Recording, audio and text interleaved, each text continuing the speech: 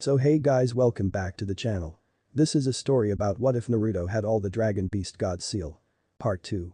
If you guys enjoy this, what if? Comment down below. And let me know before I start. Please do support for more awesome content. And leave a like and don't forget to subscribe to my channel. And also share this video with your friends. And check out the description. And check out my playlist. So let's start the video. Chapter 9. Starting to realize when it's too late. Naruto was walking with Hinata at his home, by his side. Upon reaching their destination, they looked up at the building that would serve as his new home from now on. Naruto opened the door, seeing a perfectly clean apartment. The apartment was only slightly bigger than his old room, but he didn't care. The important thing was that after years of being alone, he now had a place to call his own, a place that was now his home and sanctuary. The apartment building was in the poorer section of the village, but thanks to that the rent was cheap enough for him to live off of a genin's income. Though he made sure to save up enough money so that he could afford rent for at least half a year without work if he wanted to. It had one bedroom and a bathroom, with the living room and kitchen sharing the same space. He had a balcony where he could grow his plants and leave his laundry. It wasn't anything special, but it was homely and his. Putting his bag down, Naruto breathed deeply before scooping his home into his arms. The best part was that this place would become their own little love nest.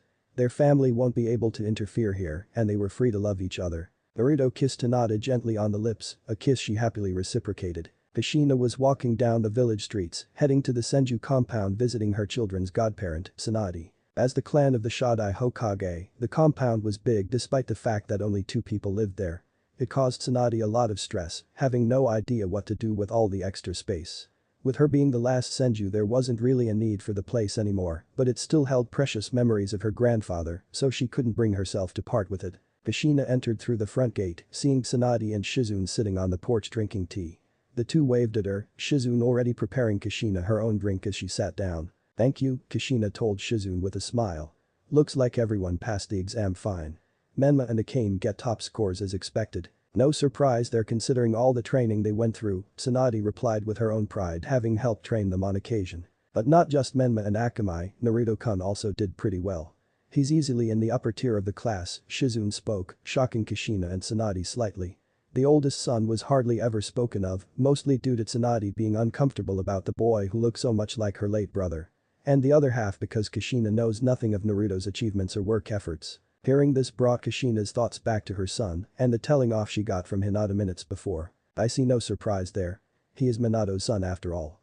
Kushina laughed awkwardly, knowing nothing about Naruto's true abilities. "I don't know about that. Naruto-kun has his own talents. He and Hinata-chan are always so good working together in medical class that it's no surprise they're together now." Kushina almost spat out her tea at this. "Nari-chan is in your medical class?"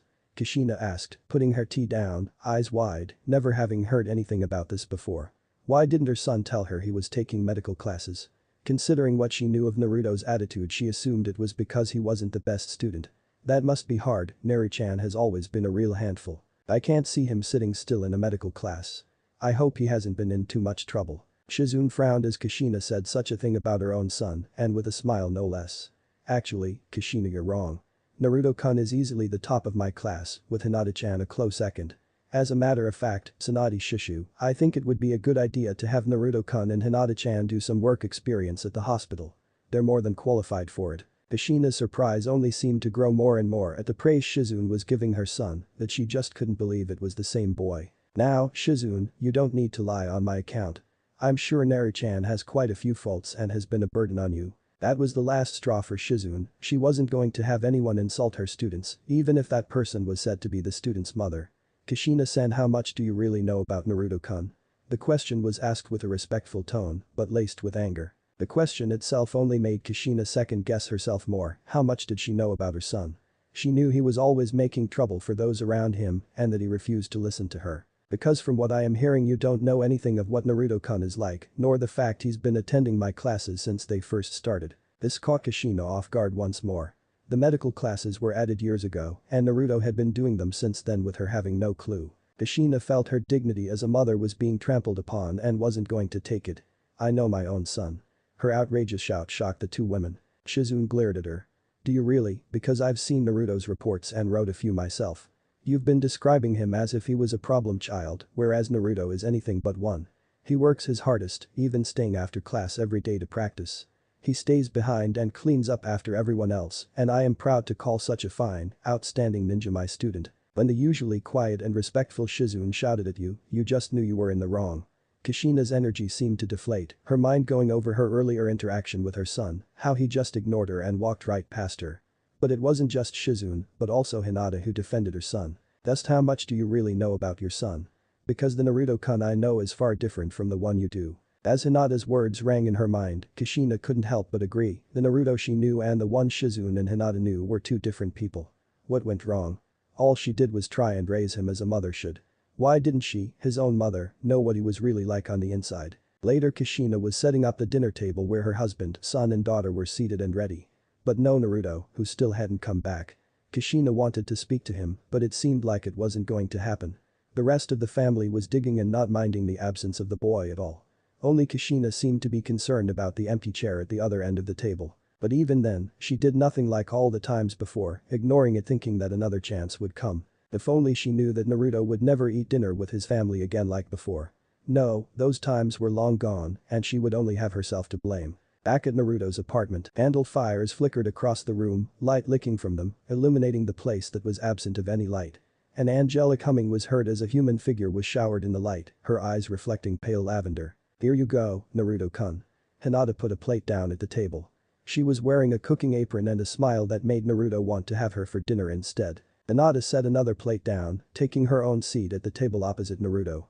Blue eyes met lavender ones, the light of the candles dancing between them. The room lights were turned off and they only had the candlelight, but even then, they could perfectly see each other. This was both a housewarming party and a date. It was just the two of them sharing a homemade meal they made together. It was simple, but to the two of them it meant the world. This was where they belonged, nowhere else, not with their family, but here with each other. Naruto took a bite, humming as he did. Kami, Hinata-hime, you're the best cook there is. His words made the girl glow bright red, adding a little more light to the room. Well, I have such a picky boyfriend I have to be. Naruto was smirking at her comment and she was going to get it after dinner. Well, this boyfriend better watch out because Hinata-hime is all mine. His eyes said the same, making Hinata gulp knowing Naruto was going to drive her insane before she left and then leave her wanting for more. Hinata walked into her compound, a heavy blush on her face and equally red lips. Her face held nothing but smiling eyes twinkling in pure bliss. Hinata. The shout full of anger and authority was one she knew all too well. In fact, she couldn't remember a time where the owner of said voice actually treated her kindly. You're late. Where were you? Her father growled out, eyes demanding an explanation. He most likely has seen Naruto's sign that still wasn't taken down fully just yet. Hinata breathed deeply, calming herself down like a true Hyuga. If it were any other situation, Hiashi would be impressed by her ability to stay calm in front of his anger, but not this time, not when his daughter showed up late looking like that. I was out celebrating graduation with my friend she didn't get to finish, finding herself on the floor, a stinging cheek as her father glared down at her. Celebrating? Your red lips say otherwise. You were with that Naruto brat despite the fact you have a fiancé. Hiashi roared, Hinata's glare rousing his ire further. Before he could hit her again Hinata was saved by her mother, who almost jumped out her seat, grabbing Hiashi holding herself up as best she could. Enough.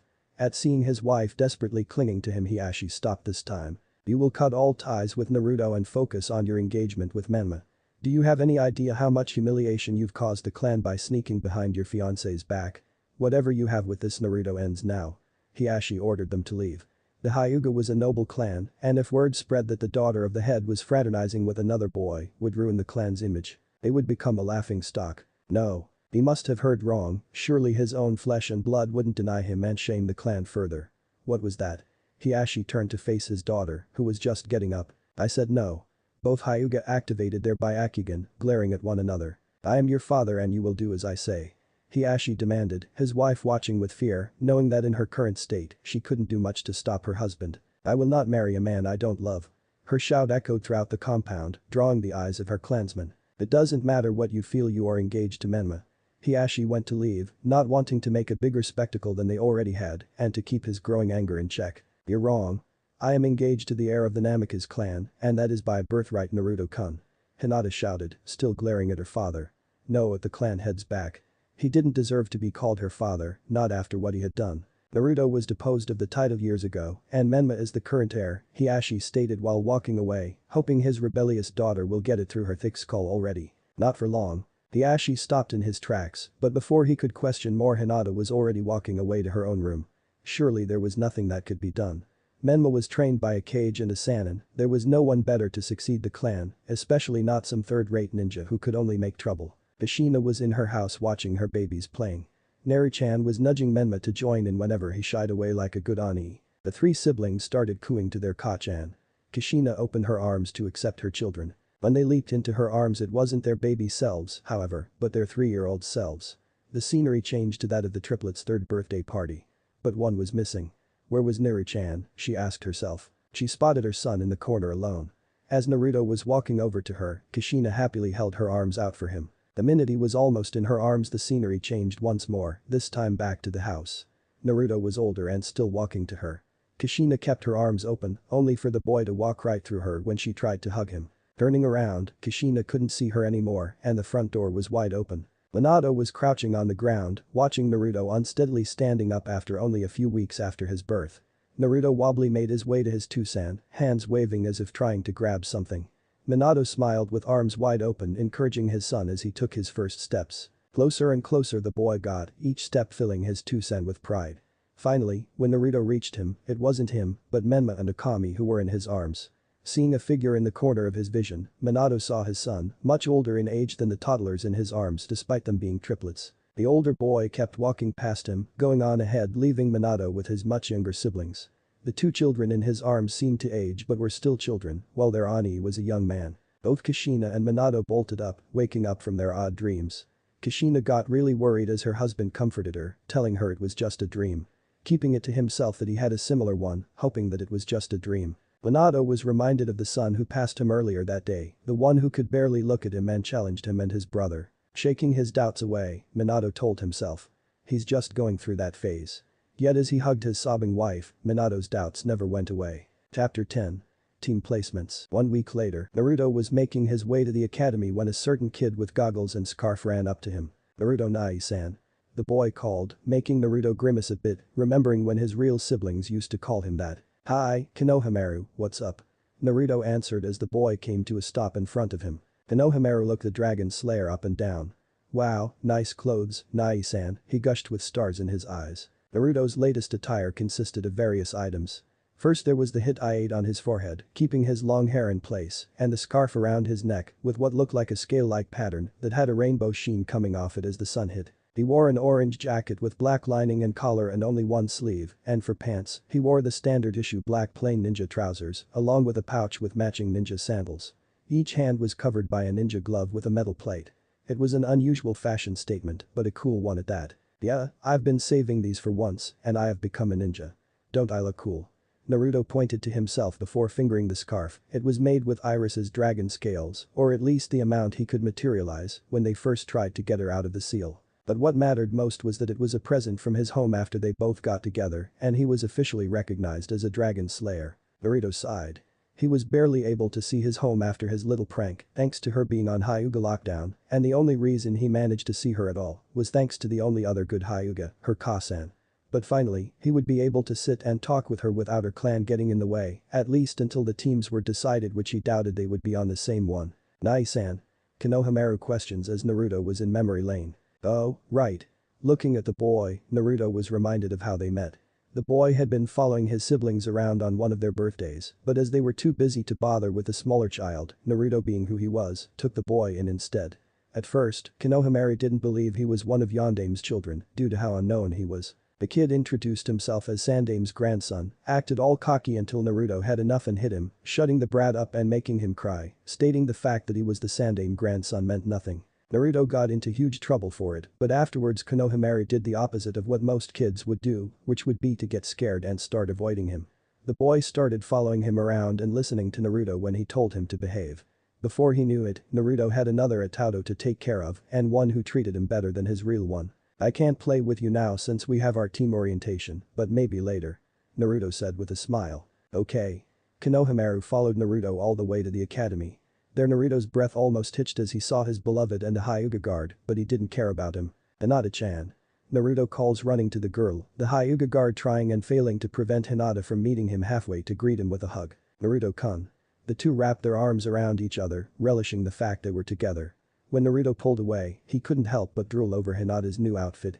Her itachi was hanging from her neck, which to him made her seem even sexier. The girl wore a lavender kimono with white hem and collar at the sleeves of the kimono, going all the way to her hands, covering them halfway, and a flame pattern was on each sleeve in a much lighter purple.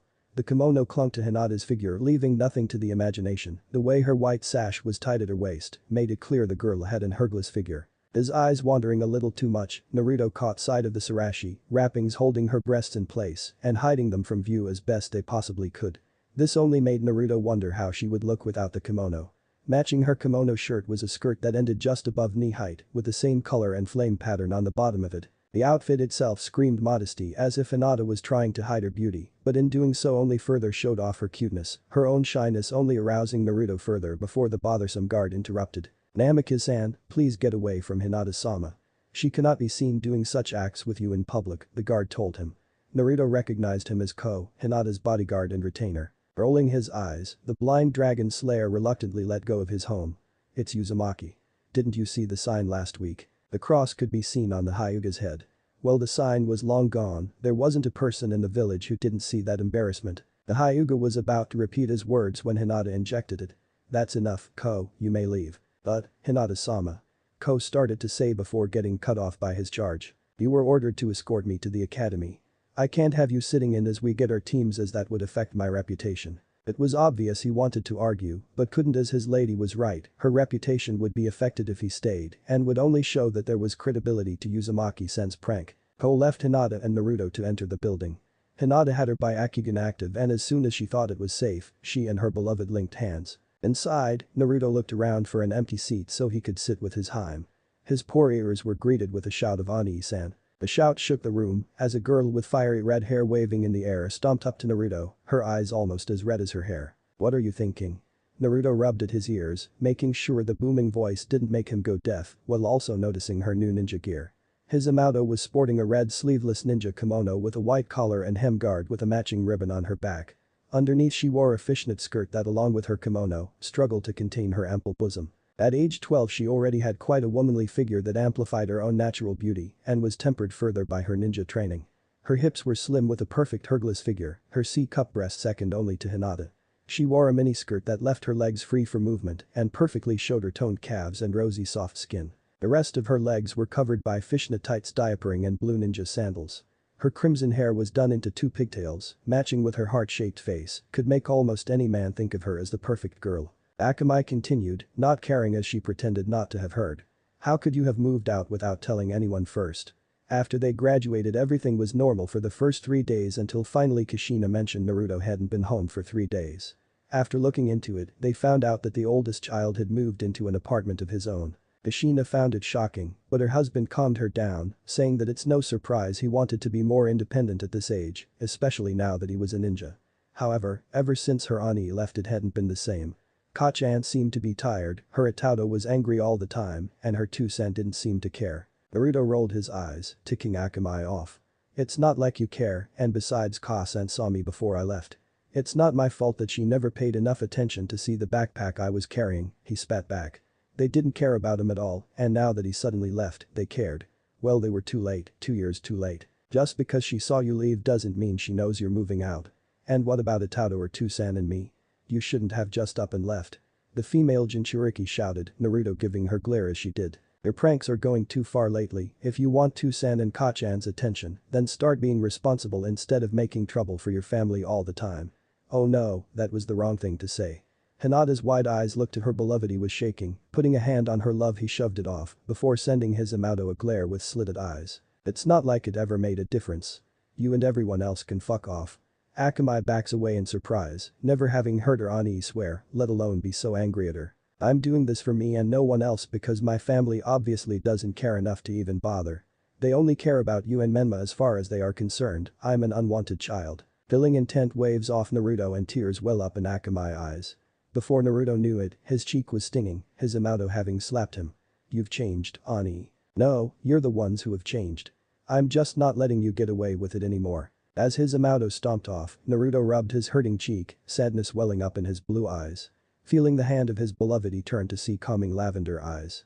Yes, he wasn't wrong, they were the ones to change first, they were the ones to abandon him. But she was right too, he did change, he was no longer taking their abuse, and soon Akamai and the rest of their family would see who the real him was, that the so-called failure wasn't one. A tear fell. Even though they hurt him so much, even though they did nothing but hurt him over the years, it still hurt seeing her cry. It hurt knowing he made his Amato cry, someone he once swore to protect no matter how much it hurt, but she and his Itato made it clear they didn't need Ani anymore.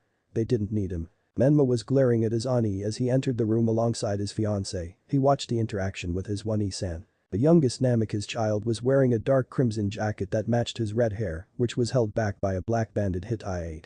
The jacket had a black collar with a zipper and lining the same color that broke up the crimson with a pocket on each side, and on the back was his clan symbol in black. While unseen when his jacket was zipped up, Menma had a black shirt underneath with a Uzumaki crest in red on the back.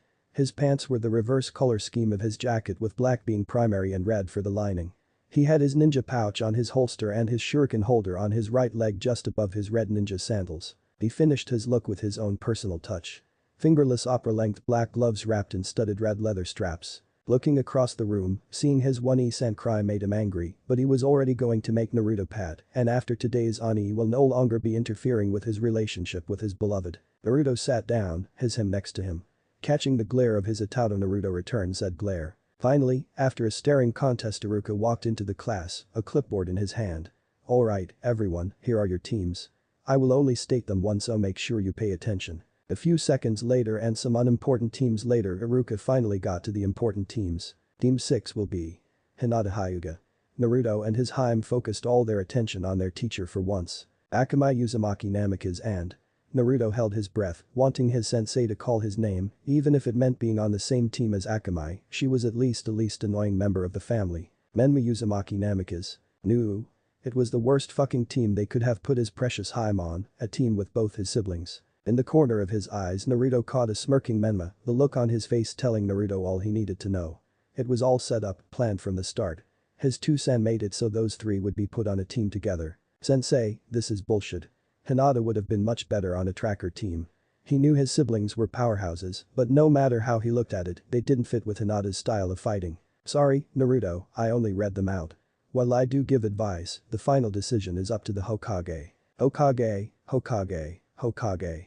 Naruto hated the word, abusing his authority like this. Oh, he was going to enjoy knocking his two-sen off his high horse. Your sensei will be Jiraiya the Gallant. Iruka read off, embarrassed that they actually put a title in it. And they had to boot, it's not like he hadn't taught them for almost 10 years already, increasing Naruto's annoyance further. Team 7. Your team will be Sakura Haruno, Naruto Uzumaki Namikaze and Sasuke Uchiha. Your sensei will be Kakashi Haddock. Naruto's head fell to the desk, laughter could be heard from his irritating Itato. His team wasn't bad besides Sasuke's too good for everything himself. He was on par with his siblings grade-wise, and Sakura, while being a fangirl, did take medical classes and was top of the class like him. Teammate will be Shino Aburam, Kiba Inuzuka and Yakumo Kurama. Your sensei will be Kurana Yuhi. Iruka continued naming all the teams before they broke for lunch and to make sure they came back to meet their senseis. Naruto was leaving with Hinata, half a mind to barge in and complain to his no-good Hokage, but knew nothing would come of it. Hinata-chan. His annoying Itato called. Do you want to eat lunch with me since we're teammates? With the innocent way the boy asked, you wouldn't think he had a mean bone in his body. But Naruto and Hinata knew that Menma wasn't really as innocent as he acts most of the time, and that his question was also meant to rub that fact in Naruto's face. Naruto was about to step in and tell him to go away, but Hinata waved him off, silently telling him to let her handle this. Sorry, Namikaze-san, but I have other plans. Hinata smiled politely, just the way the Hyuga taught her to turn down an offer they didn't want. Oh, if only Otu-sama saw that she was using it to turn down his favorite prospect for her future husband. Turning to rejoin her beloved, she was stopped as the Jinchuriki grabbed her hand. Wait, Hinata-chan. Why not? Why are you calling me that way and not like you used to? We are close enough for that. At first, he thought it was just being polite in public since they became engaged, but even when they were alone, she persisted in only using his clan name. But there was more to it. Menma had enough, Hinata was his, so it's only right she treated him as such. Not only that, but why are you friends with that loser Naruto and treat him with so much care even after he embarrassed us last week? Referring to the sign that declared her and Naruto dating. I am your fiancé. I refuse to let you hang around with other men. Hinata pulled away in outrage, glaring at Menma with her Byakugan active, the bulging veins and pupilless eyes scaring him a bit. Not by choice. You're selfish, you knew I had feelings for Naruto-kun, but you still used your clan position to force me into the engagement and you want me to be happy with that. She had enough, she was going to make it clear that she never had and would never be his, there was only one person she loved and it was not him. You never once cared about what I wanted, the only thing you were interested in is what made you happy and only you. Her shout made Menma back off, the boy reverting to his stuttering and shy self. But I trained really hard. To become a powerful ninja. It was all for you, I'm the only one worthy of you. Menma's voice was weak, the boy looking like he was about to cry, not understanding why he wasn't good enough after everything he did. Hours upon hours of training all to get Hinata-chan's attention, to protect her and keep her by his side. So why? Why wasn't it good enough? Did I ever say I wanted a powerful ninja as a husband? You say it was for me, but it wasn't. I never once cared for you that way, and you becoming stronger was never going to change that. Just because you're stronger now isn't going to make me love you. The one I love and the only one worthy of me is Naruto-kun, who instead of being spoiled by his family was with me, while you were getting stronger. Naruto-kun was the one protecting me, not you. Whoever told you that becoming stronger would make me like you more obviously had no experience with women, because it doesn't matter how strong you are if you don't have a good heart behind it. Now if you would excuse me, I have lunch plans with Naruto-kun. Hinata spat, making Menma shed a few tears, his fists digging into his hands painfully enough to draw blood. You can't. You are my fiancé. I refuse to let you spend time with him when you should be spending it with me. The Jinchuriki shouted, eyes a bloody crimson. Hinata was no one else's, Naruto has done nothing but lazy around while he trained his butt off to get Hinata to look his way. Hinata was his. Menma was about to force Hinata to be with him when the girl turned around once more. That is another thing I hate about you. You treat me as some sort of possession, you can't control me. I will choose who I do and do not hang out with, now please leave me alone, Namikaze-san. She left with her beloved Naruto-kun. Menma was glaring at his one's back. This is your fault. If you weren't here, Hinata-chan would be mine. You did something to her. Well, it won't last. I'll show you that you are nothing but a loser and take my beloved back. It's a promise and I don't go back on my word. Menma was thinking of only one thing. To completely and utterly destroy his Oni. No, the failure of the family at the Chunin exams. You better hope we don't face each other, because I have no intention of letting you off easy for trying to steal my Hinata-chan. He was soon joined by his One-E-chan who sensed his chakra rise, but arrived too late. If only she arrived sooner, she would have seen just what her Itato was really like and maybe have been able to prevent the ruin of her family. After a rather peaceful lunch, Naruto and Hinata went to the class to meet their senseis. The room was tense thanks to the Namikaze siblings, but luckily or unluckily depending on whose view you used, Team 6's sensei was the first to arrive. Jiraiya entered the room with an exaggerated dance, making everyone else doubt his sanity. He called his team over with a smile of pride, Hinata reluctantly following behind. Turning to her beloved, they shared a sad look, knowing that after today their time together will be sparse. The tension cleared as Team 6 left and soon after Team 8 and 10 followed, leaving Team 7 to wait and wait and wait. Bloody hell, what's taking him so long? Naruto shouts after 3 boring hours of waiting. Naruto, I'm sure he just has important business to take care of, he is a jonin after all, Sakura argued, but inside was agreeing with the blonde boy. Yeah, what the hell is he doing? It's great I get to be practically alone with Sasuke-kun, but now he's in a bad mood. Sakura looks to the Uchiha that haunted her dreams. Well, his face was impassive, the slight twitch gave away the fact that even the Uchiha was annoyed. As for Uchiha, he spent the time thinking about the team. While he was slightly glad it was one of the better fangirls that was the member of the team, he would have preferred Hinata, the only girl who wasn't all over him. As for Naruto, the Uchiha didn't really care. The boy was just above average, but nowhere near the level of his siblings. Considering himself far above the two, but then remembering the earlier words of his Nai-san not to underestimate the, in his Nai-san's words, blonde devil. I wouldn't count on it, Sakura, the guy is a friend of the family and this is pretty normal for him. He listened in as Naruto spoke, making him dread what kind of person his sensei was. Kakashi Haddock. Sasuke was positive he heard the name before and any ninja that heard once was a name worth remembering. But despite this the fact their sensei was late annoyed Sasuke to no end. How the hell am I supposed to surpass my Nai-san and the Namikaze twin sitting around here doing nothing? At that very moment Naruto got up, taking a small sphere with white markings on it and jamming it on top of the door. It didn't even take a second for the 2 other members of Team 7 to realize what he was up to. Naruto, stop, you're going to get us into trouble. Sakura shouted, however. I hope that little sphere is something gross and icky, he deserves it for making me and Sasuke-kun wait. Our teacher, regardless of his punctuality, is a jonin and would never fall for something like that, the Raven head stated, his eyes looking out the window. He was currently in a staring contest with what he believed to be one of his Nai-sen's crows. Sasuke-kun is right, that would never work. The only girl of the group agreed with her crush, though she did want their sensei to pay for being late. At that second, the door opened. All eyes turned to see a man with gravity-defying white hair and his hit eye covering his left eye and a mask covering most of his face. To most people he would be the cool and mysterious sensei that they would love, the same would be for Team 7 if it wasn't for the sphere that fell and exploded on his head with red smoke going everywhere. The smoke seemed to do nothing as the man nonchalantly turned to the new genin. My first impression of you is that you're a bunch of idiots. Simultaneously cross marks appeared on the genins' heads, each glaring at the late jonin as he left. The team followed, but Naruto was looking at the teacher's back with suspicion. The bomb he used was the same one he used a week prior on the Uchiha duo, if a bit weaker. But even with a mask on, their sensei shouldn't have been able to shrug it off so easily, but he did. Which also meant he most likely took the prank on purpose. On the roof of the academy the three genin waited for their sensei to start with their patience running thin. Alright, introduce yourselves, Kakashi said, staring at his three new students. Introducing ourselves, Sakura repeated with a look of confusion. Yeah. Name, what you like, what you hate, hobbies and dreams for the future, that kind of stuff. Maybe you should go first, sensei, so we can see how it's done. Clearly seeing an eye roll from the man made the girl want to sock him one. Alright, I'm Kakashi Haddock, as for my likes and dislikes, I don't have any in particular.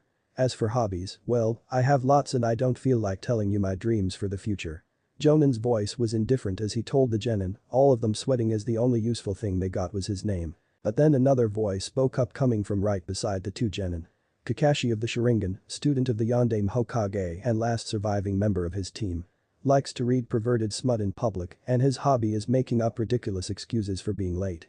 Naruto smirked as the jonin was glaring at him for ruining his mysterious image. Oh, why did I have to get paired up with the troublemaker of all people? Flashback. Kakashi was standing in between two other jonin while waiting to get his team assignments. It was probably the first time since his last S-rank mission that Kakashi finally arrived early. Under his mask Kakashi had a smile that no one else could see. He knew which team he was going to get, his sensei promised him ages ago, and it was only right as the village's best jonin he got the best genin team. But when he heard the formation for Team 6 included not his own but another name, Kakashi was utterly shocked. Sensei, I thought I was supposed to get Akamai and Menma. I have the ninjutsu experience to teach them many and the Sharingan to calm them down if needed. Kakashi was referring to the unlikely event of the Kyuubi incident happening. He waited and waited for his chance to train the twins, so busy with missions and Anbu he barely ever got to spend time with them, let alone train with them. And when he did get to train them, Minato or the Sannin were always taking the lead and he was nothing more than an assistant. Kakashi, I know that, but we obtained information that the twins will be targeted and while I don't doubt your skills, I'm not taking any chances with my daughter and son. Jiraiya can deal with the Kyuubi and any attacker. But don't worry, Kakashi, I'm trusting you with Naruto. He needs all the help he can get. Minato smiled with confidence, his words that of a father concerned with his children. The fact Kakashi never passed a team and had zero teaching experience didn't have anything to do with assigning his wayward son to Team 7. Nodding at his sensei father figure, Kakashi accepted the reasoning, but he was far from happy.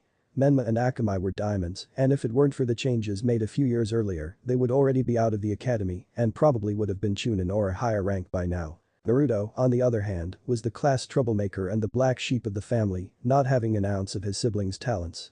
As an elite jonin, it was no surprise his sensei wanted to entrust the most troubling child to him, but it didn't change the fact that Naruto would never become anything to brag about, nor at the level of his siblings. Sighing depressingly, Kakashi muttered an alright before zoning out his teammate and 10 got their assignments. End of flashback. If only he had Akamai or Menma instead of Naruto. They would at least go along with his introduction. Sakura and Sasuke, on the other hand, were staring at the boy in shock that he actually knew enough to introduce their jonin sensei. Sasuke was even more so because as soon as heard the moniker he put two and two together. Kakashi of the Sharingan, the only person to bear the Sharingan without being an Uchiha. Many clansmen were enraged by the fact, but his father left the issue due to the circumstances of how Kakashi obtained the eye. Also, his Nai-san once said that Kakashi's use of the Sharingan was exceptional even among the majority of the clan. Sasuke's attitude did a 180. He could forgive his sensei's eccentricities now. It wasn't often that you got a jonin sensei who could teach you your own Kekkei Genkai. After all, clansmen were usually never put on a genin team together. Alright then, Blondie, since you were willing to introduce me, you can go next, their sensei started with an eye smile. Sure. I'm Naruto Uzumaki. I like Ramen and Hinata-chan, I hate people who show favoritism or are arrogant, and my hobbies include gardening, well my dream for the future is to marry Hinata-chan. Through his speech Naruto's face went from smiling, to enraged, to a dreamy grin. Kakashi was eyeing the boy warily, well aware that Menma was engaged to Hinata and that the boy's dream would never come true. Alright, Pinky, you're next. Kakashi pointed at the girl. I'm Sakura Haruno. I like it. I mean the person I like. And my dream for the future is. She never got to finish, squealing at almost every moment she was going to say something important. But the gaze she gave her raven-haired teammate was enough for you to guess what she was going to say. Right. Next, the brooding kid, their sensei said, getting a laugh from Naruto and glare from said brooding kid. Sasuke Uchiha. My hobbies are learning new things, my hats are fangirls, and people that don't take training seriously. He sent a glare at the only girl of the team, making her frown. My hobbies are training and mastering new and my dream. No, my ambition is to surpass my Nai-san and join the military police force. Finished with introductions, Kakashi gazed at the three newly minted genin. Well, first impressions. None of you are ready to be ninja. The smile on his face never left, as if what he just stated was good news and didn't mean a thing to him. The genin glared at him in response. And what gives you the right to say that? You haven't even seen what we can do, Naruto shot back. Believe me, I've seen plenty already, and while you passed the academy exam, the final decision of whether or not you become ninja or not is up to me, and I am free to send a team that's not ready packing, Kakashi said, his irritating eye smile never leaving, only infuriating the genin further. Tomorrow we will have a training exercise. If you pass, I will allow you to continue. If you fail, well, then better luck next year. Each genin had a different reaction. Sakura's eyes were wide, Naruto was glaring, ready to take the challenge, and Sasuke. Well, he was Sasuke. Right. Meet up at 6 AM sharp at training ground 3 with your ninja gear. Getting up from his seat, he gave one last look and warning before leaving, also skip breakfast, otherwise you'll puke. With that, he vanished, leaving the three to go their separate ways, each one determined to not go back to the academy. Team 6, Jiraiya being Jiraiya skipped the regular protocols and just went right on to what he wanted to do. Right. Usually you would be tested on whether you were ready to be a ninja or not, but since I already know what Menma and Akamai are capable of, let's skip that and go right to some training. Hinata could only give a look at the irresponsibility. Was this really how he acted? Even if he knew what her teammates could do, there was no way to know what she was capable of. Yet their sensei didn't seem to care, as if the only thing that mattered were her teammates and that her own prowess meant nothing. As they arrived at training ground 3, Jiraiya turned to the group. Akamai and Hinata, you two will spar first, no and only to jutsu. The two girls nodded, walking to face each other and giving the usual shinobi sparring etiquettes. Hinata got into her stance, one hand in front, the other at her waist, both palms open, legs spread apart and each foot facing planted in front of the other to the side. Checking her opponent's stance, she saw that they were both ready. Begin. At Jiraiya's signal, Akamai was within Hinata's space already throwing a straight. Hinata showed no reaction, as if she couldn't even keep up with Akami's speed. But at the last second Hinata swayed her head to the left, the punch missing by a narrow margin. Throwing an open palm with her right, Akamai jumped back before she could even throw it. Akamai was by far the fastest in their class, but compared to having to react to Naruto's unpredictable style, it was still easy for her to avoid. Sadly, it seemed countering would be ineffective as Akami's reaction was above her own with her Byakugan. Eyeing her warily, Akamai pivoted on her foot and dashed in for another exchange. What she did not expect was to meet Hinata at almost over half the distance she needed to clear to reach her. Shit. She took a palm strike from her opponent but was still able to block with her now slightly numb arm. Hinata kept the exchange going, not giving her a chance to gain distance and balance. Trying to gain the advantage, Akamai threw several punches, but none got through Hinata's defenses, her hands pushing them away and releasing chakra at the points of contact, making her arms get heavier as they were attacked on the inside. Hinata kept her barrage up, but with every attack thrown, every strike blocked, she could see Akamai's attacks were getting sharper and faster, picking up the advantage as her focus increased. Sadly, this was exactly what Hinata wanted. She disappeared from Akamai's view, and before the crimson-haired girl could realize what happened, Hinata was already landing with a spinning sweep kick, taking her legs out from under her opponent. Mentally swearing again as she felt an unexpected force knock her legs from behind, Akamai was falling, her body in the air and ready to collide with the ground. For many this would be game over, the surprise strike added, with the weightlessness followed by the feeling of falling, would be enough to disorientate the opponent and give a win. For Akamai though it wasn't, her reaction speed was far higher than most, and to her it was almost like she was falling in slow motion, giving plenty of time for her to regain her bearings.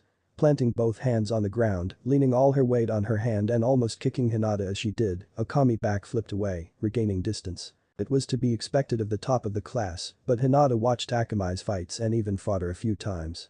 She was well aware of the habits and patterns of her opponent at this point. Akamai was masterful when it came to covering a wide distance before her opponent even knew what hit them, but at that speed Akamai's reaction, her greatest weapon, was cut short. All Hinata had to do to stop her was time a dash at the exact moment Akamai did, and it would mess up the girl's rhythm and prevent whatever she was going to do. At the speed the girl was going, she simply didn't have the time to adjust to the opponent's new location while moving. Akamai was staring the Hyuga down, planning her next move, and the match was a stalemate. Hinata figured out her moves and would stop her in her tracks the moment she made a move, but with Akamai's speed the minute Hinata tried to get close, she would already be countering back without the Hyuga having time to do the same. The two kunoichi were unwilling to make a move, not wanting to give the other an advantage. Sadly, that stalemate was broken from a shout from their sensei. "Akamai, stop holding back and get serious." The order made both girls frown, but their eyes never left the other. "Sorry Hinata." Before Hinata even knew what hit her, she felt a hit to her ribs, face, chest and stomach so fast that she didn't even know what she was hit with or the order it happened in. To Hinata it seemed almost as if all four strikes landed simultaneously. Now her turn to be disorientated, Hinata refused to fall, regaining her balance and planting down. "Fuck, what was that?" Hinata swore, regaining her bearings. Akamai was calmly standing in front of her, the look she was giving almost one of disinterest. Hinata knew that Akamai was strong, that out of the whole class she was the fastest. But the speed that was just used now was unreal, and she had never seen the young Namikaze move that fast before, which only meant one thing. She's been holding back in class. This could be troublesome. The speed she was going at was comparable to her cousin's teammate, and no matter how she looked at it, Hinata would have trouble keeping up even with the Byakugan, and without it she was going to lose. Akamai vanished again and like the steady beat of a drum, Hinata felt the sting of pain from her midsection. Luckily, she was prepared. Knowing more attacks were going to come, she put a random guard up, hoping to stop as many blows as she could. She felt 2 more blows in her arms and another one in her ribs. Once more Akamai was standing before her as if she never moved at all, frightening the Hyuga. Sharpening her senses like a blade readying for battle, Hinata searched for even the slightest hint that could help her stop the red flash's barrage. Once more getting hit in the stomach, Hinata lost her breath, her legs shaking, body getting heavy and getting weaker as the flow of oxygen was temporarily cut off. She felt herself fading, darkness encroaching her vision, yet a flash of white she saw the bright yellow boy she admired, the one she cherished above all others, her precious person. It was an old memory, his body was battered and bruised 100 times more than hers was now, yet he still kept training. Instead of slowing down he picked up his pace, pushing his limits again and again with endless tenacity. His light, his strength, chased away the darkness and once more Hinata looked at an uninterested Akame's eyes, with lavenders blazing with resolve. Her red-headed opponent's eyes changed from impassiveness to irritation. Getting impatient, Akamai once more vanished from the all-seeing Hyuga's sight like a mirage, fists readying to finish this fight. She felt an impact and a very painful one at that, but not her opponent's. She felt the sting of pain on her face, the dribbling of blood from her nose. Shocked as time seemed to skip a beat, she was brought back to reality as someone clamped onto her extending arm. When her blue eyes looked to see what happened, she saw Hinata's hand clamped onto her arm, the Hyuga's body shifted sideways and a tiny bit further from where she was before. Hinata had an uncharacteristic smirk on her face. Once more her beloved had saved her, his presence in her thoughts giving her the power to push through even the hardest situation. Hours of training with the #1 unpredictable ninja made Hinata a master at quickly learning an opponent's rhythm and reacting on it with an unbelievable trained-like practice, even though she just figured it out. And unlike her elder brother Akamai wasn't a genius able to change her rhythm at random moments. She may be faster than Naruto, but her moves were like clockwork and that only made them easy to figure out. Akamai's blows would always come at the same time less than a second after she disappeared, but the timing was still perfect every time down to a millisecond. She only hit 4 times before returning to her previous position. The Namikaze girl could have followed up while Hinata was open instead of backing off and end the match, but she didn't and that overconfidence was going to cost her the match. Thanks to her own experience at learning rhythm and the added incentive of pain, Hinata's body had the timing of the attack down. It took only 1 step back followed by a palm to the face to put an end to Akamai's lightning-fast barrage, and now Hinata was going to even the playing field. Akamai saw everything in slow motion, trying to will her body to move, but the latest blow to the head delayed that reaction, and her body was no longer able to keep up with her advanced reflexes. She saw with wide eyes as Hinata lifted up her leg, her hand holding Akamai's extended arm in place, and then with as much force as the little Hyuga could muster, she stomped down right on the side of the leg where the joint was. Akamai felt a sharp pain as her muscles struggled and twitched, almost breaking her bones, to keep her knee from popping out due to the stable footing she had. Luckily no long-lasting damage was done, her bones survived the onslaught caused by the combined force of her opponent's stomp and her muscles' reaction to try and keep the stomped knee in place and aligned with the rest of her leg a success. Unluckily, her leg muscles would be torn and it would take some rest and half a day to heal, her speed cut in half and only getting worse the more she tried to go at full throttle. Looking at Hinata, who did what almost no one else has ever done, she saw the girl was wearing a proud smirk. Hinata's medical knowledge told her that leg was more or less out of commission. Akamai was shocked. With one move Hinata turned the match around. Hinata had learned from both her love, Naruto, and Sensei Iris that if the enemy outmatches you take advantage of whatever you can and take away their strength. It was a strategy she used many times on Naruto, meticulously attacking him in ways that would wear down his power and speed to a level she could keep up with, and the same thing was going to work on his Amato. Take away the legs and you take away her kicks and speed. Jiraiya let the match continue for a few minutes before stopping it as neither girl made any progress on a victory. The Toad Sage honestly found Akami's performance disappointing. He trained the girl since she was 3 and knew her skills and talent like the back of his hand. When it came to pure talent Akamai was the best out of the triplets. Sure, when it came to throwing around powerhouse ninjutsu Menma was unbeatable in both power and scale, but with Akamai it was different. She could throw heavy around just like Menma but simply chose not to. Only one word could describe the red-headed Uzumaki girl. Skillful. She was just like a little Minato, maybe even better than her Tusan when he was that age. Her talent wasn't just in ninjutsu, it was everything.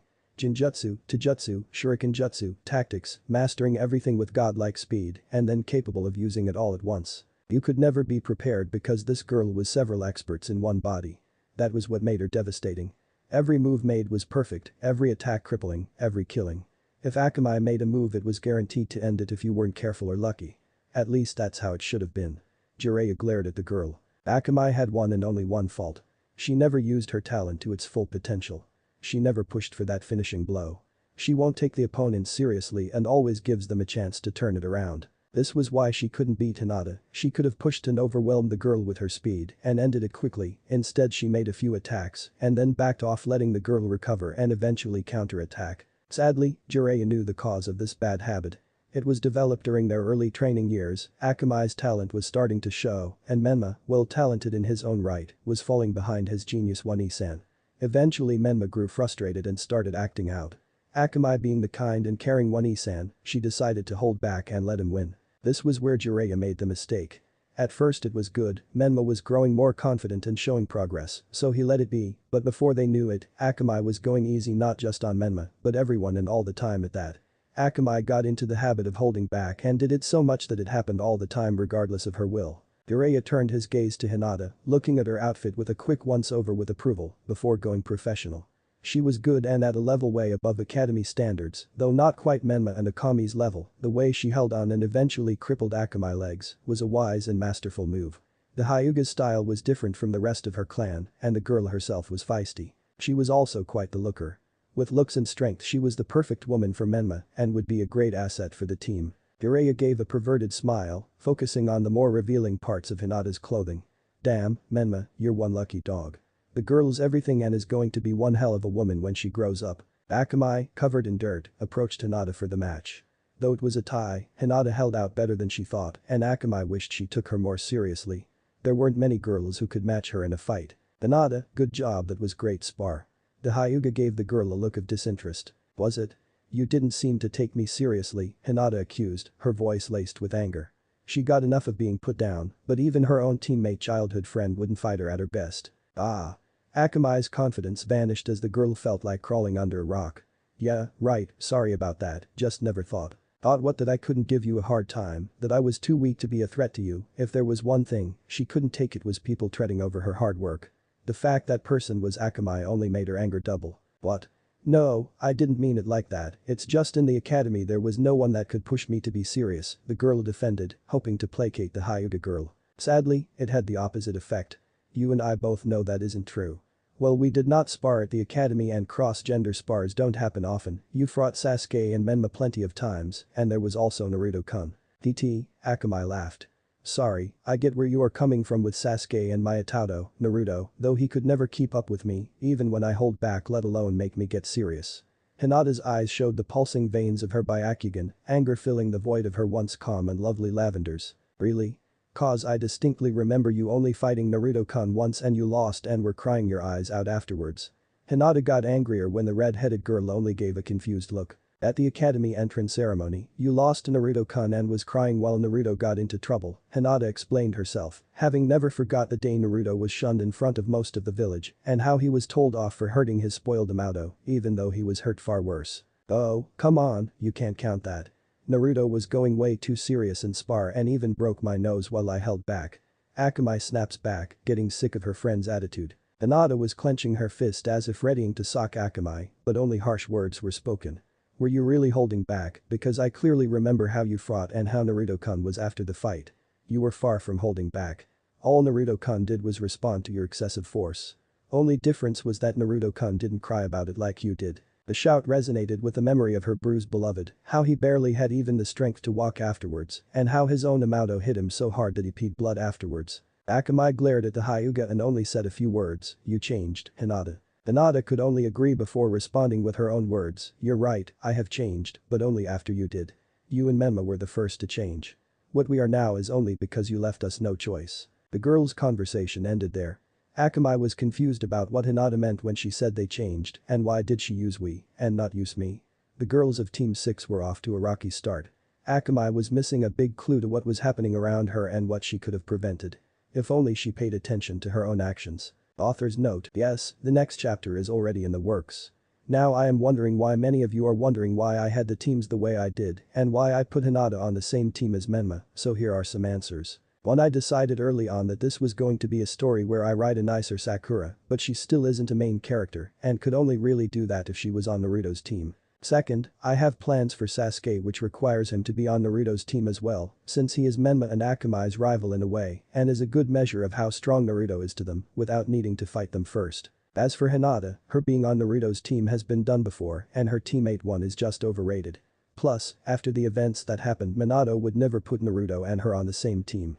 She is also one of the main characters and I need to show quite a lot and that is hard to do if she is on a different team than the other main characters. So, to solve this problem I put her on the Menma and Akamai team which allows me to show her more while also building up and developing her relationship with Naruto's siblings and making their parts more interesting. Now for why I have Kakashi as the sensei, a bit of it was explained in this chapter in how Minato is kind of hoping Naruto fails and doesn't become a genin nullifying the bet, but there is more to it which will be shown next chapter. Also, I would like to mention Kakashi has no idea about the bet and is just biased to Naruto at the moment. As for clothing since I thought hard about it in order, Naruto is Natsu's clothes with slight modification, mostly the color scheme with a hint of ninja in it.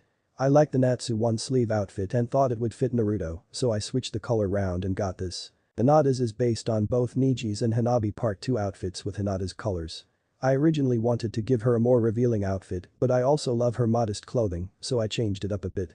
While I will miss the jacket, Hinata in traditional clothes is just so adorable. Also, if I gave her the sexier option it would mean Menma can ogle her all day, so her being modest also lets her hide her assets from anyone but Naruto. As for Menma, his clothes are a cross between a Naruto outfit and Menma from an RTN outfit. If you look at the description of the gloves you will see that they match perfectly with ones Menma wears in the movie. I did think of having his outfit more like the one in RTN, but decided to leave that for when he is older and goes with his image more. Finally, the Akamai outfit is based on the outfit I originally wanted to give Hinata.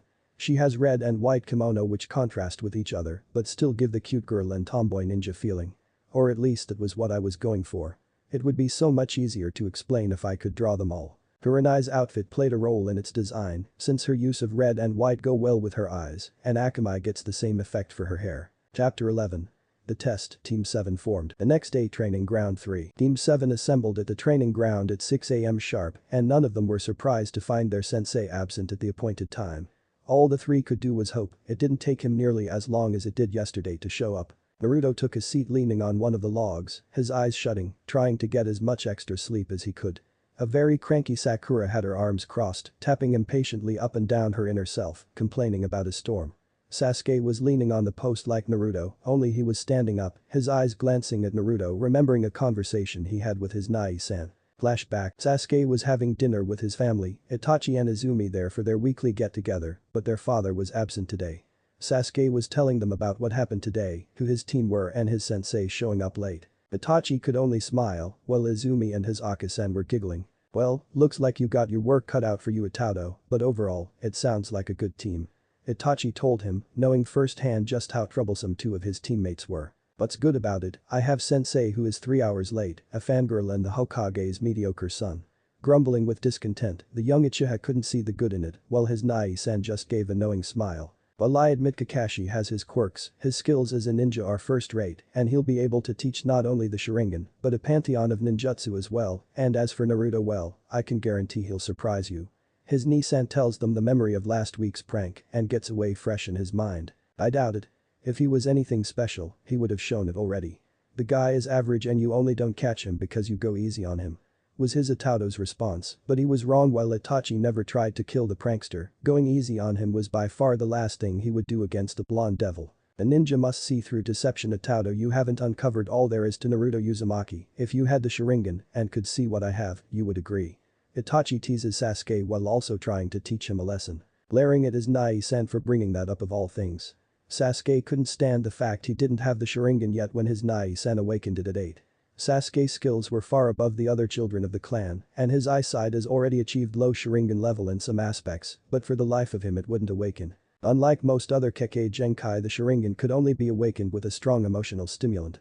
Sadly, that meant that the vast majority of them won't awaken it, while almost every ninja of the clan ends up with it at some point. Having such a restriction has affected the clan's power and stalled the growth of several Uchiha. Sasuke was one of them, his Sharingan inactive and refusing to do so, regardless of the training he went through. But Itachi's words made him curious. Just what did his Nai-san see when he looked at Naruto with those eyes? Sasuke was broken out of his when he saw the empty chair of his Otu-san frowning, asking himself if his Otu-san saw the same thing in Naruto that his Nai-san did. His Otu-san has been getting home later and later, and Sasuke was afraid it was because he wasn't meeting his high standards. Sasuke was going to pass the test tomorrow and show himself with pride to his Otu-san. End of flashback. What can be so special that even Nai-san takes an interest in you? He mentally asks, eyes twitching as a snot bubble comes out of Naruto's nose. Sasuke turns away as soon as he sees a glint in their female teammate's eyes. It didn't take a genius to figure out that she mistakenly thought he was checking her out. Minutes went by and still no sensei in sight. Hour 3, where is he? Sakura shouts, the air trembling at the strength of it. Sasuke was ready to murder someone, his snoring teammate, the first on the list. Suddenly Naruto's snot bubble popped, his nose twitching before the boy stood up with sky blue eyes staring out ahead. Both Sasuke and Sakura follow suit, seeing nothing, until minutes after the fact Naruto woke up. The shadowy figure of their sensei approached. You're late. The three shout, Kakashi giving his famous eye, smile and even more famous excuse. Ah, sorry about that, you see a black cat crossed my path so. His students tuned him out, wondering just what they got themselves into. The glares of his 3 students didn't seem to faze him, the Jonin sensei continuing to explain what their little exercise will be. Alright, your test shall be these. With a jingle showing them 2 bells in his hands. Bells? Sakura questions, her teammates eyeing the man knowing there was more. Yes, your test will be to get a bell from me. Giving them a smile, Sakura asks further, but the gears in Naruto's and Sasuke already had a fair guess. But there are 3 of us and only 2 bells. Sakura didn't understand how the team was supposed to pass if, like lightning it struck. Seeing the look of revelation, Kakashi finishes her thoughts. Yes, only 2 of you will pass, while the other one will be sent back to the academy, as well as watch the rest of us eat lunch while they are tied to the post. Each had their own reactions, but the common trait Sakura and Sasuke shared was this thought. So that's why he told us not to eat breakfast. However, this thought was absent from the 3rd member, who was instead looking down, a shadow covering his eyes and fists clenching. Though I suppose none of you could pass. Kakashi pulls out a clock. It is set for noon, within that time get a bell or off back to the academy for you. Everything is allowed, weapons and with no restrictions. Sakura gave a gasp.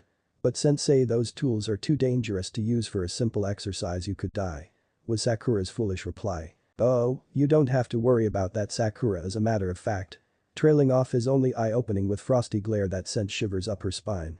If you want any hope of getting a bell, you better come at me with the intent to kill. His words were meant with silence, they could easily tell he was serious.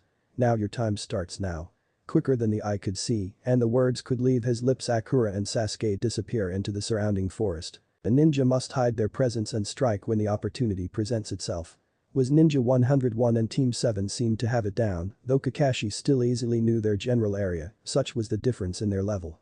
They seemed to have that down at least. Kakashi was about to pull his favorite book out when he noticed orange in the corner of his vision. Turning, he saw the Hokage's son standing unmoving since the test started. Seems not all of them have it, oh well, not like I expected anything from him anyway. In their hiding places, Sakura and Sasuke could see the clearing Naruto and Kakashi now stood. Both were thinking the same thing. Naruto, you idiot. Neither of them had any love for the blonde and weren't going to lift a finger to help him. Is this what Itachi meant? Naruto was more foolish than I believed he could be. Was Sasuke's thought as his eyes focused on searching for an opening. You know, Naruto, you would have been better off hiding like the others. Don't assume, just because of my history with your father, that I am going to go easy on you. Kakashi told him to continue to reach for his book, certain that the Hokage's son or not Naruto wouldn't be able to push him like his siblings could. Kakashi Naruto's voice was blank, his head not looking up from the ground. Did the Hokage put you up to this test? His voice devoid of emotion as if asking the weather or some other regular subject. Looking at the kid, Kakashi was smiling. This test was something passed on from his sensei, from the time his sensei, and he was proud of that fact. Yep. For the first time since the test was announced, Naruto looks up shocked. His eyes blank as if his very soul was pulled out of him. Teeth and fists clenched, a breeze blew by the grass from his feet, swirling and turning into a mini whirlwind. Synchronizes his muscles all move and next thing Kakashi knows Naruto was in front of him, fist rearing to strike. What? It was only the highly trained reflex developed from years of battle that Kakashi was even able to react, his body moving the instant he saw Naruto appear almost right on top of him. Blocking his punch with effort, sweat was dripping from his brow. He should have known to have expected Naruto to surprise him, somehow giving his reputation with the Anbu. Arms still connected, Kakashi was going to fling Naruto away with a counter until his keen eye saw the whirl of wind around his arm and fist. Faster than a second Kakashi pulls his arm away. No, it would be more accurate to say it was blown away, several tears and cuts from invisible blades appearing as he did. This is wind release. As a jonin, Kakashi had many experiences with wind to gentle breeze and violent tempests, from swords and knives sharpened and extended to deadly efficiency. But this was new. Naruto's arm, for a better word, was clad in a whirl of razor-sharp wind. Never before had he seen wind release used like this. It was hard enough to make a breeze or sharpen a blade, but using it to augment Taijutsu was new. His wind was sharp even without the medium of a blade, but still maintained its formless shape and controlled perfectly under the boy's will, as if his fist and the wind were one in the same. Something like that would require both shape manipulation and change in chakra nature that was comparable to his Chidori. With one glance Kakashi could tell Naruto's shaping and wind release were at an incredibly high level. It was literally a wind version of Chidori, maybe even better, and if he didn't pull away in time, Kakashi was sure he wouldn't have gotten away with just a few cuts. Kakashi didn't have time to wallow in wonder as he saw the grass beneath Naruto, pushed down by an invisible force. Said force soon became more visible as another whirl of wind appeared on Naruto's left leg. His legs as well. Hands were one thing, but the legs, it takes years to learn how to channel and control elemental chakra in one limb, but getting two down and with enough proficiency to use both simultaneously. There was only one thought in his head. Naruto was a genius. Quickly forcing chakra to his feet, Kakashi leaps backwards into a backflip right as Naruto's attack comes in. Blue eyes glare at Jonin, an aura of wind encircling Naruto's arms and legs raging like a storm ready to destroy all in its path. His eyes focused on the gash in Kakashi's vest. Noticing the gash himself, Kakashi spoke up. Really, Naruto, after today I'm going to need a new wardrobe. Growling softly in response. You're going to need more than a change of clothes once I'm done with you. The aura of wind grew stronger, enveloping his body as new whirlwinds appeared on the rest of his limbs. The force of the wind grew so strong that it was felt by not only the Jonin several feet away, but also the genin and hiding even farther away. Kakashi was going to pay, and Naruto would make sure of that. Sasuke and Sakura in their separate hiding places shared the same thought. Is that really Naruto? Sasuke couldn't believe his eyes as the class clown was clad in wind and within seconds was able to score hits on their sensei. Was this what Nai-san meant? This was what Naruto was hiding. This was unlike any he had ever heard of, and a dangerous one at that by the state of Kakashi's clothes. Sasuke's eyes focused on the fight as Naruto got ready to relaunch his attack. Damn it, he dodged both the Sky Dragon's spiraling fist and Sky Dragon's claw. Naruto was pissed. Not only did the Hokage abandon him, but he was trying to prevent him from becoming a ninja entirely. For a second Naruto saw his family smiling, but that vision was shattered. If he had any doubts, they were gone now. They were beyond redemption, and he wasn't going to let the Hokage get away with what he's done. He was going to use every ounce of strength he had and show not just his sensei, but that worthless 2 cent of his why they should fear dragon slayers. The whirlwinds on his legs increased in speed, and with a leap they acted as springs launching Naruto at Kakashi at unbelievable speed. However, Kakashi was ready this time. With ease he stepped out of Naruto's line of fire and went for the counter with his left fist. There was no way to dodge it mid-air as the first got closer and closer. However, the speeding bullet that Naruto stopped was only for a split second, but Kakashi's trained eye caught it all as Naruto was facing head-on twist and turns to face him, completely clearing Kakashi's fist. Yet that wasn't the only thing. Naruto's previously avoided attack was now on course for Kakashi's midsection, but instead of fist his hand was wide open and fingers bent like a claw. Sky Dragon's crushing fang the upward slash slicing into Kakashi's midsection, a transparent trail of aqua and whitish wind behind it. Kakashi was sent back several more feet seemingly unharmed, that was until a slash going right to the skin appeared in his vest from the stomach to his lower chest. His lone eye twitching, this was really annoying. Not only do his attacks have extra range and cutting power behind them, but he can also do the impossible and change course mid-air as naturally as breathing. For a second Kakashi's hand twitches. Should I use it? If he used the Sharingan he would easily be able to read and avoid Naruto's unusual attacks. No, I can't, talented or not, Naruto's still just a kid and that would be going overboard. Plus, if word got out that Genin forced him to get serious, Kakashi would be made a laughingstock of the village and his new students wouldn't respect him. Once more Naruto charges, throwing punches, slashes and kicks with Kakashi dodging by a hair's breadth but not without little tears. At first it seemed Naruto was winning and slowly gaining advantage as his sensei stayed on the defense, but that soon disappeared. Kakashi started parrying the attacks from the upper parts of the limbs where the wind didn't reach. A fist aimed for the face struck it away with his hand landing right on the edge of where the whirlwind started on Naruto's arm. As Naruto switches to a kick, Kakashi's own leg appears on the thigh stopping it in its tracks. This repeated Kakashi no longer gaining any more gash dodging and parrying each move perfectly. Patching on the minute Kakashi went to parry his next, Sky Dragon spiraling fist. Naruto focuses the whirlwind around his fist, getting smaller as it moved up his arms, forcing Kakashi to send him flying with a kick to the stomach. Yet Naruto held strong the wind around him, stopping him from going any further than 2 meters away. His arms came up above his head, bringing them down with a shout.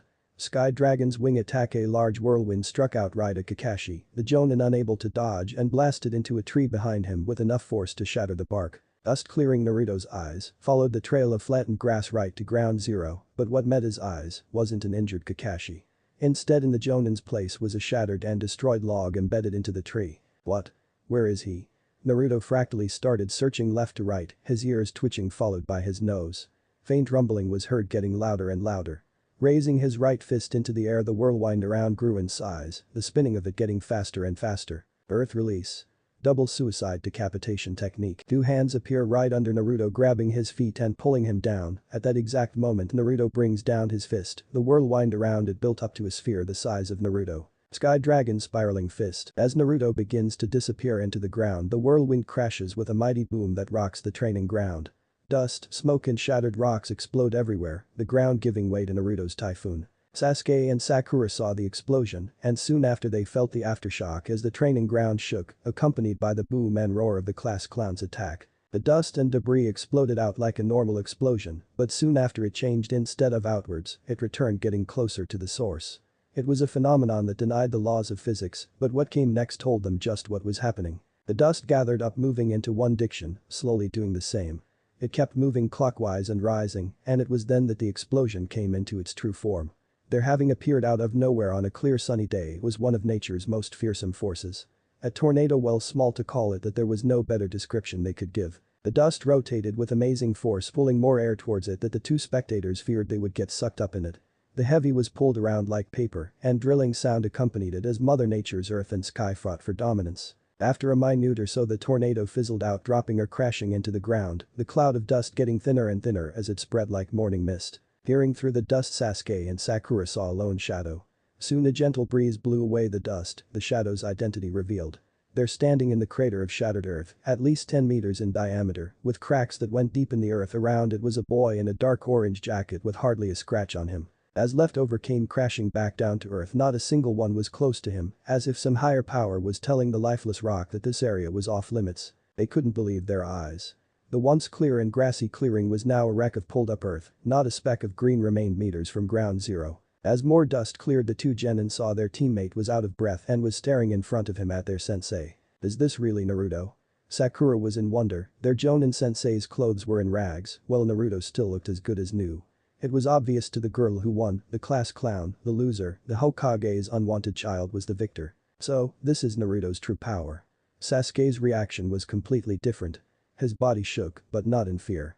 No, it was shaking in a feeling he knew all too well, one that he felt many times towards the boy's siblings, but never this strongly. Anticipation, the desire to fight a strong and worthy opponent, his Uchiha blood was screaming at him that Naruto was someone that would push him to his limit. However, Sasuke wasn't blinded by the overwhelming power the boy showed. While Kakashi more or less looks worse for wear, there was one difference between the two, one which told the young Uchiha the battle was far from over after that big attack. Naruto was out of breath while Kakashi besides his clothes was in perfect condition, his breathing totally normal, energy to spare as opposed to the weakened Naruto. Despite his attitude, Kakashi was every bit as worthy to the title Jonin, and even without having seen it in you, Sasuke couldn't help but approve of Kakashi having his clans. If anyone was worthy other than an Uchiha, it was him.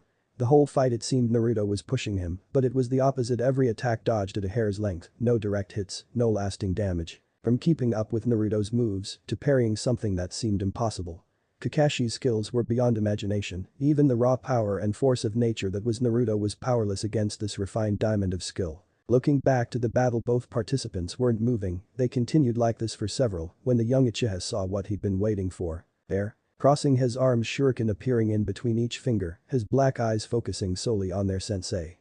It was slight, almost instinctual, but Sasuke saw the slight slouch in Kakashi's stance, the way his eyes and other senses were focusing solely on Naruto. This was the opening he's been waiting for. Taking aim, Sasuke let loose his deadly weapons flying through the air to take their intended target's life. Naruto was glaring at his sensei who was unharmed by his previous attack. He hated to admit it, but Kakashi was way stronger than he lets on.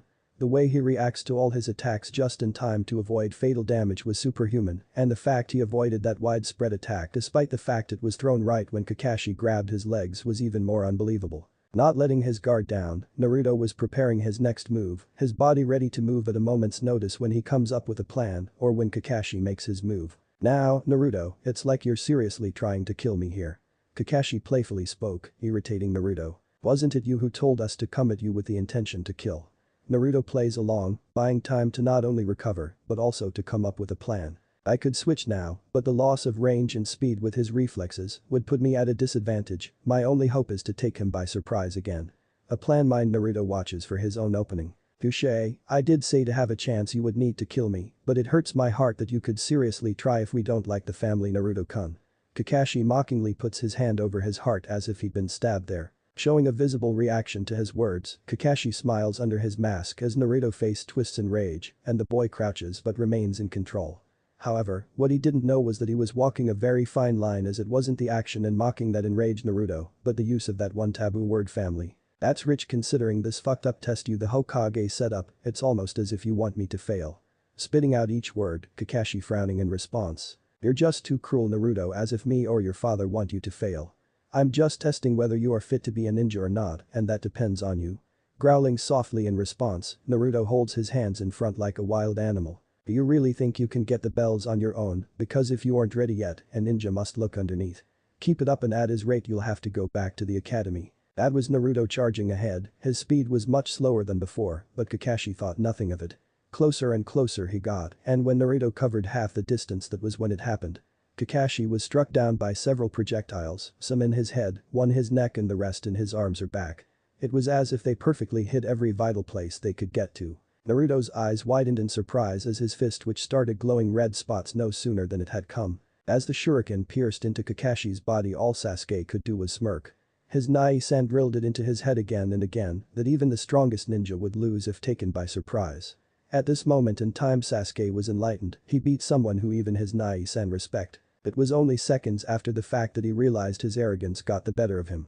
The Kakashi that was struck by his shuriken, when poof, a cloud of smoke in its place, and when it disappeared a log was in his sensei's place. Eyes wide in shock, Sasuke jolted from his current position, fleeing into the forest for a new hiding place, all while scolding himself. Damn it, how could I have been so foolish? Of course it was a trap, no way a jonin would let themselves get hit so easily. If Sasuke was his usual self, he would have realized that the opening he saw was a trap, he would have never fallen for it and let his position be discovered. But that was just what he did. The reason why was simply seeing Naruto, of all people, someone who has always been looked down upon as inferior to his siblings, fight at such a high level, lit a fire within him. He wanted to fight Kakashi as well, he wanted to pit himself against him and see how far he could go, to see if he could match the hidden strength Naruto just showed. And because of that he let his feelings and excitement pull him in, making a move that no matter how he tried to rationalize it would never work on a jonin such as Kakashi. After Kakashi disappeared, the first thing Naruto did was rush into the cover of the surrounding forest. The reason why he did this was twofold, one to recover his stamina and two to calm down.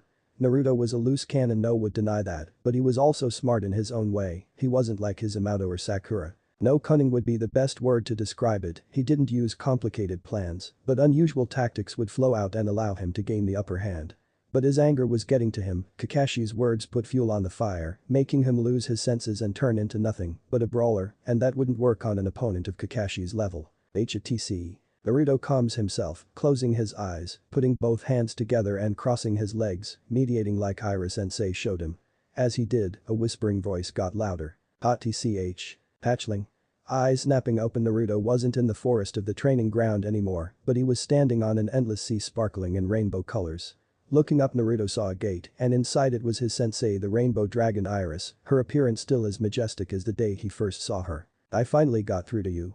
The mighty beast starts off, worrying in her voice. You need to watch your temper, hatchling. Once your rage gets the best of you, you block me out without realizing it, and I can't help you then. She scolds like a mother would her child, which was just what it was. With his own cause and neglecting him, Iris was the closest thing he had to a mother's love these past few years. Naruto looks down in disappointment, he hates to let Iris down after all she's done for him. To him, the feeling of guilt he felt at disappointing her was worse than any punishment she could give, and Iris knew that, which is why she let it go, knowing that Naruto would do a better job at punishing himself than anything she could come up with. Now little one, you need to calm down, you can't beat someone of that level when you are clouded by rage. Iris's motherly voice echoes. I know that, but everything he said, getting cut off before he could finish as Iris's calming voice washes over him. I know, hatchling, but if you think this through then you would realize there is more than meets the eye in this test. Confused young Naruto speaks up. What do you mean by that? The way it's set up screams that the blasting Hokage doesn't want me to pass. Normally he would be much calmer and more respectful when speaking to his mother figure, but his emotions were getting the better of him. But have you ever heard of only one person failing the genin test when the rest of the team have? Blinking at the question, Naruto puts a hand to his chin and thinks it over. You see, we've seen plenty of other people get sent back to the academy in previous years, but they were always in sets of 3. Her words got through to Naruto, but the lingering doubt still remains. But we know for a fact that the Chunin exams, finals and promotions are done on an individual basis, but the rounds before that are team-based. Meaning it wouldn't be surprising if there was a pool of genin without a team and that they can fill in a left open spot in a team. Referencing what they found out about the exams, despite being estranged, Naruto has gone and seen the exams with his ex-family before. It was always the finals, but he clearly remembers that sometimes only one member of a team would get promoted and that the rounds before the finals were done in teams. Knowing that, it was easy to deduce that there are genin whose teammates are Chunin and in need of a team. Yes, but there have never been cases of genin being sent back to the academy without the rest of their teammates. Was Iris' counter-argument. But that doesn't mean it can't happen, especially with the Hokage against us. Anger flashes in his eyes at the mention of the Hokage. Yes, but the Hokage can't interfere without political backlash, moreover, he would have had the third member be someone who could believably get a bell over you. That girl Sakura may be smart, but her practical skills in anything but medical jutsu are non-existent. She wouldn't be able to get a bell before you if you both competed. The Dragon Slayer's eyes widened at this revelation, no matter how he sliced it, there was no way to let Sakura beat him unless Kakashi let her get a bell, and even then, it would be suspicious. However, the biggest clue is a memory from long ago when you and your family were in happier times. Pulling the memory from Naruto's subconscious, the boy quickly puts the puzzle together. In another place, Sasuke was leaning on a tree, catching his breath after several minutes of non-stop running, while also hiding his tracks and changing direction. Damn it. Frustration was all he could feel as his surprise attack not only failed but was most likely a trap purposely done by their sensei. To make matters worse, the clock was ticking and Sasuke hadn't the faintest idea where to find Kakashi. Even if I do find him, would I be able to get a bell? The fight between Kakashi and Naruto showed the Uchiha just how far above them Kakashi really was. The whole time the bell didn't leave Kakashi's waist. Even with Naruto's unusual and invisible wind, the wire holding the bell was never cut. Though it looked to the Uchiha that Naruto wasn't going for the bell, that only made the fact the bell was never in danger even more daunting. It meant that even if Sasuke focuses only on the bell, there would be no way for him to get it without Kakashi stopping him. I could use a fireball to burn the wire, but with Kakashi's reactions, I doubt I would be able to retrieve it before him, plus I doubt that he wouldn't have prepared a wire strong enough to take almost anything, including one of my clan signatures. Scenario after scenario passed through his mind, but all of them ended in the same failure. Cursing and frowning, glaring at the seemingly impossible task at this rate, he had no choice but to wing it and hope he got lucky or managed to find a weakness mid-battle. If worse comes to worse, he could try a suicide attack and hope it catches Kakashi by surprise enough for him to get a bell. Snap. Who's there?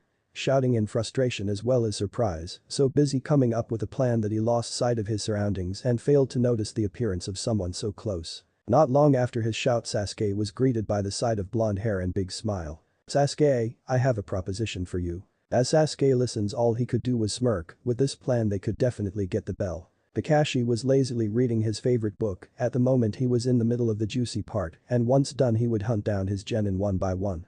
He already knew where Sakura was, and he was disappointed the first thing she did after Sasuke's failed attack was rush after the Uchiha. She didn't bother hiding nor anything, she was just blindly searching for Sasuke without concealing her presence. It would take less than a second to find her. Sasuke would be a bit hard, but easily traceable for an Anbu-level ninja. The only one he would have trouble finding was Naruto, but considering how the boy acted, he would most likely be drawn out by just standing out in the open. Kakashi's eyes suddenly sharpen, slamming his book, he says. "Looks like I won't be able to finish, and it is just getting better." Ryota was about to sneak into Junko's room for a forbidden tryst. He laments that he would now need to finish this after the test. "Shut up, you pervert, we don't need to hear about your porno." Naruto, next to him, Sasuke was glaring at the Iro-sensei. "How dare you, this isn't porno, but art." Kakashi cradles his book, whispering comforting words as if it was a child, making both boys sweet drops. Once done, Kakashi gets serious for once. "Well, I must say this is a surprise, you two teaming up, but do you honestly think it would make a difference? We won't know that until we try." Sasuke said, getting ready to attack, knees bent to leap at their sensei. Naruto raises his arms, Kakashi wearily watching, expecting another wind, while Sasuke sweated, hoping the plan will work. "Vernier, arms, armor." With a shout of these words, Naruto swings both hands down, Kakashi filching slightly, expecting the attack, but instead watches as both Sasuke and Naruto glow red and green respectively. Both of these glows were around sphere size, but then shrunk so that the glow was only coming inches off their bodies. Wondering what the hell they were planning, Kakashi watches as Naruto nodded to Sasuke. Within seconds, Sasuke rocketed at Kakashi, appearing right in front of him, surprising Jonin. Kakashi easily sidestepped the attack, though the surprise on his face was evident enough to know that he was not expecting such a level of speed from Sasuke. It would be an impressive feat if it wasn't for the matching surprise on Sasuke's face. Sasuke, to all witness accounts, was floating in the air, his decent slow body all over the place and disorientated. "What is this? My body, it's all light," and the slow falling Sasuke suddenly twists in midair, similar to what Naruto did before. Overflowing with power. Sending a kick straight to Kakashi's face, his sensei's blocks only for the 67 kilograms man to be forced backwards, his feet leaving marks in the dirt as he did. What the hell? That strength was way too much for a mere genin. Kakashi's arms felt as if they were hit by a hammer, feeling the force with his whole body and a numbness setting in his arms. Kakashi didn't have time to lament what was going on, as with 3 times the speed of earlier, Naruto appeared to his side, a whirlwind-clad fist heading for the bells. Shit. No sooner had he finished the thought, a burst of chakra shot out of his feet, lifting him up into the air and into a backflip, saving the bells. As Naruto first passed his sensei, grabbed his arm in the safe area where the whirlwind didn't reach. With the muscle strength of his arm only, Kakashi held himself up, flexing the muscles from his arm. Kakashi swings himself back the way he came, his heel on course for Naruto's head. At least it would have been if a blue blur didn't crash into the arm Naruto held out, causing the boy to be pulled out of harm's way as he moved clockwise. However, it wasn't over, with the attack having missed. Kakashi was wide open, and Naruto wasn't going to miss it. With added force, Naruto swung his arm clockwise, and as it came back into Kakashi view, the join was surprised to see a Sasuke attached to it, who was about to kick him in the midsection with his left leg. Ugh. The air knocked out of him, Kakashi is blown back several meters, but recovers himself, glaring at the two boys with weary eyes, as Sasuke lets go of Naruto's arms, landing next to the blonde genin. Giving a tired sigh, Kakashi thinks he seriously underestimated them. Kakashi was prepared for Sasuke to be at low Chunin level, but his speed and strength were closer to high Chunin, and Naruto was closer to low Jonin now. As a matter of fact, if it wasn't for the fact Sasuke was disoriented and as surprised with his newfound speed as was Kakashi, he was sure Sasuke would be at Jonin as well. But this lack of control only meant one thing, and that wasn't Sasuke's natural speed. Remembering the glowing from Naruto, Kakashi is confident that was the cause of this sudden power boost. I have seen plenty for boosting speed or power, but never one that was used on other people. If I had to guess, Sasuke and Naruto are at least 2 to 3 times faster and stronger than usual. Kakashi couldn't help but borrow the Nara clan's catchphrase originally. He wanted to beat them without using too many chakra control techniques, but they already made him do that twice, and at the rate they were going, he would end up pulling out the Sharingan. I'll be a laughingstock if I'm forced to use that on them. I have no choice but to attack as well and incapacitate them. While Sasuke still doesn't have full control over his new speed, he is picking it up quickly, and Naruto is obviously used to it. Not to mention the two's teamwork is unparalleled. Not even a team with years of experience working together would be able to pull off the moves these two were doing. Kakashi's body flickered going on the attack. His previous thoughts were so fast that not even a few seconds had passed in real time. Sasuke disappeared with a leap that took him several meters further than where he wanted land. Shit. Cursing the fact that his little boost was so hard to control, who knew that great power was so hard to handle. Looking at Naruto, Sasuke saw the boy unmoving as Kakashi's punch landed right in his gut, but he didn't even try to dodge. This thought was not thought of by just Sasuke, but Kakashi as well. As his punch connected, his lone eye saw Naruto smirk slightly, but that wasn't what had his attention. It was the slight glow over the boy's skin that had his focus. Don't tell me. His fears were confirmed as the feeling of the impact of his fist finally reached his brain, telling him that Naruto's gut was rock hard. An attack like the one he just threw should have sent the boy heaving, but instead he was smiling. Kakashi tries to pull his hand away, but Naruto grabs it with an iron grip, not letting Kakashi get away. Great wasn't just his speed and power, but his defense also increased. This was bad. If their defenses were at least 2 times stronger, Kakashi would need to not pull any punches to take them down. From the corner of his eyes, he sees Sasuke getting ready to attack him. Turning to the smirking Naruto, Kakashi apologized in his head. Sorry Naruto, a little shock shouldn't hurt too bad. A faint blue glow surrounded Kakashi's hand as chakra poured from it. A single spark of blue lighting happened soon, followed by even more sparks as electricity was made. The lighting poured into the boy, shocking him, the smirk on his face turning into a grimace of pain, Kakashi giving a slight smile at least until he noticed that Naruto wasn't letting go. Kakashi didn't have the opportunity to react as Sasuke rushed into him with a devastating kick to the head that set him flying and seeing stars. Kakashi tumbled on the ground several meters till his body regained its balance, switching from tumble to standing in a moment. His vision slightly blurred and head pounding as he got ready for the next attack. Sadly, for Kakashi, the two genin weren't going to give him a break. The boys rushed Kakashi once more, Naruto going low and Sasuke going high. Kakashi blocked Sasuke's kick while simultaneously jumping Naruto's, then using the momentum of his jump, Kakashi responded with a kick of his own, twisting his body mid-air, nailing Sasuke with a kick to the temple. The next thing he had to deal with was the raising, spinning kick that Naruto's low kick leads to. For a second there Kakashi thought it was Guy's Konoha sent coming at him, but it was just similar. Using the momentum of his last kick, he twists and strikes Naruto with a hammer fist right to the chin, knocking the boy away. However, before his feet even touched the ground, Sasuke, having recovered from an attack that would have knocked anyone else out, was already on him once more. Leaning back, his feet finally found the ground, Kakashi parried a punch from Sasuke to the side and repaid it back with a knee to the gut. Kakashi had the chance to follow up instead, however he chose to back off, going into a backflip, causing a charging Naruto to miss his mark. Sweat dropped as he saw Sasuke shrug off his gut hit like it was nothing. Whatever Naruto was using was insane. Not even armor provided this level of protection. All of his attacks were meant to knock them out, heck some of them could kill with the amount of force he put into them. Yes, a bit excessive he knows, but he really didn't have a choice considering the fact the boy's defenses were several times stronger than a samurai in armor. While those hits did basically nothing, Kakashi was able to get the basic principles of how the defense works. Most likely the thin layer of chakra around them diffuses the force of his attacks just before they land, making it hard to knock out or even injure them. Well, Kakashi was definitely in a tough spot, and even he has to admit that with skills like these, he kind of has to pass them. Sure, they haven't completed all of his criteria for passing, but they earn enough extra credit with their skills for him to allow by. Yet he wasn't going to tell them that would hurt his pride. He'll throw out a few impressive first, maybe run them into the ground before time runs out. After all, he needs them to respect him. If they somehow got the ridiculous notion that they were stronger than him from this scuffle, they would never listen to him. The two genin charge once more, this time Sasuke in front, Naruto hidden behind. Sasuke dashed. Well, more like blown right into throwing a fist at his sensei.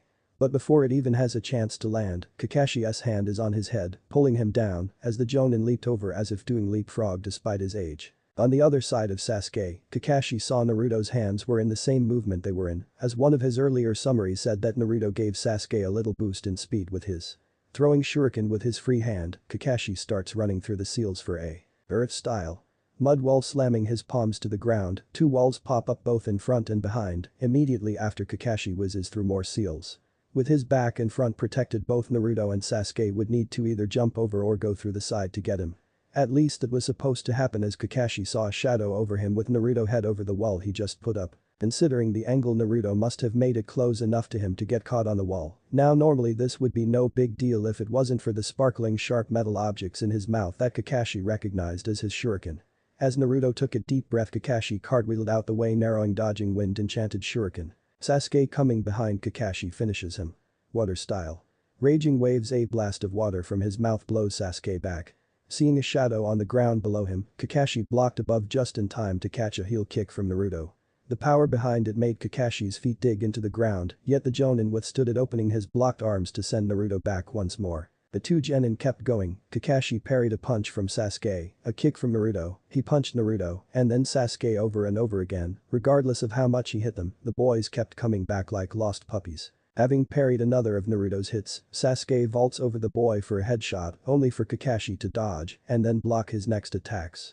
Sasuke backs off and Naruto takes his place. It was like this for a while now. While they had little visible signs of exhaustion, the two were no longer coming at him together, instead switching between the two to keep him going while one of them rested. Naruto pushes off Kakashi with his legs and into a backflip. With his sight now clear, he sees that Sasuke had started seals for a. Not having enough time to counter his own, Kakashi was going to get out of the way.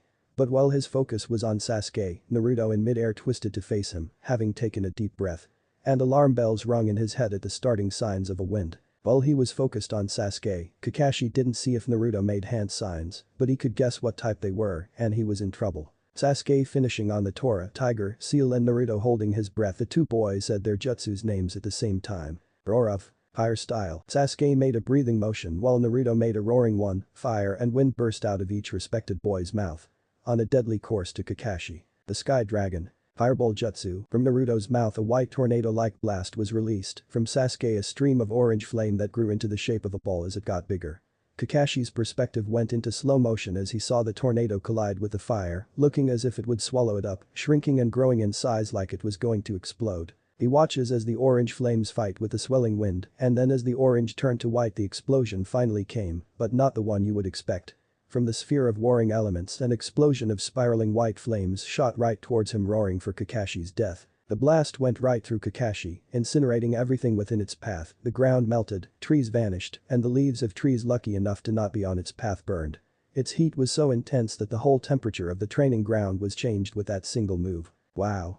Was the Genin's reaction to their jutsu's path of destruction as their attack finally met its ending, exploding miles away in a dome of fiery death, the aftershock so strong they struggled to not be blown away by them. They knew combining fire and wind together would make them stronger, but this was just insane. I think we killed our sensei.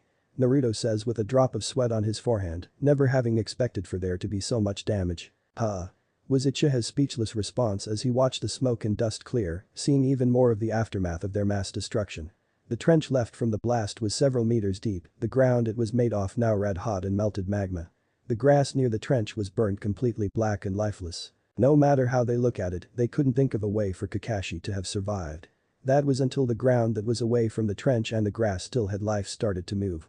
Cracks appeared and from within them roused Kakashi, his flak jacket completely gone, leaving him in his dark blue ninja shirt that had burn marks all around it. His hair was disheveled and his headband was missing. Oh, good, he survived. Naruto smiles weakly, not knowing whether the fact they didn't kill him was good or not. While mostly unharmed, Kakashi was sluggish from the heat from the blast alone, doing a number on his stamina, but he was able to escape with a seal lesser of style.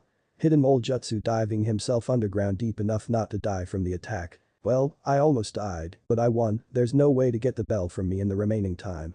Now all he had to do was play off that big attack like it was no big deal and then fail them by explaining the meaning of the test, but then give them barely pass since they did work together and showed amazing but unrefined potential, and they will follow him anywhere. As Kakashi was gloating, a pink blur shot out from the trees, heading right for the bells on his belt. Naruto and Sasuke smile as their true ace in the hole makes their move. Flashback. Naruto and Sasuke were hunched on the ground, Naruto explaining his plan.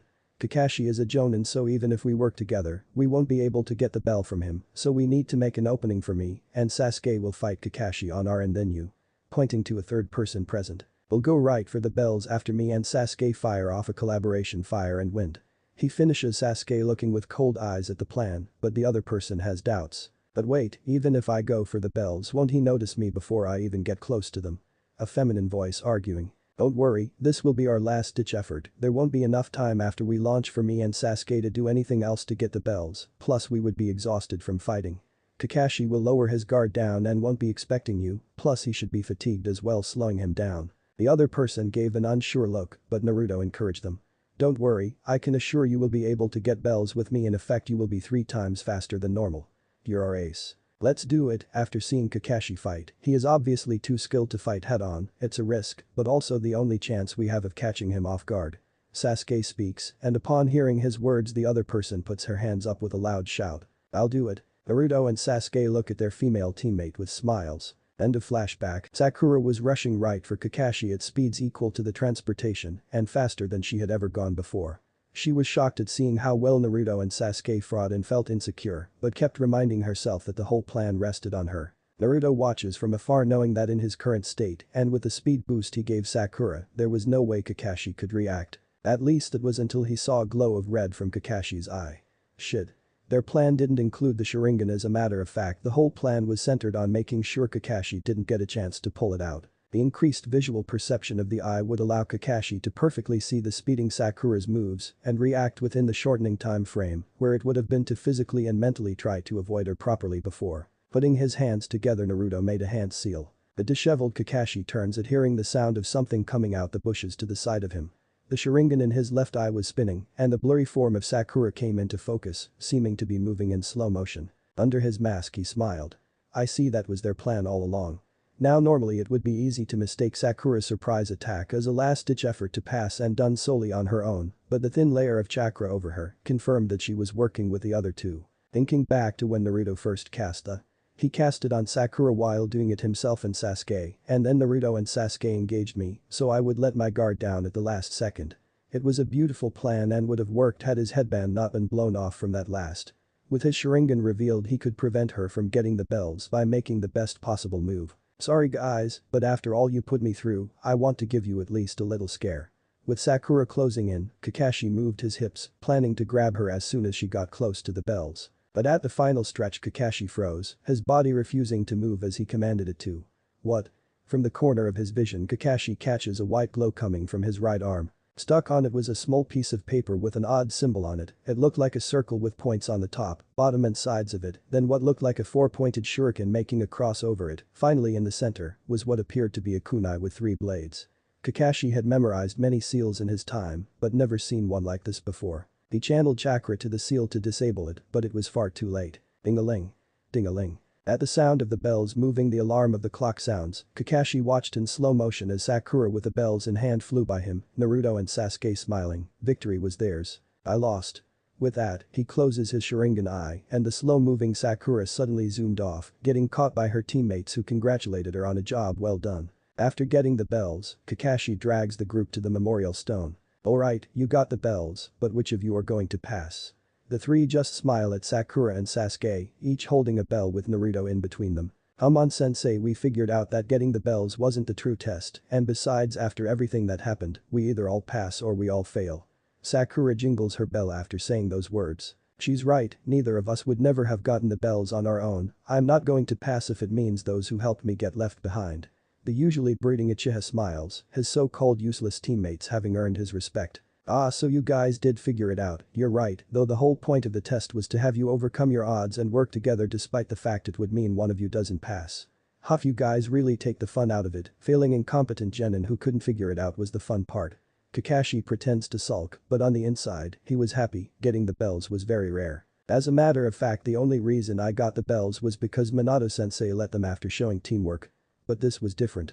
He tried not to let them get the bells, but in the end, they overcame all odds and surpassed his expectations. Sasuke and Sakura felt sweat on the back of their heads. In truth, neither of them figured it out, despite being 2 of the smartest people in their graduation class. No, it wasn't them, but the class clown and black sheep that revealed the truth behind the test. Yep, and you owe it all to me. I think I deserve to be treated to some ramen. Naruto gloats, pointing to himself. His 2 teammates remained quiet, knowing he was right as infuriating as it was. They need to make sure to shut the blonde up with that Raymond, otherwise they will never hear the end of it. Well, before you pass, I need to explain the reason behind this test. This stone before me has the names of village's greatest heroes on it. Each one of them was someone who gave their lives for the village. Some of my closest friends are buried here. A solemn tension fills the air. Everyone takes in the seriousness of those words. Listen, all of you, this is your first lesson. Working together is the only way you're going to survive. In the ninja world, those who break the rules are trash, that's true, but those who abandon their comrades are worse than trash. Even if you're criticized for it, I want you to never abandon one another and make sure to make it home alive. Genin took his words in deeply, Naruto the most of all. He couldn't help but think Kakashi was a hypocrite, trash who abandoned him. But he wasn't the worst. Unlike the rest, Kakashi never had an obligation to care for him, and in the few interactions they had, Jonin treated Naruto fairly. Yet in the end Kakashi still favored Naruto's siblings over him. He joined the training sessions, never questioning his absence, never caring enough to check on him.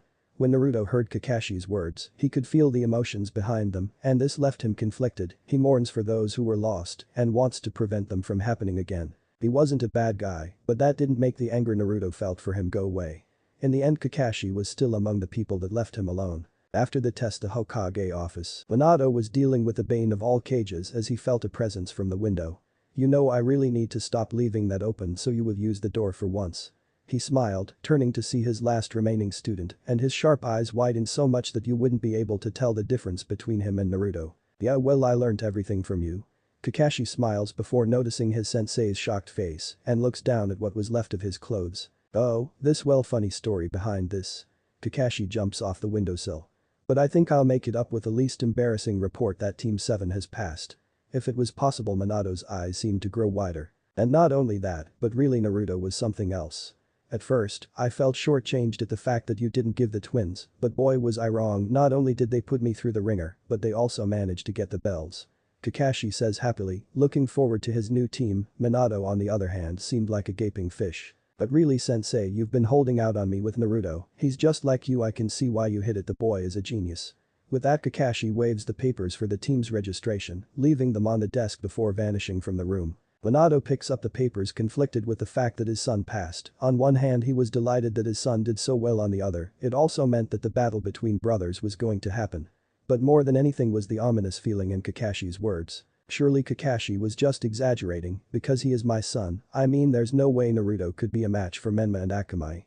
He told himself, but he was going to regret those words because the time when Naruto's true strength would be revealed was coming closer. Author's note: it looks like I won't make it, and it will be a new month by the time I upload this. Sorry about that. I did try and get it out sooner, but was busy, and I realized that I was missing a part that I had planned only midway through proofreading, so I had to add even more. Now I know I mentioned that I would show a nicer Sakura in this fic, so I made her the ace in this chapter, even though she does nothing else. Reason being, I am a firm hater of Sakura getting sudden power-ups or gaining Tsunade chakra enhanced strength faster than you could click your fingers like most fics do. Tsunade had no reason to take Sakura as an apprentice in the first place in canon, other than the fact Naruto and Sasuke were both getting training from A. And worse yet, they let the fact Kakashi says she was type go to waste by making her a clone of Tsunade. I am not going to do that, and am moving as far away from canon Sakura as I can. At the moment I am thinking of giving Sakura a more build which won't be shown till the Chunin exams, and maybe after giving her elementally, so I would like your thoughts on that. Below are Naruto's used in this chapter and some not used, but are kind of important with descriptions in case no one is a fairy tale fan. I also had like 2 original moves, so I explained them as well. Sky Dragon's Crushing Fang: the user cloaks one of their hands in a whirlwind and strikes the target with their fingertips, leaving behind a trail of wind. Sky Dragon's Crushing Fist: wind is concentrated around the fist and then released at impact, increasing the blunt force damage and blowing the target back. Sky Dragon's Spiraling Fist: another version Crushing Fist, however, instead of just focusing wind to the fist, rotation power is added to it, causing the fist to be clad in a whirlwind. While the blunt force damage is reduced, the technique makes up for it with its drilling and cutting power that rips anything it touches into shreds. This jutsu is a Naruto original. Sky Dragon's Wing attack: the user generates a large whirlwind from each of their arms, which twists and rotates to attack the targets in the surrounding area. Sky Dragon's Roar: the user quickly gathers and releases a large quantity of air from their mouth in the form of a tornado-like blast. The user is also able to combine this attack with a healing spell to counter an attack, healing the target. Dragon's Claw. The user generates large winds from their feet while swinging their leg down on the target. Vernier. A supportive spell that, by chanting out an incantation, allows the user to temporarily enhance the target's movement speed by surrounding them with magical auras. When cast, the target and/or user is able to hover around at their own discretion within said magical aura. It can be employed upon multiple allies and also on the caster themselves. This spell can also be cast alongside both arms and armor. Arms. After reciting an enchantment and generating a flat, elongated oval mass of magic before their hands, the user surrounds the target in a quavering magical aura, enhancing their offensive power for a certain period of time. It can be used on multiple allies at once and can also be used in conjunction with other supportive spells simultaneously, such as Vernier and Armor. Armor. The user chants Armor, which grants either the caster or the target enhanced defenses for an unspecified amount of time.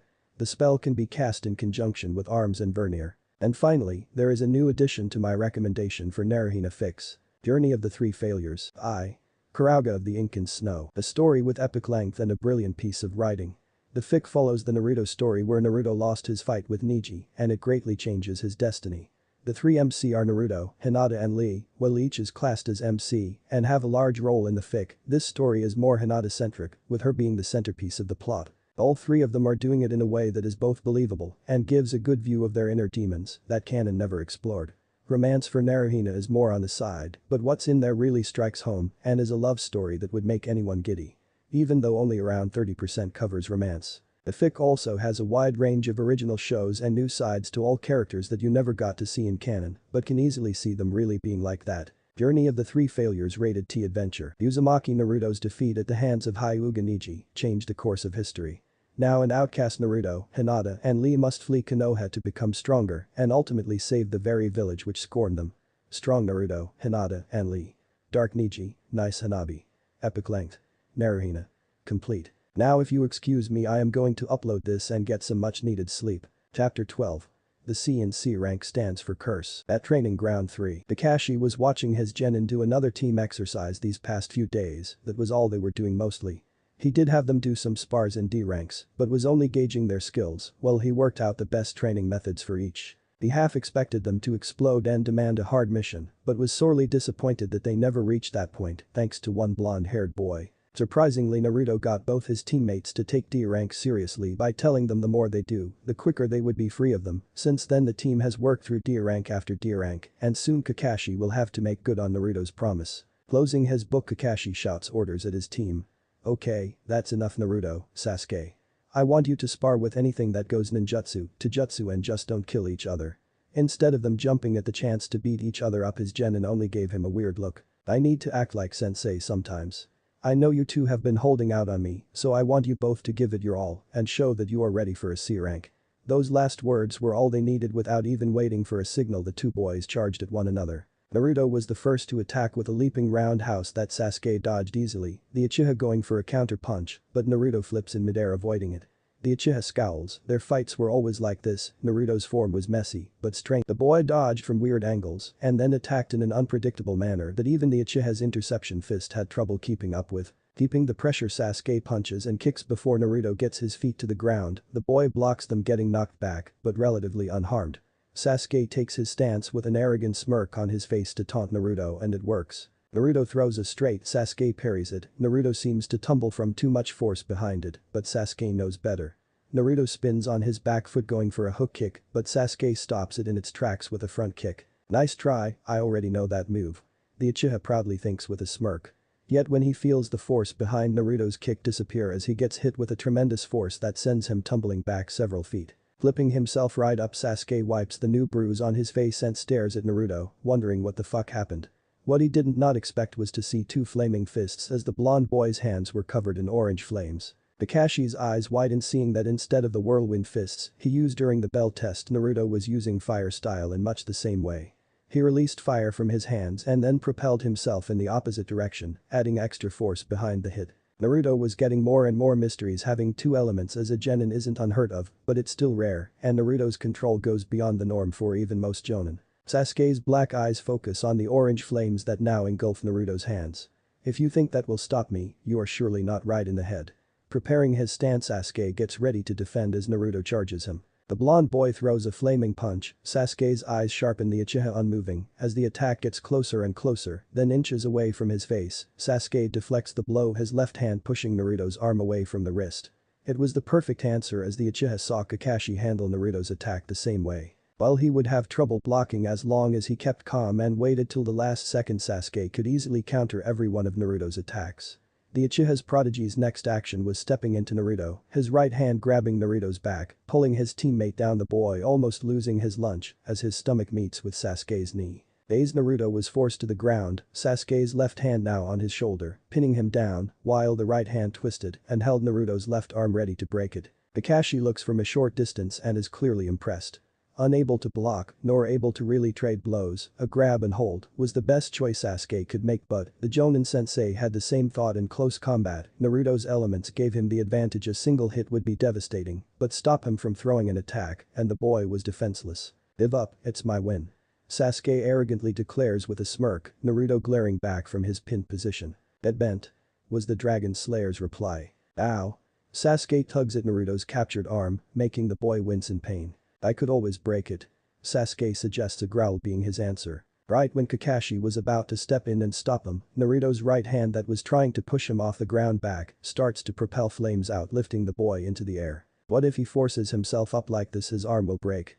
Seconds from letting go to not cause permanent harm to his annoying teammate, the arm Sasuke had an arm look began to spit out flames as well. But the propulsion from the flames, the two boys start rotating Sasuke's hold, weakening from the sudden shift in positions and the loss of his grounded stance, Naruto not missing the chance to escape. Pulling himself free, Naruto retaliates with a swipe of the same arm that was locked, pushing Sasuke away, the two regaining distance once more. It was easy to see that Sasuke wasn't pleased, and Kakashi knew why.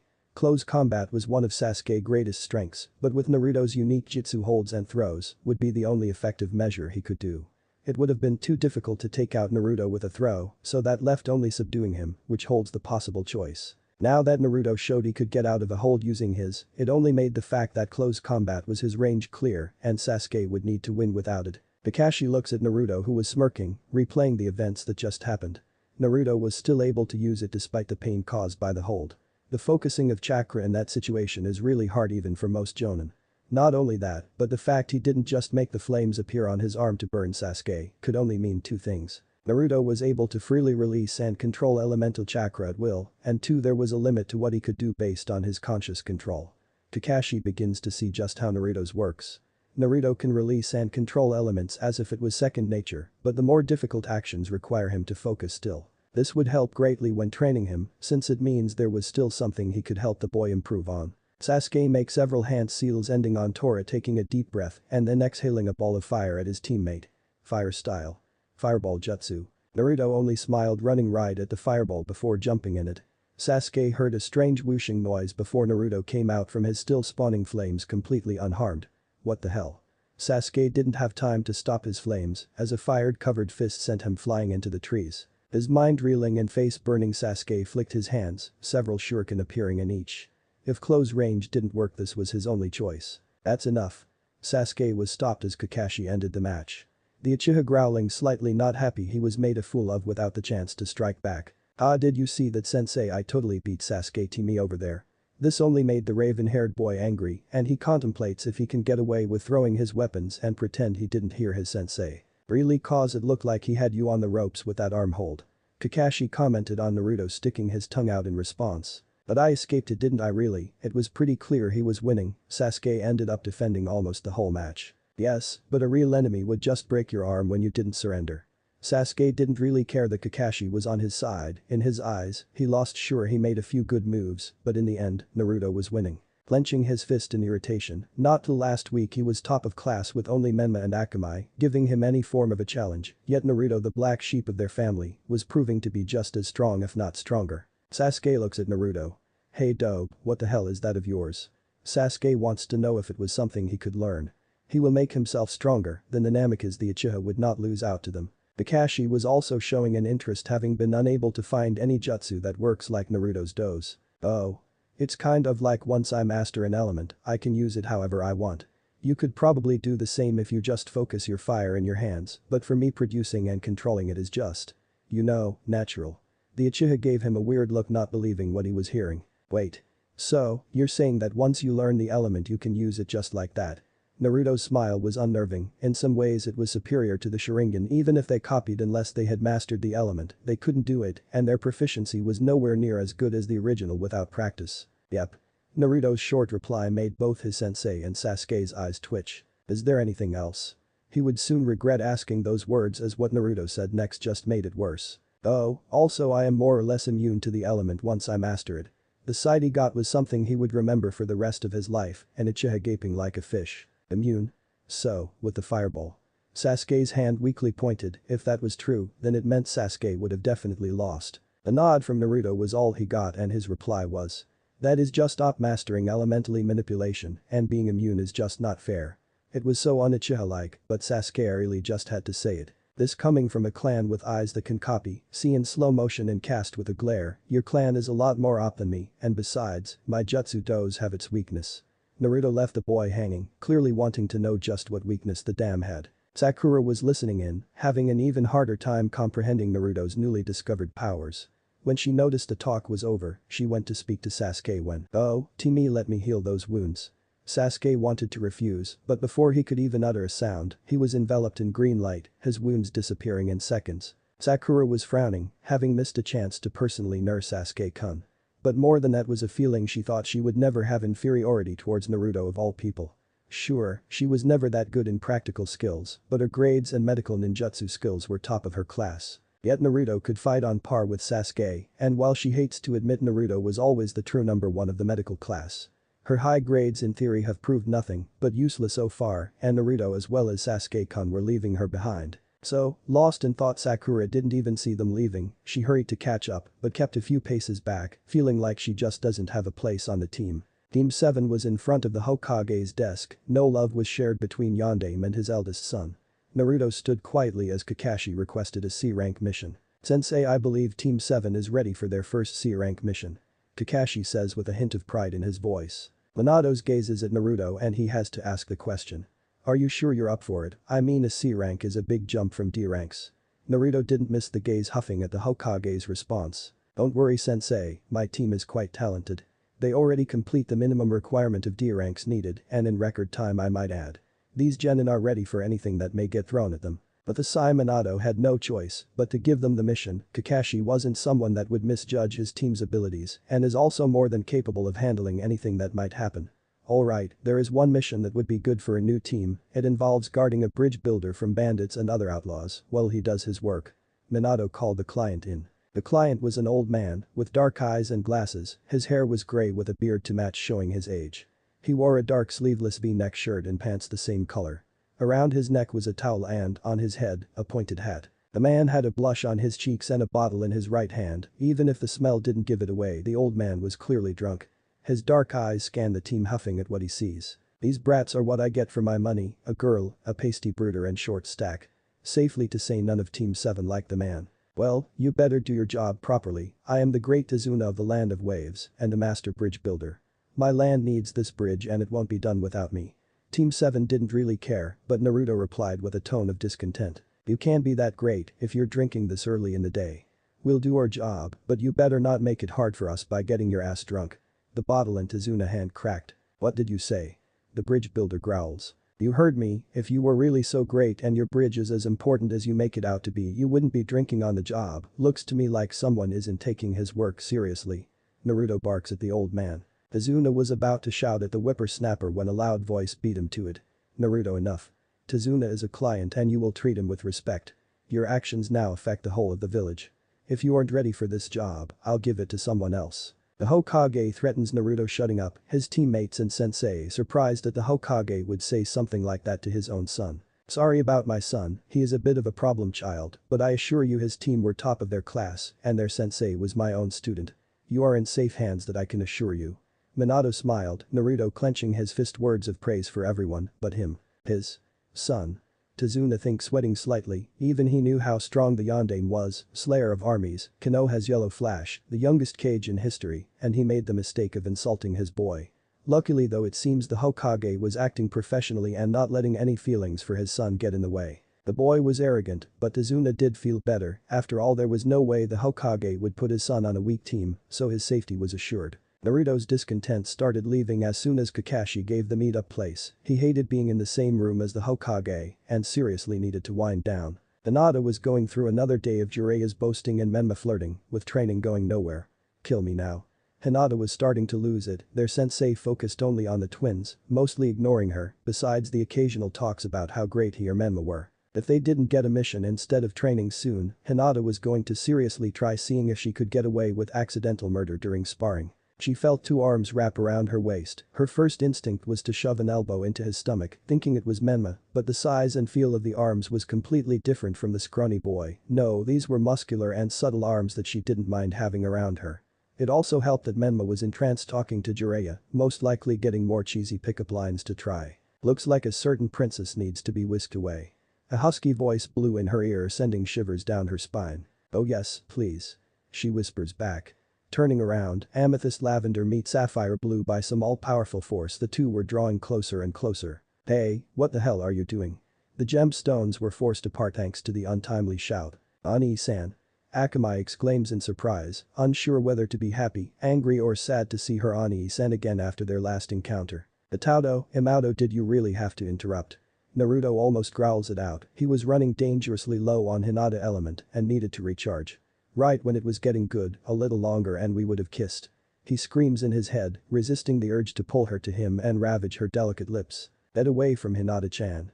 Menma shouts, Naruto rolling his eyes as he did. Hey, you shouldn't be so angry, we just missed each other.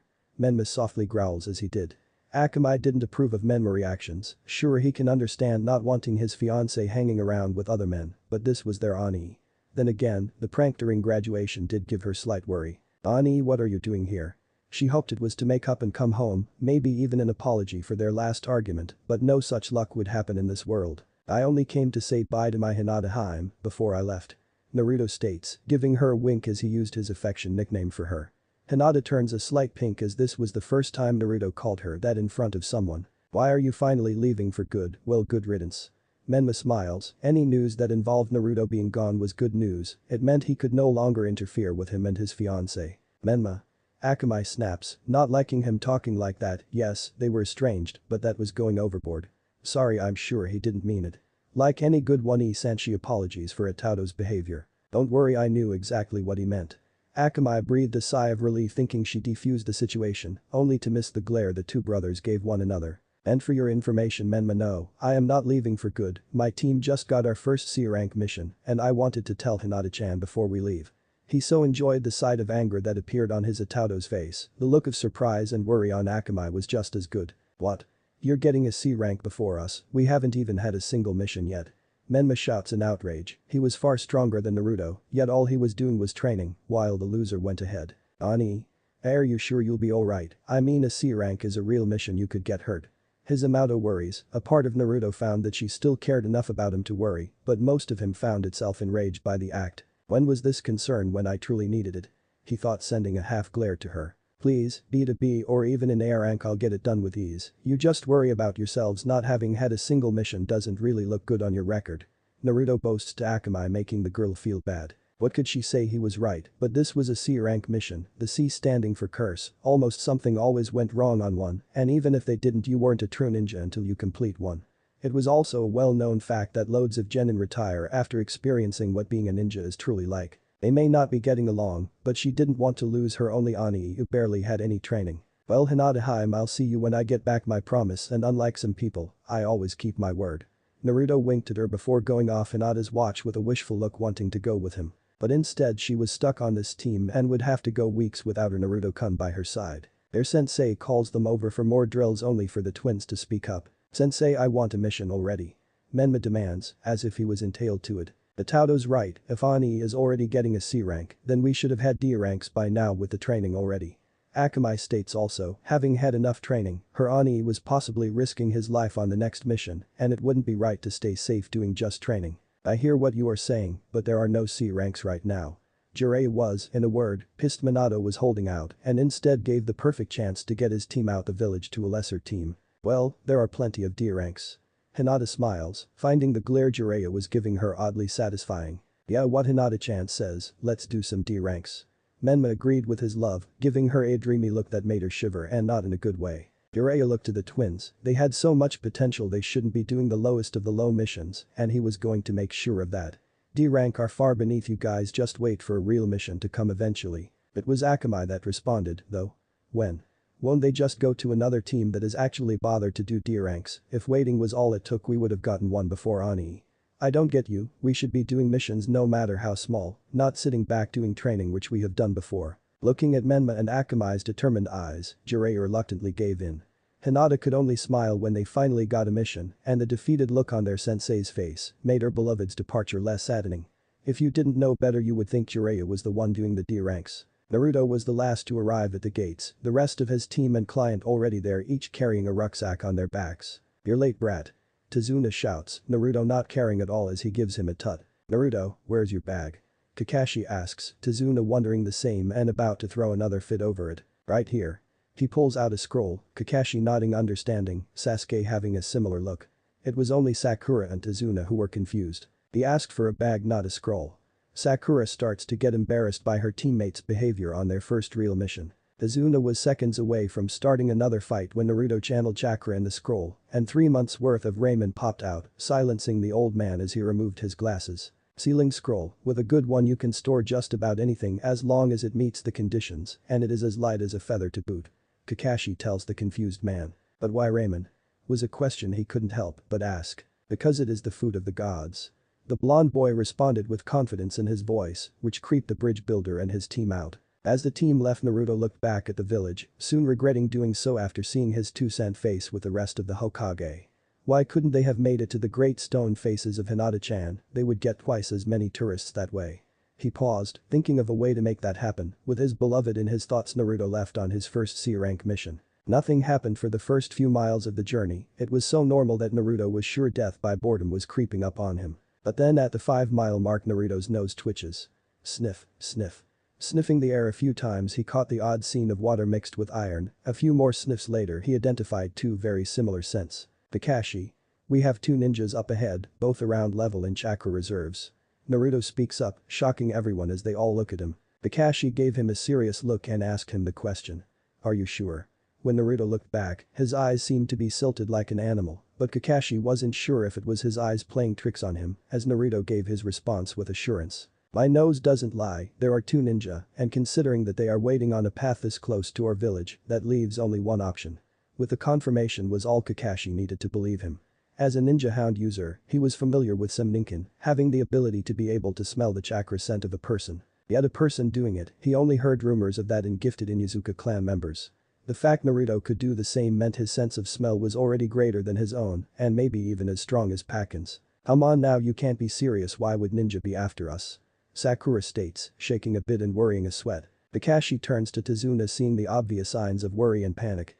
Naruto is probably telling the truth. But don't look at me, I have no reason for ninja to be after me. Sakura was the only one who even slightly believed him, but the members could easily see the difference in the bridge builder's demeanor. So, what do we do? Sasuke inquiries, their sensei giving them an eye smile. Why do we spring the trap, of course? Sakura had a grimace, while the 2 boys gave eerie smiles matching their senseis. Mizu and Maizu were twin rogue ninja from Kurigakure. They earned the moniker Demon Brothers due to their bloody fighting style and demonic-like wardrobe. The 2 were using the hiding in water technique in a puddle as they awaited their prey. After leaving Kiri with their master, the 2 became mercenaries specializing in assassination, and they were darn good at it with a 100% rate, but did their master care about that? No. All their master cared about was that spoiled little brat. They have been working their butts off to make war funds for him, and yet do they get even the slightest thanks? As the 2 brothers telepathically complained to each other, they saw their prey finally come into sight. The 2 caught a glimpse of the bridge builder and his escorts. The bridge builder was underestimating them a great deal if he thought a team of 3 genin could stop them. Sure, the jonin would be a problem, but they will just take him out first and then take their time with the rest. As the group of 4 passed the puddle they were in, the 2 oni burst out their shuriken chain, making its way around to surprise Kakashi, and with a tug from each of their arms, the man was ripped to shreds. Charging at the remaining genin who were ready to fight after their sensei's death made the Oni Kimdai respect them a little, but the sheer foolishness of even attempting to fight them made both deadly ninjas chuckle darkly. That was till they felt the burning sensation on both their faces as something impacted them hard. Looking, they saw the orange brat in the middle of them. The boy grabbed the chain with fire-engulfed hands and pulled, twisting his body as the 2 missing nin came towards him. Fire Dragon's Claw. The boy shouted, kicking both ninja with fiery kicks. As the two got sent back, they both disconnected the link on their chain shuriken. Gozu saw the blonde brat smiling at him, taunting him before the two brothers could coordinate their counter. Maizu was already being attacked by the blue-shirted brat. He didn't need his brother to deal with one little brat, one swipe from his little claw here, and the boy will be dead in minutes. Sasuke watched out, their claws got poison on them. Naruto shouts, his warning coming just in time as Sasuke flips back, kicking one of the said claws away. Enraged at their secret getting found out, Maizu charges Naruto with his claw, but the boy dodges easily and stretches out his hand, catching him by the gauntlet, and with a burning fist he destroys it. With the loss of his best weapon, Maizu only got angry, engaging into jutsu as he threw a left hook. Yet Naruto blocked it with ease using his left hand. His right burning still, Naruto stepped and struck the Oni brothers midsection. Fire Dragon's Iron Fist. Maizu almost lost his lunch as the attack blew him away into one of the trees. Luckily, he was wearing leather armor, otherwise he would have suffered a nasty burn on his stomach right now that would have had him out of the game. Ani-san. Meanwhile, Sasuke was having a harder time handling him as he couldn't just destroy the gauntlet like his teammate did. Pulling a kunai out, Sasuke blocked a slash from Deadly Claw. Gozu calmly pushed down with his heavier weight, the claw slowly approaching Sasuke's pretty face.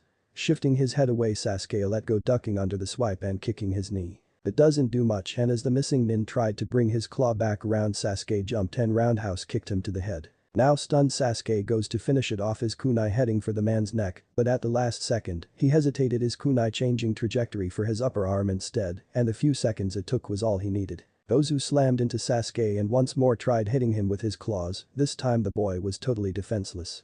Foolish, if you are not prepared to kill, then you shouldn't be a ninja. He roars, his claws about to take the young genin life. Sasuke starts panicking, his eyes hurting, followed by his vision blurring for a moment. When he gets the focus back, the claw is moving slower. With a rush of adrenaline, Sasuke twists his body, kicking the claw away. Grabbing the gauntlet, Sasuke forces the older man down to the ground, locking the clawed arm between his legs. Damn it. Gozu curses, but with pure strength he manages to fling Sasuke off. Before he could follow though, Sasuke was in the air, his hands in the tiger sign having woven through them as he was flung back. Fire style. Fireball jutsu. Spitting fire from his mouth, Sasuke watches as the ball of flame engulfs Gozu, sending him back into a tree with terrible burns. Shit, we underestimated them. He yelled in his head, eyes watching powerlessly as Sasuke approaches. Ani-san. Hearing his little brother in his head, Gozu looks past Sasuke, seeing him in the same position that he was in. The two share a new plan, and as one they both dash their target, the bridge builder who was hiding behind the little girl. No. Naruto and Sasuke both shout, disappearing in a shunshin, Naruto disappearing with a trail of flames left behind, while Sasuke simply disappears. The Oni brothers were readying to strike down not just the bridge builder, but also the little girl shaking in her boots right now. They may have gotten their asses handed to them, but they would get revenge before they escaped. However, their victory was short-lived as both felt a fist to the stomach with enough force to knock them out. Their last sight they saw was of the jonin they supposedly already killed. Kakashi held both by the neck, cutting both of their oxygen off just enough to prevent them from waking up. Naruto, Sasuke did a good job.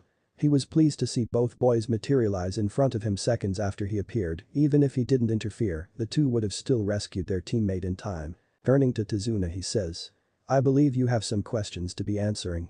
Tazuna gulps as Kakashi gives him a cold look. Unknown location in wave. The figure walked through the door and into what little and pale lighting of the place, revealing a white mask with a red wavy pattern. The mask had slits for eyes, and the four waverly lines of Kiri adored its apex. The figure looked like some otherworldly ghost, its green haori with white trimmings, hiding any features that would identify its gender. The figure got on one knee, bowing down as it spoke. "Zabuza-sama, Gozu and Maizu have failed." The person reported, a loud chuckle echoing throughout the room soon after. "So, the demon brothers failed, did they? I told them time and time again to polish up on their individual skills and not rely on their teamwork." The man named Zabuza taunts. "Though for someone to take them out together they must have some level of skill. Even if their skills apart are only low, Chunin, the two together are comparable with some jonin, and their assassination skills were also top-notch." Putting a hand to his bandaged chin, wondering just who Konoha could have sent for a simple bridge builder. "What shall we do, Zabuza-sama?" The other person asks, the white mask facing its master. Zabuza chuckled once more. "Isn't it obvious, Haku?" Pulling out a great broadsword that resembled a butcher's knife, pointing it to his companion. "We shall go and finish the task ourselves and see whether or not the bridge builder's guards can entertain us." Haku removes the mask, revealing a feminine face with brown eyes. "Of course, Zabuza-sama, I am your tool, I shall be sure to not fail you." The bandaged man nods approvingly at the words. The two leave the hideout together, their bodies fading into mist. After their encounter with the Demon Brothers, Team 7 found out about how dangerous their mission really was. Wave was currently under the tyrannical rule of shipping tycoon Gato, who used his wealth to isolate the island nation and profit off it at the expense of its inhabitants. When they found out Team 7 did the only thing they could, they decided to continue the mission. There was no way in hell they would leave the people alone, not after finding out what was really going on. Now on their way inland to Tazuna House, the team was on high alert for another assassin, which would come sooner rather than later. Finally, in the last stretch of the journey all was going well till Naruto's nose and ears twitch, pulling out one of his silver kunai, he throws it as a bush with wind chakra upping its speed.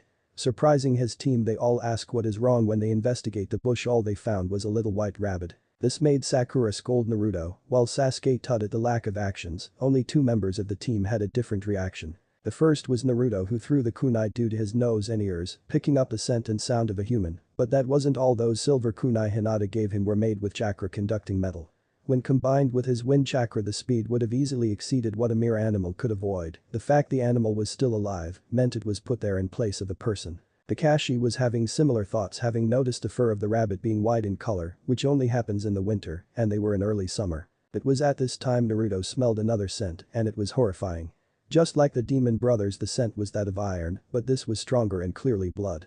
The stench was so strong that it was palpable, Naruto tasting it in his mouth with every breath. This wasn't something you smelled from just one person, but something you smell from countless people. What was left of their old scents mixing and getting lost in the stench of pure blood. When Naruto turns to the source, his sensei shouts, "Get down." Naruto did just that, Sakura not far behind and Sasuke having pulled Tazuna with him. Over their heads flew a broadsword that was easily bigger than Kakashi, embedding itself in a tree. When the team looked up, they saw a man now on top of the just drawn sword. I see, it was no wonder the Demon Brothers failed if they were up against Konoha-famed Kakashi of the Sharingan. The man said, in a grueling tone as he faced Team 7 Kakashi, getting a good look at his face. "And you must be Zabuza Mamachi, an Anbu formerly of Kurigakure." Kakashi states, being a former Anbu himself, he was well aware of all the big names in the bingo book, and Zabuza was certainly one of them. Wait, a former Kiri Anbu? Sasuke questions, knowing that the Anbu are the elite of the elite. This guy was on a completely different level than the guys they faced before. "Ah, so you heard of me?" The rogue Kirin says, his eyes glaring at Kakashi. From the village whose cruelty is so well known that it goes by the moniker Village of the Bloody Mist, and of one particular ninja who passed the exam there. Kakashi states, removing his headband, knowing without a doubt that this fight would be trouble. But passed the exam, what's the big deal? We all passed the genin exam to get here. It is nothing special. Naruto states, and it was not Kakashi who answered, but the rogue nin they were about to face off against. Yes, but did you tree huggers have to kill your fellow students to pass? The genin eyes widen in surprise as Zabuza goes on. Imagine it, people you ate together with, friends that shared your dream, their final test to prove worthy of the title ninja. His tone was sadistic, as if he enjoyed the acts he committed. The thought of killing their friends made Team 7 sick to their stomach. In order to become a ninja, Kiri's graduation test was the taking of life of a fellow student, but despite that you are by far the worst one to come out of that practice. Kakashi spoke with a sad look in his eyes, his genin looking interested. 10 years ago, a boy who had yet to even become a ninja slaughtered the entire graduating class. That boy was Zabuza Mamachi and earned himself the title Demon of the Hidden Mist. Kakashi spat, anger taking over his tone. When Team 7 heard him, they all froze, having the same thought. He killed them. When Zabuza spoke up again, it freaked them out to no end. It felt so good, he declares, his eyes shining in ecstasy. After that he holds one hand up, calling out, "Ninja art. Hidden mist jutsu." A thick blanket of mist enveloped the area. With every second it got harder and harder to see, and soon Team 7 lost sight of Kakashi completely. The air was cold, biting into their skin, but that wasn't that had them all shivering. Not far from it. What had the whole team shivering was the silent killing intent seeping from the mist surrounding them from all sides as death closed in. None of the team was handling it well. Sasuke looked ready to stab himself and free himself from the torturous wait for death. This ended, however, when they felt a breeze of cold air hit them. Turning to their teammate, they see Naruto, the mist getting pulled into his hands as wind revolves around them.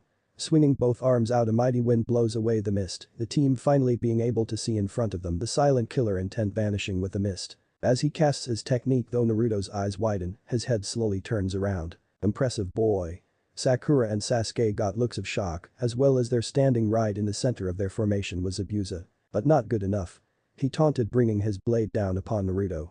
Naruto began challenging wind chakra to his feet. Dodging completely would be hard, but he could at least make sure he didn't die. Luckily though that wasn't necessary as his sensei appeared right behind Zabuza.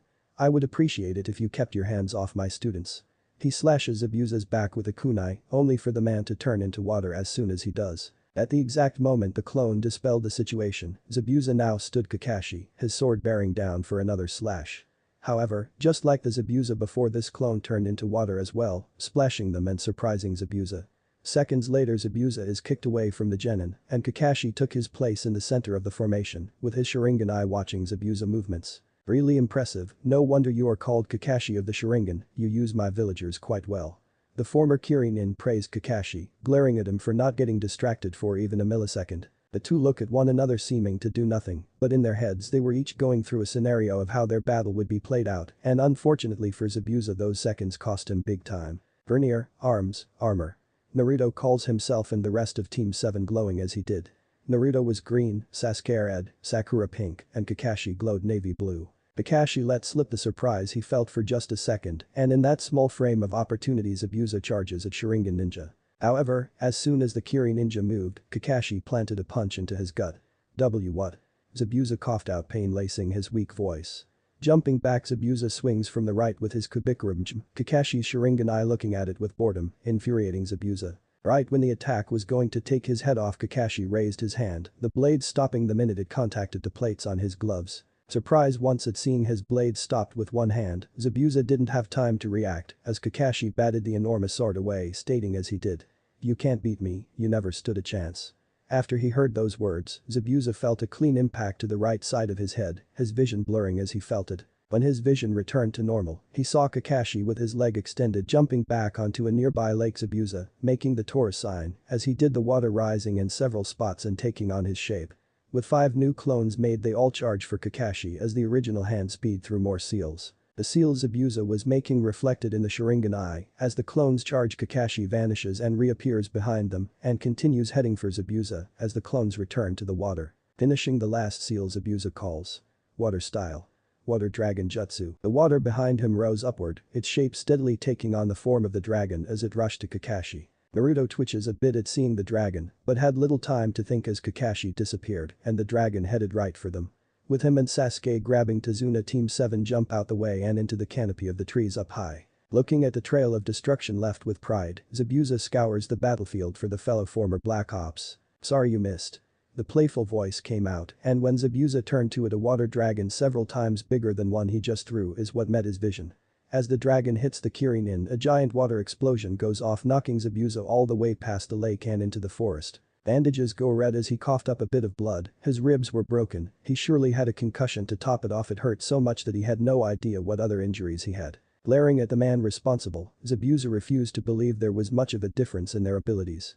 Using his blade as a crutch, Zabuza stood himself up. It was a miracle he could hold on to the blade, even with his bruised and battered right arm, and one worthy of respect for any swordsman. To let go of one's blade, especially one of the swords of the 7 swordsmen, and even when the force of the attack threatened to rip his arm off, Zabuza grip did not loosen at all. Looking at his blade and arm, he saw the cracks appearing in the blade and the way his arm swelled up to twice its size, both having taken the brunt of the attack had he defended himself at the last second. Struggling to pull up his sword, there was no way in hell he was going to let it end here, getting so outmatched by a single opponent when they should be on the same level. Kakashi was leisurely walking over, his anger getting the best of him. Zabuza shouts out his fury as he charges for the Jonin. Kakashi. He didn't get far as his vision fades to black, his body going limp. The last sight he saw was of Kakashi walking towards him without a care in the world. Jumping between Zabuza and Kakashi was a boy wearing the mask of Kiri Anbu. "I thank you for your help, I have been tracking Zabuza for many months now." The boy states as Team 7 and Tazuna arrive, looking at the downed body of Zabuza. "Is it over?" Sakura asks, and Anbu responds to her. "Yes, the missing nin Zabuza is no more and has breathed his last." Anbu says with confidence that Kakashi is walking over. The Anbu shows no sign of hostility or surprise, simply letting the Jonin do what he was going to do. Everyone watches as Kakashi kneels down, placing his fingers on Zabuza's neck. Done confirming, Kakashi pulls his headband back into place over his right eye. As he gets up, Anbu speaks up once more. "Don't worry, I will contact my village about the reward, so you will not go unrewarded for your troubles." Kakashi nods to Anbu and Naruto starts shouting out a storm. "Hey, no fair, Sensei was the actual one who beat him, you just swooped in and stole the kill." "Naruto, that's enough. He was just doing his job and taking the opportunity to kill him." Kakashi returns to his genin side. I know that, but Zabuza was really strong and this guy just offered him that. Naruto was frustrated having not gotten a chance to actually fight, the fact that such a strong but messed up man was killed so easily just didn't sit well with him. I know, but in this world, there are people younger than you, but stronger than me. Kakashi ruffles the boy's hair as he says this and the Anbu picks up Zabuza's body and sword before vanishing in mist. Team 7 plus Tazuna continue on their way, Kakashi looking wearily at the spot the Anbu and Zabuza once were. Chapter 13. Intermission in Wave. Team 7 walked through the forest after their fight with Zabuza. Despite having overcome a difficult enemy, the team was far from happy as the way he was taken out, in the end, left a sour taste in their mouths. Tazuna was the opposite. He was now one jolly old man at the fact that not one, but three of Gato's best men were beaten. Wave's future was looking up. As Tazuna's house came into view, a woman with long blue hair and wearing a pink short-sleeved shirt came running out to meet them. "Otu-san," she shouted, hugging Tazuna as if her life depended on it. "Shush, my dear, it's alright. I brought the ninja and soon Wave will prosper again," Tazuna assured her. His daughter looked up and then turned to the ninja her Otu-san hired. "They're only children," she said with shock. Well, there was a much older man, the kids were only slightly older than her own son. "I know, I said the same thing, but these kids and their sensei have already fought off 3 of Gato's assassins," Tazuna said with pride. It was surprising how quickly his tune changed after being saved. She still had a look of doubt but bowed to the genin. "Thank you so much for looking after my Otu-san. I am Tsunami, it's a pleasure to meet you." Blushing, Naruto was the one to answer, "You bet." The guy was rude at first, but we showed him we're more than capable of doing the job. The bridge builder glared at the boy but kept his mouth shut, knowing what was said was true. Tsunami invited them into the house. As they entered, Naruto's nose and ears started twitching. Looking into one of the rooms, Naruto saw a young boy watching them. The boy had a white hat with blue stripes across it, his brown spiky hair sticking out from underneath. His clothes were a simple yellow top with a green jumpsuit that acted as pants. The minute Naruto's blue eyes met his brown ones, the boy ran off. "Sorry about that, he's my son, Inari, he's a bit shy," Tsunami said as Naruto eyed where the boy was just standing. Sitting down in the kitchen, Tsunami spoke up. "I know this may be disrespectful, but aren't you a bit young? I mean, Gato's a tyrant, it doesn't feel right getting you involved without you guys really knowing what he is capable of." Her tone was full of worry, even if her Otu-san vouched for their skills, all she saw were children only as old as her own son. "I told you, dear, these ninjas already dealt with 3 assassins, and I am pretty sure they were the worst of what Gato could throw at us," Tazuna said. "Actually, Zabuza is most likely alive," Kakashi stated bluntly, the words filling the room with dread. Sakura was the first to ask the question in everyone's minds. "Sensei, how can that be? You checked the body yourself, he wasn't breathing. How could he have survived? Made no sense, even Anbu took him away." "Sakura, what were the weapons used to kill him?" Sakura thought back. She didn't remember seeing a kunai, but it was definitely a throwing weapon that hit him, albeit a really small one. "Senbon, throwing needles. Correct, well these can kill if they hit a vital point, but not at the point of the neck they struck, and they were originally weapons used for medical use," their sensei said with the 3 quickly catching on. "If one is skilled enough, they could easily put someone in a near-death state that appears no different than the actual thing." Surprising all of them, Naruto was the one to speak, but then they remembered Naruto was in the medic class as well. Sasuke spoke next. "Why didn't you stop the Anbu if you knew? We could have finished him off." The Uchiha barked, not understanding why their sensei let such a powerful enemy live. Anbu usually disposes of the body on sight, even for evidence the head and sword would be enough. The fact is it was very possible that Kiri wants Zabuza alive and he put the act on to keep us from interfering or. Kakashi let his words hang in the air. He was a fake and working with Zabuza. If it turned out to be the first case, then for all intended purposes, Konoha would have ended up starting a fight with Kiri, and our relationship with them isn't the best at the moment. It was too risky without proper evidence. Sasuke accepted the answer, but still did not like it. He, a member of the Uchiha clan, was made a fool of and he would not stand for it. If the boy appeared as their enemy, Sasuke will personally make sure to beat him himself. Well, it's not all bad. With Zabuza alive, it will prevent Gato from hiring someone else. Kakashi looked to the bright side, but neither Team 7 nor the family was convinced. If Zabuza fails, Gato is more likely to hire someone else to take care of the job. "You don't know the man, he would do anything to cement his control over us," Tazuna stated, clenching his hands tight, reliving unpleasant memories. "You're right, I don't know him, but I know Zabuza and." The Jonin paused, letting the tension simmer. "Well, let's just say he'll have no problem taking Gato's head even if injured, so it is actually the best case if Gato attempts to hire another person." Everyone got the meaning of those words. If Gato tried to break off with Zabuza, then he would be next on the man's hit list. Anyway, Zabuza will be recovering for at least a week, giving you time to work on the bridge and for me to give my cute little genin some more training. Kakashi returned his cute genin's glares with a smile. Tazuna and Tsunami were smiling as well for the first time in a long while, their eyes sparkling with hope. Team 7 got into the forest to start their training. Alright, we'll start with the basics, nice and easy, Kakashi said, getting his orange little friend out. DFFT, this is easy, sensei. At least train us in something we don't already know, Naruto grumbled. His Haim taught him tree climbing and water walking long ago. The dobe is right, tree climbing is so basic even a child could do it. Like Naruto, Sasuke already knew tree climbing, having learned it from his Nai-san. Sakura looked at the two boys nervously before agreeing with both of them. Yeah. Kakashi raised his eyebrow. Well, you wouldn't mind demonstrating then. Focus your chakra to your feet and use it to run up the tree. Kakashi demonstrated by walking up the nearest tree while also reading his pervy book. Both Naruto and Sasuke did the same, having no problem. Sakura watched with sweat running down her forehead. These two have already mastered it. I haven't even heard of it. She was scared, that was all she could say. If she failed now it would basically be shouting out that she didn't have a place on the team. She then thought of all the training and fights Naruto and Sasuke had been in, while she mostly watched on the sidelines. Do I even have a place on the team? Even Naruto is better than me in not only fighting, but also healing. Sakura, come on already. Naruto shouted from the treetops. Sakura shook her head, getting rid of any disturbing thoughts. Right, I can do this. Clasping her hands together, Sakura focused her chakra and then ran to the tree. She climbed one step at a time with no problems and smiled. I can do this, I can be just as good as Sasuke-kun and Naruto. The second she finished that thought her feet slipped, the chakra no longer holding her to the trunk. She felt herself start to fall, completely helpless to stop herself as tears started welling. Why am I so weak? She knew that without breaking her fall she would get hurt, but she was panicking so much that she couldn't do anything but scream. Suddenly the falling feeling stopped, her body was stable and unmoving, besides the heavy breathing and racing heart caused by her scare. When she opened her tightly shut eyes to see what happened, she was in the arms of her beloved who was holding her princess style. She felt like she was ascending, having been saved by her crush of all people. Sasuke's black eyes pierced into her, making the girl shiver, and then without warning, he dropped her. Sakura landed on her butt, hurt not in body, but in mind. Sasuke-kun. See Sasuke, not everyone has been taught it, which is why we will be learning again, Kakashi teased the Uchiha. Said Uchiha just tuts. I don't see why we need to go through this again. We only have a week to prepare. There's no reason for all of us to be held back because one of us can't do basic exercise.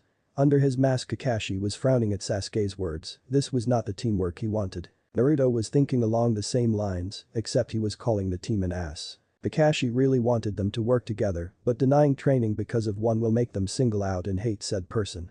While Naruto did not have the personality that would hurt someone over their mistake, the same could not be said for Sasuke, and that was where the problem was. If Sasuke were to react negatively to Sakura, it would only damage the young girl's confidence and affect her training, which is a good sensei Kakashi couldn't have. Alright, I'll get you and Naruto started on some, while Sakura practices the exercise. Sasuke gave an almost victory-like smile, and all Kakashi could think was. Laugh while you can. You'll get your training, but it will be the most boring training I can think of. Actually, sensei, I like to be excused as I need to some training of my own for my personal, Naruto said, his sensei frowning at this, but was willing to let it go this once, only because he didn't want to punish.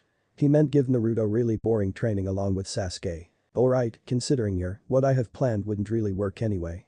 Naruto smiled and hopped off to some secluded part of the forest. Kakashi turned to the only girl on the team. Sakura, don't worry, well this is called basic, it usually takes a few days to get down. I guarantee that even the almighty Uchiha over here has fallen on his butt 1,000 times when he was learning it. The Uchiha gave him the glare. How dare he mock the Uchiha? He only fell on his butt around half that much. And unlike him, you are naturally talented with chakra control and medicine. You can do this a lot easier than the boys, you just need someone to teach you. Sakura nodded, but his words didn't seem to get through to her. Kakashi left Sakura alone to sort out her feelings. In another part of the forest, Naruto found a clearing. Sitting down in a meditation position, he closed his eyes. But next he opened them, he was standing in the sea of his mindscape, looking towards his teacher and friend. What's up, what did you need to talk about? Naruto questioned as the majestic beast flapped its wings. It has come to our attention that you need to get stronger much faster if you are planning to fight that Zabuza fellow again, the she-dragon stated, her voice carrying a wave of concern. Oh, come on, did you not see him getting his ass kicked by Kakashi-sensei? We saw you almost ending up sliced in two. This time Iris's voice was more masculine, signifying that Igneal's personality had taken control. That was luck. Next time I'll be ready for he was cut off by a loud roar. There is no next time, you can't rely on your sensei to save your ass all the time. Next time he'll have figured out that you were the one who boosted the scarecrow and targeted you first. Igneal's booming roar echoed in the empty space. While he sounded enraged, the other dragon's personae were laughing, knowing full well that out of all of them, the fire dragon was the most concerned for Naruto's well-being. Naruto was frowning, not happy with the argument, but silently accepting that they were right. When Iris next spoke up, a voice switched again, this time sounding metallic. That Zabuza fellow is different from you, I've seen those kinds of humans before. They are born killers, you can't fight someone like that half-heartedly. I know that. He felt Zabuza's killer intent firsthand, he smelled the blood of countless victims from him as well. The difference between them was like night and day, the countless battles and lives the man took etched into his very being. Iris was far from relieved to hear that. It wasn't the fact that Zabuza was strong that worried them, but the fact that he was a killer, whereas Naruto had yet to take a life. When you fight someone as bloodthirsty as Zabuza, a fight to the death is the only way it would end, but they didn't know whether Naruto should go that far or not. Could their hatchling face the weight of taking another's life? The rainbow dragon was brought out of her thoughts when Naruto asked a question. So, what are we going to do to prepare, as at this point fighting Zabuza again, or someone like him is bound to happen sooner or later? Her sapphire eyes gazed at the boy. If you face him again, then you are going to need to get way stronger than you are now, and the only way for that is with Dragon Force. Naruto's eyes sparkled at the technique as the dragon continued. Dragon Force is the ultimate move of the Dragon Slayers, giving them power equal to our own. So cool. How do I do it? I can't wait to be all badass and use it to beat Zabuza and that ninja that helped him. He was hyped up. He heard stories about how strong dragons were from Iris, and if they were true, learning Dragon Force would make him easily as strong if not stronger than Zabuza. The dragon was silent, lost deep in thought, and then it finally spoke, its voice shaking slightly as it did. I don't know. Huh? Naruto's mouth hung open, his arms going limp as he stammered in reply. Why, you don't know? Iris looked away, embarrassment coloring her face as her hatchling looked to her with judgmental eyes. How can you not know? You said it was the ultimate move of the Dragon Slayers and you taught them it along with dragon magic, didn't you? The Dragon Slayer couldn't understand it. The dragons were from where Dragon Slayer magic originated, the magic taught to humans based on the dragon's own powers. Yet she couldn't tell him how to do the ultimate technique that she just said he needed. Well, Dragon Force wasn't something we made. Iris explained, feeling awkward as Naruto's keen eyes looked to her to find out more. You see, Dragon Force isn't so much a technique, but a side effect of using Dragon Slayer magic. Naruto tilted his head like a puppy, not understanding what was being said as Iris explained further. You see, after we taught Dragon Slayer magic to humans, they began using it, but they couldn't match a dragon's power at first, but over time the humans started changing, becoming more like us. The slits of her eyes glow in rainbow colors at the same time Naruto's own pupils gave the same light. Naruto's view changed. Now he was standing in a grassy field, in front of him was a human with dark skin and navy blue hair, but on his arm were what looked like black scales and blue patterns on it. The more they used dragon magic, the more they ceased to be human, thus allowing them to bypass their own limitations and truly gain the power of dragons. This side effect evolved into the technique that humans called Dragon Force. The man in the vision changed, black scales spread on both arms, blue marks appearing on his face. In this mode the human's DNA changed to that of our kind, and their power grew to match ours. However, the man's scales spread further till his whole body was covered. He started growing, his back hunching, wings spouting out blocking the sun, his face growing outward like a beak. His hands and feet morph into claws, his teeth become sharp, and his body changes to something else. Eventually the changes became permanent, spreading on their own till the humans we taught turned into the same species as us. The vision ended. Naruto's mouth gaped as he uttered two words. I'm going to turn into a dragon. Man, I can't wait. I hope I look as cool as that guy did. The Dragon Slayer gushed. Iris only nodded her head, knowing the harsh truth. No, you won't. Naruto deflated at hearing this and responded with an upset. Why not? Humans did not want to become dragons, and for many the transformations caused them to lose their human mind or be driven insane. Some have retained their humanity during the change, but were discriminated against by the very humans they fought for. To prevent this, we dragons started entering the body of those we taught, developing antibodies which prevented the change, while still granting access to our powers and Dragon Force. Well, different, I am still inside you, so your body has developed antibodies to fight the mutation. She explained. Naruto's excitement died down as he asked the most important question. So, if I need this, then how do I do it, since you said you don't know? Naruto was getting annoyed at the idea of not getting such a cool move, nor being unable to turn into a dragon. As we said, it was a side effect to Dragon Slayer magic. So, continue to use it and you will naturally develop the power on your own, otherwise the only other way is by eating a pure or enchanted version of your element, thus magnifying your power to forcibly awaken it. So ended her explanation, leaving Naruto with nothing but train and then train some more. Opening his eyes in the real world, Naruto stretched. The wind started gathering around him, growing stronger by the second. Well, if it was easy, it wouldn't be worthy to call it a power-up. With those words Naruto started practicing all that he's learned about dragon slaying magic. Kakashi handed Sasuke a leaf. I want you to use your fire chakra to burn this leaf. You're kidding, right? The Uchiha questioned Jonin's sanity. What would burning the leaf do to make him stronger? Nope, not in the least. Until you can burn the leaf completely, we won't move on to the next step, which involves us trying to awaken your Sharingan. That grabbed Sasuke's attention. Then let's do that instead. The Sharingan would be much more helpful to me than this shitty leaf. Sasuke chucked said leaf away. He was already lagging behind his Nai-san, so he needed to get the Sharingan as soon as possible. Hey, that is our village's symbol. You are calling it shitty, and to answer your question because you already started awakening the Sharingan and there isn't much more we can do. Sasuke perked up upon hearing this. You probably didn't notice, but during your fight with the demon brothers, your reactions improved drastically when you were pushed. My theory is that your Sharingan almost awakened when under pressure and you temporarily gained some of its abilities. Surprisingly, Sasuke was giddy at hearing this, which was new to Kakashi as he didn't even know Uchiha could get giddy. All we can do now is raise your reactions to make it easier, but without a strong enough stimulus you're not going to get it. I doubt fighting me would make it awaken, as you know I won't hurt you, nor do you have anything riding on it, so we'll instead raise your level so you can fight higher level opponents who can give you the emotional response you need. The Sharingan user said, his one eye focused on his book. Then let's do that then. Sasuke was smiling as getting stronger and getting the Sharingan was literally one and the same at this point. We did, but you threw your training equipment away. His gaze briefly landed on the leaf. Annoyed, Sasuke started making the hand seals for the fireball, but Kakashi stopped him with a hand. No, that isn't the point of the training. He waved a finger at Sasuke. Then how am I supposed to do it? Sasuke shouted with irritation, and Kakashi was enjoying every second of it. Turning to the next page in his book, Kakashi said, the same way Naruto does, hand seals are used to help ninja in summoning and molding their chakra, but aren't necessary. By learning how to change your chakra to elemental chakra, you will boost your performance when using elements. This is also how Naruto does his, he converts the chakra to fire and then envelopes his hand in it. You want to learn, and so this is the first step. Now apologize to the leaf and start training. Sasuke grumbled, picking up the damn leaf. He'll get this in no time, after all the dough could do it and he was in Uchiha. I'm not hearing any apologies, his sensei called out, Sasuke blushing as he did. Kakashi better hope he doesn't get this down quickly, otherwise he will be on the receiving end first. The forest was missing a few trees by the time Naruto was finished with his training. As Naruto starts returning to the house, he goes through his pouch and finds a slip of paper and summons a book, opening it to a marked page and starts reading. When he got back to the area the team first arrived at, he saw Sakura running up a tree, but barely getting up 2 steps before falling back down.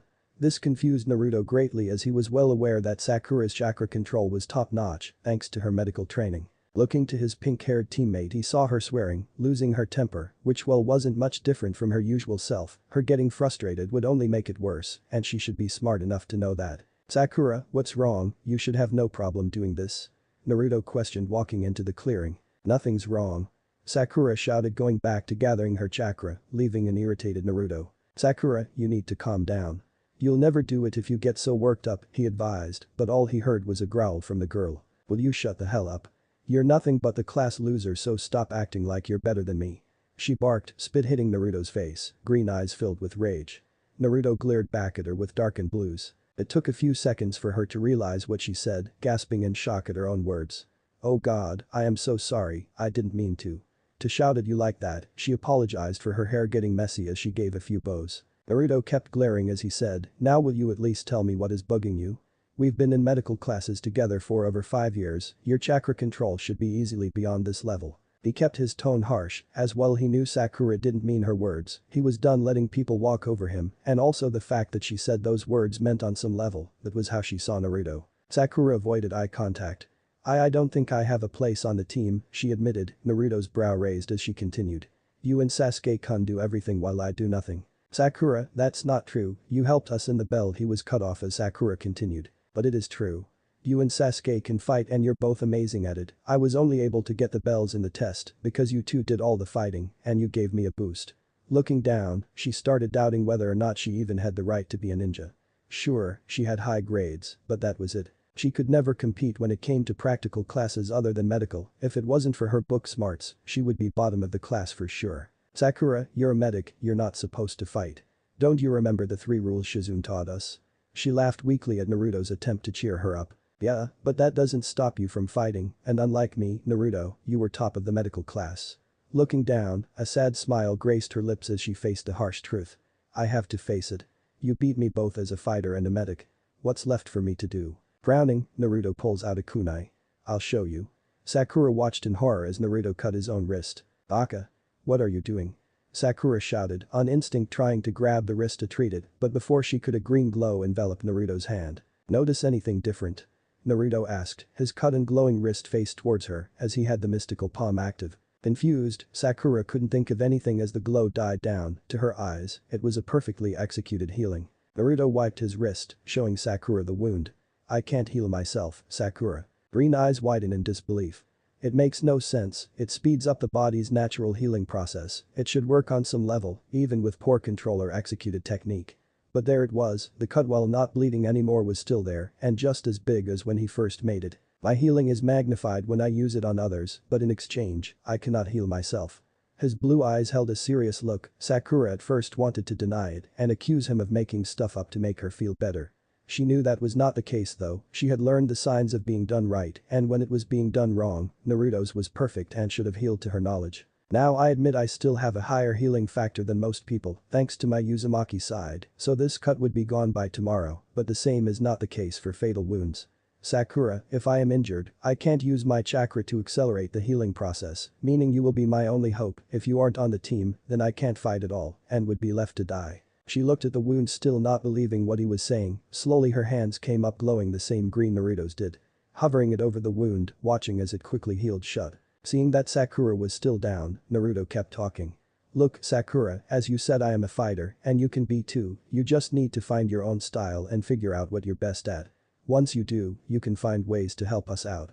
You saw how we got the bells, it was only thanks to all of us working together. So, don't worry about having a role when the team is still new, cause when you do find out what you can do, we'll still be here for you to support me and the self-proclaimed flawless Uchiha. The last bit earned her a smile, and Sakura joked back, but Sasuke-kun is perfect. Naruto just looks at her before breaking into laughter, Sakura following.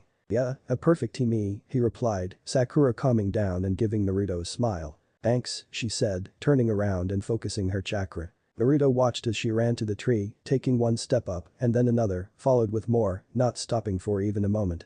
It didn't take her long to reach the top, stopping her run, feet still sticking to the tree.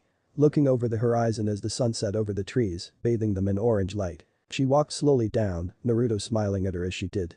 See, I knew you could do. He was cut off as the girl hugged him tightly.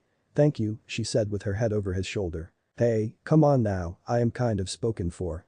But the girl's grip didn't lessen, instead getting tighter till Naruto turned blue, her excitement blocking out all sound including the boy's final breaths of life. From up in a nearby tree Kakashi watched the two, happy to see Naruto working for the team and helping Sakura get out of her rut. Seeing the way Naruto cared about Sakura reminded him of his own teammate that he lost.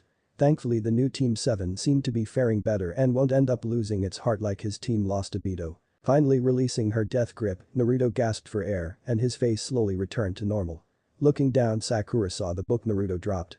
As she read the title, she was amazed. The Regeneration of the Human Nervous System by Tsunade Senju, that was the name of the book, and as she opened a page and looked through it and could tell at a glance that this was really advanced medical research far beyond anything that should be their level. Naruto, this book is of a really high level, what do you need it for? This kind of book was one you would see doctors and professional medical ninjas reading for their master's license or almost impossible operations, not something a genin would be reading. Oh, a personal project, it took a few years to build up to that level, but I am finally getting what I needed. He smiled and reached for the book. Sakura couldn't help but question who Naruto was as he took the book. His statement made it clear he was reading books at that level even during his academy days, while the rest of the class struggled with the basics. No, to be more precise, Naruto studied both the basics and even further all at the same time. Whatever personal project he was doing must be extremely difficult for him to be learning about it, along with normal lessons of both ninja and medic training. Azuna's house. Returning to the house, Team 7 was greeted with the sweet aroma of dinner. As the team was tired from all their hard work, they were all happy to see dinner already set up and on plates for each of them. Naruto sat down first, followed by the rest of the team who calmly took their seats, and with a chorus of Itadakimasu. The family and guests started to eat. "So, Team E, what was your training like?" Naruto asked, interested to know what Kakashi had him do, but the Uchiha stayed silent, calmly eating. "Oh, he was just trying to burn leaves with just his chakra," Kakashi started with an eye smile, emphasizing the trying part, indicating that the Uchiha prodigy wasn't getting anywhere with it. The prideful Uchiha glared at his sensei as Naruto gasped in surprise. "That's blasphemy, how could he do that to the village symbol?" Naruto made a big deal, waving his arms, exaggerating as he continued. "You could get court-martialed for that." Sasuke glared at the blonde as his face started to turn red in anger. "Oh, don't worry, I made sure he apologized when he disrespected the Great Leaf by throwing it to the floor. Hopefully, by using it to aid in his training, he will learn to respect the Great Leaf that, along with the Holy Log, is one of the symbols of our dear village." Kakashi and Naruto both silently prayed to the log after the words, earning a laugh from everyone all except Sasuke and one other. The Uchiha turned red, the contrast between him and his blue shirt only making the laughter worse. When it finally calmed down, it was Sasuke's turn to wage war. "So, dope, what was your training for your so-called personal?" he mocked with a smirk. Naruto just smiled as he did. "Oh well, mostly switching between my fire and wind mode while practicing control. I ended up burning or cutting all the leaves of a tree with just my chakra." Naruto smirked at the boy. "Though unlike someone, I don't need to hold a leaf to do it, I can do it all from a range. Then I cut one tree up following the sacred ritual to turn said tree into several logs we may need, as well as praying to the great tree to bless them with its divine protection. After that, I planted 40 saplings according to the book of the log and then healed any other trees that were damaged while offering a prayer of thanks to the great tree's brethren for their help." His comments only made Sasuke angrier and brought more laughter to the table. The Uchiha clan were not worshippers of the log and were at odds with the village because they had burned down quite a few training fields. "Oh, and Sakura also got the tree climbing down, no thanks to you. I bet she'll beat you at the exercise you are doing now." Said girl looked away as Sasuke turned towards her, afraid she would see a look of contempt. Although he was glaring, the Uchiha was more worried Naruto may be right, considering the number of days his own tree climbing training took. Naruto kept talking, moving from topic to topic when finally, it came. "Will you shut up, we don't care about your damn leaves or training, why don't you all get lost, you can't win." Inari shouted across the table, mostly aiming his voice at Naruto. "Inari." Hisaku-san warned, but the boy didn't listen. "You shouldn't have brought them, they are only going to get killed as well. You shouldn't have even started building that damn bridge, Jai-san, it is only going to get you killed." The boy shouted. "When they learn they couldn't beat Gato, he'll just kill them like he did before. Inari, that bridge is our hope. Once it is finished, Wave would be free from Gato," Tazuna said, the sparkle in his eyes making Inari sick to his stomach. "Hope died a long time ago. There are no heroes, you're going to get yourself killed, and when it does, I'll tell you I told you." He was cut off by a loud shout. "Enough." The whole table froze as the unexpected shout came from Naruto of all people. "Why should I? You guys are the ones that ruined everything. Because of you, my Jai-san is going to get killed, all because you gave him hope." He shouted back, his brown eyes glaring at Naruto. "We didn't give your Gramps hope, he already had that. Despite the threat to his life, he still built the bridge. He is brave and a true hero who is risking everything for you." Naruto couldn't stand it. Here this kid's Gramps was risking his life to save his family and country, and the kid was hating him for it when everything Tazuna did was out of love for his precious people. "I didn't ask him to, and what do I care, I never asked for a bridge, nor for my Jai-san to be killed because of it. You're nothing but a spoiled brat who knows nothing of what we've been through. You have no idea what it's like to lose your family to that damn monster. Jai-san will be killed just like I said, because he tried to be a worthless hero." Before anyone could move, Naruto vanished from his side of the table and Inari flew into the wall behind him. "Ow. Ow," the boy started tearing up. Everyone was shocked to see that Naruto hit the boy hard with the red cheek that he was now holding. Before Tsunami could react, Naruto grabbed the boy by his collar, pinning him to the wall. "Do you think Tazuna is risking his life for nothing? Do you think your mother is supporting him for nothing? They aren't doing this for themselves, they couldn't care less about their lives because what really matters to them is your future." Inari looked at Naruto with fearful eyes, the blonde boy's slitted eyes reminding him of an animal. "They are fighting Gato, they are keeping hope, not for themselves, but because they love you so much. They are trying to create a future where you can smile and hope once more." His voice started straining from the constant shouting. They are heroes because they aren't letting themselves be pushed down, also they can protect what really matters to them, and that's you. Naruto started shaking, his bangs hiding his eyes. Yet you are spending what could be your last moments together hating them for doing everything they can when all they want is for you to smile again, free from Gato. You're the only spoiled brat here. You're treating your mother and Gramps like trash and acting like you don't care, but when they're gone it will be too late to regret it. But that Naruto dropped the boy who was shaking for his life before he broke out into tears. Tsunami rushes to his side, glaring at Naruto for hitting her son, but any resort she had planned was stopped by one sentence of his. You shouldn't hate a family that loves you, cause not everyone is lucky enough to have one that actually cares for them. Tsunami hugged Inari. She knew her son went too far and that he was suffering, she wanted to yell at Naruto for what he did, but any words just died in her throat because all his words were true. She wasn't fighting for herself, gods no, she would gladly let Gato kill her if it meant giving Inari a happy future. She had her doubts as well, she didn't want her Otu-san to die, but when she tried to stop him, he only said one thing. I'm old and going to die soon anyway. At least when I do go, I can make sure Wave is a place where Inari can smile and hope again. And she agreed. She lived a happy life having fallen in love not just once, but twice. She got to raise a beautiful boy who was brave, strong and always smiling. But then Gato took all that away, leaving her precious son a shell of his former self. His smile gone, lost to the despair that Gato brought upon their nation. Her Otu-san was right, they were going to die one day, especially if they kept living under Gato's rule, but the least they could do was ensure that when Inari grew up, he could be happy and safe from the tyrant. Naruto was stopped by Sakura as he went to leave the house. Naruto, that was going too far, being so mean to a little kid. She shouted. Despite their earlier moment, she wasn't about to let him get away with what was clearly child abuse. When Naruto's blue eyes stared at her, she froze in place as the animalistic eyes were looking at her. The emotions in them were many, moving around like the waves in the boundless ocean, but out of all those little waves, two of them were greater than all the others. In his ocean-like eyes, two tsunamis of emotions ruled the seas, there was cold anger and rage that made Sakura feel as though she was drowning just by making eye contact. The other was what looked like pity. These two emotions were so strong that even a civilian like Sakura could see them, and the gravity of his gaze was not something she could take lightly. Without another word from either Jen and the Dragon Slayer left, the other members of Team 7 making no objections, clearly having seen through his true intentions. In the clearing, he was training earlier that day, and Naruto's fist started glowing bright red. With rampant fury, he swung at the trees. His arms a flurry of flames, all rationality gone, his strikes having one purpose. To express unrestrained rage. As the tree started giving way, tears fell from his blue eyes. With one final and mighty burning claw Naruto cleaved the tree he was hitting in two.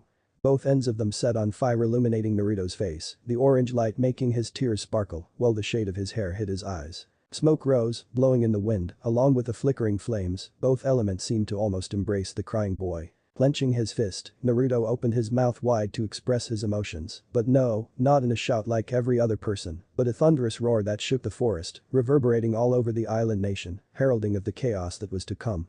The wind and flames came alive at his anguish roaring themselves as if to join the boy in his cries. As the boy roared like a beast of legend, his shadow was no longer taking the shape of a human, but of a dragon with its wings out as it roared to the heavens in defiance of its providence, declaring loudly to the world that he would not be stopped. That the dragon would soar through the heavens and earth as far as its wings could take him and beyond, that it would not give an inch and overcome any and all obstacles in its way. Back at Tazuna's house, the roaring was heard loud and clear.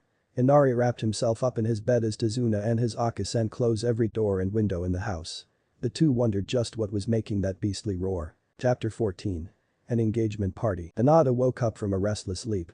She had slight bags under her eyes and strands of hair stuck up thanks to bed hair. If her Otu-sama saw her now he would have fitted how unladylike she was. As she got up her thoughts was this. Another day with that brat Menma. It had been 3 days since Naruto left on his mission and during all this time Menma had been extra annoying. He seemed to take Naruto's absence as him being free to do whatever he wanted with her, and with a perverted sensei putting ideas in his head, he was only getting worse by the day. Turning to a picture of her and Naruto taken secretly on one of their first dates, she blew a kiss. Don't worry Naruto-kun, I'll endure it all for you. Yes, compared to the suffering her love's been through this was nothing, and since the fateful day they shared their feelings, Naruto-kun had been working hard to save her from a loveless marriage. She was determined to work just as hard to ensure they can be together without worries. Taking a slight cold shower in her private bath to wake her up, she gets dressed in her mission outfit struggling slightly to get her sarashi wrapped properly around her breasts. Once dressed Hinata leaves through the door and is soon called by a servant girl from the branch family. Hinata-sama, Hiashi-sama wishes to meet with you as soon as possible. The servant girl bowed and Hinata gave a nod of confirmation with a sad smile. With her and the girl going their separate ways, Hinata wondered what Hiashi-sama wanted, knowing that whatever it was wouldn't be good for her. It was a short walk across the compound to get to his office, the head family living quarters, and the head office being in the same building. Walking up to the door, Hinata took a deep breath as she steels herself. With one hand stretched out she knocked. "You wanted to see me, Hiashi-sama." Seconds later his reply came with a stern tone. "Come in." At the words Hinata opened the door, her pale lavenders crossing with Hiashi's more white ones. Taking place in front of his desk, Hinata's face is cold, not showing an ounce of the nervousness she was feeling like a true Hyuga. "Hinata, you have recently become a genin, and in both the clan's and the village's eyes are now an adult." Hinata wanted so very much to roll her eyes at his words, but kept them locked with Hiashi's own. Despite his words, Hinata knew he would never treat her like an adult. "As such, we will be having an engagement party to celebrate both your and Menma's coming of age and for your future marriage in the coming years," he told her, his voice not showing a shred of sympathy for his eldest at being married off. "Otu-sama, I refuse to celebrate a marriage that I don't truly want." She strongly opposed, earning the clan head's glare. Yet despite his glare, only a cold and calculating anger could be felt from him. "What you want doesn't matter. You will behave in a manner befitting a Hyuga." He raised his voice at the end, letting it carry the not so subtle tone of a threat. "But I don't want to marry Menma. I don't love him." Her voice raised in outrage, yelling at the clan head. It was a sign of disrespect, yet she didn't care. He needed to listen to reason even if he was a cold man, they were still blood. Hiashi rose from his seat and before Hinata could blink she felt the stinging from her cheek, surely starting to glow red after her own father struck her. "You will do what you are told. You are a Hyuga, it is your duty to marry for the good of the clan. I don't care if you love him or not, you are not marrying him for yourself, but for the clan, and as my daughter I expect you to obey me." He shouted and Hinata looked at him with cold eyes, not surprised by his reactions. The man ceased being her Otu-sama ages ago. He was now nothing but the clan head and an enemy of hers. "You will attend the ceremony in a form befitting one of your stature, and you will show both the guests and your future fiancé that you are happy with the engagement." He sent her one last look of warning before dismissing her. Hinata left the room, her eyes cold and struggling to keep unshed tears at bay. As she walked to the compound entrance, she met her Amato. Hanabi was 7, her face far too unemotional for a child her age. Hinata put on a smile greeting her beloved Amato. "Morning, Hanabi-chan." Her greeting wasn't met with kindness as Hanabi's expression didn't change as she uttered words that made Hinata's stomach drop. "You should be happy you're marrying the Hokage's son, who is also top of his class and clearly a genius.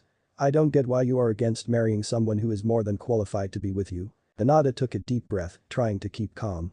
Yes, Hanabi, while still her beloved Amato, wasn't the same Hanabi that she grew up with. There was a time when she would smile and live up to her name, a little firework that was always full of energy despite the dreary environment. She used to follow Hinata around begging her to play with her. She used to sneak into her room at night to sleep with her. The two were inseparable and Amato was an angel. But not anymore. All that changed when their Otu-sama sunk his fangs into her, gone was the smiling face that brightened up her day and was instead replaced with the cold visage of a true Hyuga. The second Hanabi was old enough to fight that man took her and trained her to the breaking point, breaking down her sweet little Amato until she became the perfect heiress he wanted. It didn't matter that he wiped away all traces of her personality. To him his children were just tools to be used for the sake of the clan. Now here they were, years later, and they hardly talked. Gone were the times where they truly acted like sisters should. "Well, Hanabi, if you're so interested in him, be my guest and marry him in my place." She smiled, she didn't mean it, but wanted to see how her Amato would react if she was the one trying to get married off. "I wish I could, Menma-sama is a great ninja, an heir to one of the most powerful clans, as well as most likely to one day succeed his father." She waved her short hair, looking at Hinata with an arrogant smirk. "But someone has to lead the clan since the firstborn was such a failure and wasn't fit for the job." Hinata frowned at her response. Clearly the old Hanabi was gone. She used to respect and dream of being like her once and now she was nothing but another mouthpiece for Hiashi's words. Closing her eyes, Hinata walked past Hanabi, ignoring her as best she could, her irritation there for all to see. However, it was not aimed at Hanabi, but at the monster who turned her sweet angel into a devil. Hanabi scowled. The nerve of the failure to ignore her, a genius and next head of the clan. She gave a vicious smirk, putting a hand on her mouth as she said words that she knew would push her dear One-sen's buttons. "Oh, that's right. It's only fitting for a failure to be with another failure." Hinata stopped dead in her tracks. Hanabi's pale silver eyes sparkled in victory. "After all, only a loser like Naruto would willingly take someone like you." He is an embarrassment to the Hokage family and would have been better off not being born. She gave a haughty laugh before it was replaced with a gasp, as faster than Hanabi could see or react, Hinata jabbed her in the throat. Pupilless silver eyes crossed pupilless lavender ones, and Hanabi's body involuntarily shivered. Gone was the warm and always welcoming light of her One-E-sen's eyes, instead an icy glare she had never seen before on Hinata was inducing a fear akin to Otu-sama. You will never ever insult my Naruto-kun again. Hinata's voice rang out with a cold tone of authority and anger. Hanabi gave the Hyuga before her a nod and Hinata left, her Amato glaring at her as she did. Hanabi couldn't understand why her One-E liked that damn loser, especially when she was clearly being pulled down by him. Worse than that, she actually felt scared of the failure who was cast aside by their Otu-sama. Hinata was weak and Naruto was the one to cause it, and Hanabi was determined to make her regret her decision in choosing Naruto not only over Menma, but also her own clan. Arriving at the training field, Hinata spotted Jiraiya speaking to Menma, no doubt giving him some dubious advice. Akamai was standing a little away, stretching. Seeing the Hyuga, Jiraiya declared, "Alright, now that we are all here, we'll start with a spar between Menma and Hinata." This caused said teens a shock as they have yet to fight each other. Menma turned to Jiraiya with doubt in his eyes, but the man only gave the boy a huge smile. "Alright, Menma, this is your chance. Girls love having a big strong man to protect them. So, go out there and show Hinata you are the alpha male and make her yours. Maybe even try to get a little grab in, hee." He gave a wink and a perverted laugh at the end, watching as the boy went red. "I couldn't possibly do that." Kyuubi Jinchuriki screamed in his head, his old shyness coming back at the thought of groping Hinata. However, his eyes lingered on Hinata's chest, or at least what little he could see wrapped in their bandages. Jiraiya slapped him on the back with some words of encouragement. "Go and get them, tiger." The boy gulped as he came face to face with his fiancée, his cheeks a tint of pink. "Alright, remember to show her how strong I am, make her submit to me as her fiancé, as an alpha male," he thought with resolve, thinking Hinata was his and his alone. In his mind she should be all over him and treating him like he deserved to be, not messing about with other boys. Menma was going to show her here and now why he was the only choice for her. At their sensei's signal, Menma leapt off, charging straight for his beloved. "Make her yours." Jiraiya's words echoed and an image of Hinata under him, red-faced and her kimono slightly open as she whispered softly to Menma-kun. His blush returned with force as he let his right fist go, Hinata easily parrying the attack. Menma tried to recover with a left roundhouse kick, but Hinata easily saw the telegraphic attack. Menma panicked and tried a series of kicks, but not a single one hit. Getting angry as she deflected another blow, Hinata thought Menma was holding back on her, having seen him fighting Akamai before. Sure, the boy was nowhere near as fast as his One-E-sen or Ani, but his fighting skills were still on par with Sasuke. That wasn't the case, however, as Menma was just distracted by Jiraiya's earlier words, filling his head with images. Unfortunately for Menma, having a super pervert as a sensei was backfiring on him majorly. The red-headed boy finally landed a decent hit, yet his good fortune was short-lived as his hormones took the chance to attack. The Hinata he sent back changed slightly in his eyes. To him it was as if she was moaning out as she repeated one of the many lines in Jiraiya's perverted books. "Oh, you know I like it rough." This distraction prevented him from following up. Hinata had blocked his last strike but couldn't stop the force from rocking through her body and sending her back a few steps. She panicked yet was glad that he was finally taking her seriously. At least she thought so as she got ready, expecting him to follow through with another attack and press his advantage, yet when she looked up, she saw Menma just standing there doing nothing. She felt crossed at him, sure he was an ass, but she got treated as a so-called failure by everyone but her sweet Naruto-kun, and she hated it. She worked hard and improved, yet none of the people that should treat her with respect did so. Active, Hinata focused chakra to the bottom of her feet, vanishing from where she stood and appearing right in front of Menma. The Kyuubi Jinchuriki was blushing at the sudden appearance of his love right in front of him, even if she was pissed, it only made her look so goddamn hot. His admiration of Hinata's face was short-lived as she powered a palm strike right into his chest, chakra blasting through it and a whisper of blue coming out the other side. Now, as much as Hinata wanted to, she couldn't just off him with her family's gentle fist, but that didn't mean she couldn't hurt him. She sent a large amount of chakra that passed through him without doing too much damage, but still hurt him a great deal. Plus, knowing the resilience of an Uzumaki, Hinata put in a bit extra knowing she could get away with it. Giving the Uzumaki a look of disgust as he gasped in pain, unlike his Ani-san, Menma was spoiled and wasn't used to getting hurt even in sparring. She turned to leave, knowing by his troubled breathing that the match wouldn't continue. As Hinata left, Menma looked up, seeing the girl of his dream walk away, once again denying his right to her. His face twisting in anger, he was her fiancé and she was going to treat him as such, even if he had to force her to. But the slither of Kyuubi chakra brought out by his rage pumping through his system, the pain quickly vanished, his violet eyes slitted, and with a burst of speed he disappeared. Hinata ducked barely in time to avoid a kick right where her head used to be. The force of the kick was enough to mess up her hair, even with the clean dodge. Seeing he still wanted to fight, Hinata was happy to oblige, sending out another palm strike while his body was still in the air. Menma twisted his body, throwing a punch at the same time she sent her palm strike. The boy's slightly longer arms combined with the momentum he generated while twisting to ensure his fist hit first, landing right in Hinata's face. Hinata flew back several feet before she finally righted herself up. Glaring at Menma once more with the Byakugan active, she had a bloody nose to show for her bout of overconfidence. Yet what mattered was not the love-struck boy, no, the preteen before her was giving an intensity she only saw in her boyfriend. Only unlike Naruto-kun, this was dark, almost sinister, that it made her stomach churn. Her Byakugan stared into his violet slits that expressed a dark rage at her. Menma vanished again, or at least to the untrained eye, and Hinata's Byakugan was far from untrained. She saw every movement from when he channeled chakra to his feet, from when he pushed off the ground. His charge and punch were easy to make out and parry for Hinata, as in terms of speed, Menma was nowhere near Akamai's level, and she could easily deal with such straightforward attacks. Her left palm landed on his right wrist, and she tried pushing it away, and at first it seemed to work, but Menma's arm pushed back, overpowering Hinata. He twisted his fist to the side so that the palm-facing side would be pointing at her, and with a swing of his arm from his biceps to his shoulder, he pushed Hinata's parry, nailing her right in the face. Shit. Hinata cursed due to the pain and being overpowered. Unlike a regular person though, her Byakugan kept her sight on the enemy, even though one eye was closed and the other not even facing him.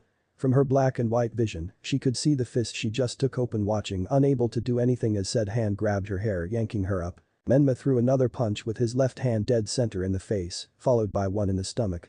After that Menma dropped her and as she fell. He kicked her in her left ribs, bruising them, but not enough to keep her down. Akamai watched with slight worry at how harsh her Itaudo seemed to be and was about to interfere when Hinata pushed off the ground, throwing out several attacks.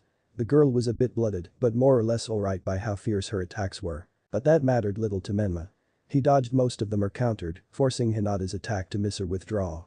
Finally, Menma grabbed one of Palm's strikes, stepping in and pulling the arm behind her back while twisting her away from Jiraiya and his One-Sen's eyes. His other arm came up across her chest, his hand unknowingly brushing against her breast, his face close to hers, his slightly taller height showing along with the difference between his bulkier and her petite frame. He brought his mouth to her ear, making her shiver in disgust as he whispered, "You're mine." At this point the hand that brushed against her clamped down painfully on her breast, hurting her, Menma seemingly having very little idea he was gripping such a tender area. Teary-eyed Hinata wasn't going to stand for this. Only one person could touch her there and no one else. Byakugan blazing, she channeled chakra through her arm, elbowing the pervert in the ribs with an improvised gentle fist, and unlike before she wasn't holding back. He groaned in pain, his grip loosening. Hinata's Byakugan told her that she broke some ribs and she was quite pleased with the fact. Rearing her head forward, she slammed it into him, giving him a bloody nose and forcing him to finally release her. She was far from done however, bringing both hands to her sides, palms open and humming with chakra, she pivoted on her feet, turning to slam them both into him with a single thought. "Only Naruto-kun can touch me there."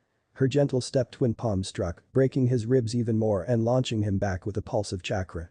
Unfortunately, a light snap reached her ears and moments after she felt a heavy weight from her chest. She didn't even need to look down at the Byakugan, allowing her to examine herself, seeing that her surashi came loose, her breast bouncing quite a bit, making her kimono show off her impressive cleavage. When Menma managed to stop himself from skidding back, his violet eyes held anger, but that all disappeared the minute he saw Hinata's state. His eyes took on a vague look as they zoned in on her well-endowed jiggling chest as blood started pouring from his nose. Jiraiya's keen eyes also spotted said jiggling orbs, and he pulled out his notebook to write down every detail he could for his next book. "Oh, Kami, Menma, you sure hooked a good one. The girl's got boobs almost Tsunade Haim level already." He gave a perverse laugh, his black eyes locking on the girl's chest. Menma couldn't take it and became a teenage boy with hormones running wild from such a sight and rushing Hinata like a horny dog. Hinata didn't fail to spot him or his perverted look, and it pissed her off. A reverberating aura of chakra formed around her. "Only Naruto-kun can look or touch me like that, no one else, and especially not you." Water formed around her right foot, seeming to flow with a powerful current as it enclosed itself around it. Sliding said foot to the side, pivoting on the other with a slight twist in her hips. When the horny dog was a meter away, she brought the leg up, slicing through him, and the air was a radiant blade of water, forming as she did that, teared both through him and the ground as it pushed him away. Flaws of the water dragon. Jiraiya and Akamai were surprised by the sudden reveal of an elemental from a Hyuga of all things. Both looked on as the attack left a gash in the ground as it pushed Menma along before finally dissipating. The Kyuubi Jinchuriki was soaked, his clothes torn from the top of his pelvis and straight up his chest, blood oozing out, showing that he got quite a deep cut, but nothing his healing factor couldn't deal with. Akamai worried for her Itato even though he went overboard during the fight. It was the first time she saw Itato covered in blood and to be honest it scared her. Hinata saw Menma and lamented the fact that her attack just missed neutering the horny boy. She walked off to where her bag was to replace her sarashi, passing Akamai on the way who was about to open her mouth to make her at least say sorry for making Menma bleed. Yet as soon as she was about to say the words her eyes went wide as she looked at Hinata's chest, and even as a girl she thought them impressive. When the hell did Hinata get so big? She put her hands to her breasts, feeling them up a bit and letting them jiggle about a bit, comparing them to Hinata's which she couldn't believe were genuine considering her age. Spotting Hinata getting some bandages out of her bag, she watched her walk over into the forest and realization hit her. Turning to see not one, but two perverts ogling her teammate Akami's hair stood on its end as a fiery-like aura enveloped her. You goddamn perverts. Both the old and young pervert shivered as the second red-hot habanero marched over to them just as fearsome as her Kachan was. Miles into the forest Hinata stopped, activating her Byakugan, not taking any chances with the village's two biggest perverts. Seeing no one around she started untying her kimono, keeping her all-seeing eyes on the surroundings. When she pulled to tighten them however, she noticed a tight feeling. Oh, come on, don't tell me they grew yet again. Taking a deep breath, she finished tying them. If this keeps up, I won't be able to bind them anymore. It's not like she didn't like big breasts, as matter of fact her Naruto-kun seemed to really like them and used to get so flustered when they first started growing, but really, they were high maintenance. Well, at least Naruto-kun likes them. She thought to herself with a smile, wondering what he was up to now. The thought of her beloved also made her remember the last moment during the spar with Menma and started belittling herself for using her Dragon Slayer. This is bad. If they investigate and find out it came from Naruto-kun, they could find a weakness and put him at a disadvantage. Her technique was just a knockoff of Naruto's, but it was still quite powerful. The free use of an element is very rare even among shinobi and usually seen only in Naruto's Dragon Slayer magic, as Iris called it, was basically a unique bloodline, not just anyone can learn it. However, after years of training with both Naruto and Iris, she was able to use her extraordinary chakra control, courtesy of the Hyuga clan and their bloodline, to develop her own version of Dragon Slayer magic, one that used the gentle fist as medium for her own elemental affinity, which was water. Yet despite having made her own original style, she kept it a secret. Even her Akasen didn't know, because if word got out everyone would question her on it, and if Menma found out and had time to form a proper strategy, her Naruto-kun would be at a disadvantage during their fight. They were ninja, deception was their ally and weapon, one that Naruto had been using for years to make his siblings underestimate him. Her Naruto-kun was going to win, and the two of them would live happily ever after, or at least she hoped that would be the case. Finished changing, she turned back hoping Jiraiya and the others wouldn't ask her questions about her. Back with the rest of Team 6, Menma and Jiraiya were nursing bumps courtesy of Kushina's daughter. Said daughter turned to her Itato, who had tears in her eyes, and gave him a look of disappointment. Menma, you went too far during that fight. I mean, really pulling her hair and hitting her in the face enough to draw blood is not how you treat a lady. She told him off. Yes, he was losing, but that side of him was one she never saw before. It was like he was a different person, going that far against his own fiancé. Menma didn't face her though, more or less ignoring his one-san. Menma, she warned, and the boy looked at her, reverting to the shy child he once was that used to look up to both his one-e and Ani-san. I just wanted to show her how strong I was and impress her, he said, his voice slightly upset and his eyes expressing it. It's been a long time since she saw this part of him, the part of him that was still a child and was weaker than he let on. Her Itato, who always seemed so vulnerable and needed his one-e. I get that you wanted to impress her, but you went too far. You're going to make her hate you like that. The boy had the decency to look down at least, but only Akamai knew that Hinata already hated Menma's guts. With his eyes covered though, his violet eyes showed rage, remembering how Hinata just dismissed him, walking away from him of all people. You don't understand, I couldn't concentrate at first, and then she beat me up. I had to show her I was worthy of her. He shouted, hands gripping his pants as he did. Akamai gave him a slightly sad look before she put a hand on his shoulder. I get that you just wanted to show off, but hurting her to do it is the wrong way to go. Akamai may be a girl, but even she knew how notoriously awkward boys were when it came to girls and romance. Menma gave him only a slight smile, glad to know he could count on her. At least it was until he felt pain in his shoulder, as if she was trying to rip part of it off. But just cause she is your fiancé does not mean you can ogle her like you did. The boy started sweating as the pain in his shoulder increased, and she gave him a scary smile. Sadly, for Menma, well his 1E was understanding a lot of things, anything perverted was on her shit list, and she was going to make sure to beat out any of Jiraiya's less decent teachings. While Akamai rehabilitated Menma, their sensei was in his own thoughts. That she used was water style and quite powerful if incomplete. Menma could have been seriously hurt if it wasn't, but Hyuga never used anything other than their clan style he thought. It didn't match up for her to know an element wasn't that strange, but having combined with her clan style would make her stronger, then she let on. Not only that, but Jiraiya had his information network and was 100% sure no other Hyuga combined elemental chakra with a gentle fist. This meant that unless Hinata was a genius comparable with Minato or she had help from someone outside the clan. Now normally he wouldn't care much, but having an unknown player on the board was never good. The biggest problem was that his student was close to one troublesome piece, and if she learned her techniques from an outside source, what was there to stop Naruto from doing the same? Menma is the child of prophecy, he would never lose to Naruto, but we can't risk letting an unknown variable cause Menma to lose Hinata-chan his light. As the Hyuga girl returned, Jiraiya eyed her up and not in a perverted way. He was going to find out just where Hinata's style came from and make sure there was nothing that would get in the way of his student. 2 days later, Hinata was in her room. 3 branch girls were fussing over her as they fitted her into a yellow kimono with red flames on the elbows as well as the knees, they also lined the bottom of the kimono. The obi was a nice navy blue, almost the same shade as her hair. As for her hair, the bangs on the right were held back by a pink hair clip while the left side was left as they were. Hinata looked at herself in the mirror and she had to admit it did look pretty good on her, she especially liked that it was yellow as it reminded her of Naruto-kun. Oh, how she wished he was here instead and better yet as her betrothed, but her family had other plans in store for her. The servants backed off as her Akasan came into the room with Natsu pulling her wheelchair. She politely asked them to leave. "Leave us, please." She gave a soft smile, the branch house members returned it with a bow before leaving the room. But the two left alone, Hinata rushed into her Akasan arms shedding tears. "Akasan, I don't want to do this, I don't love him." Hitomi stroked her daughter's hair. "I know, sweetheart. I want you to be happy with the man you chose. I don't need the Byakugan to tell me you love each other with all your heart."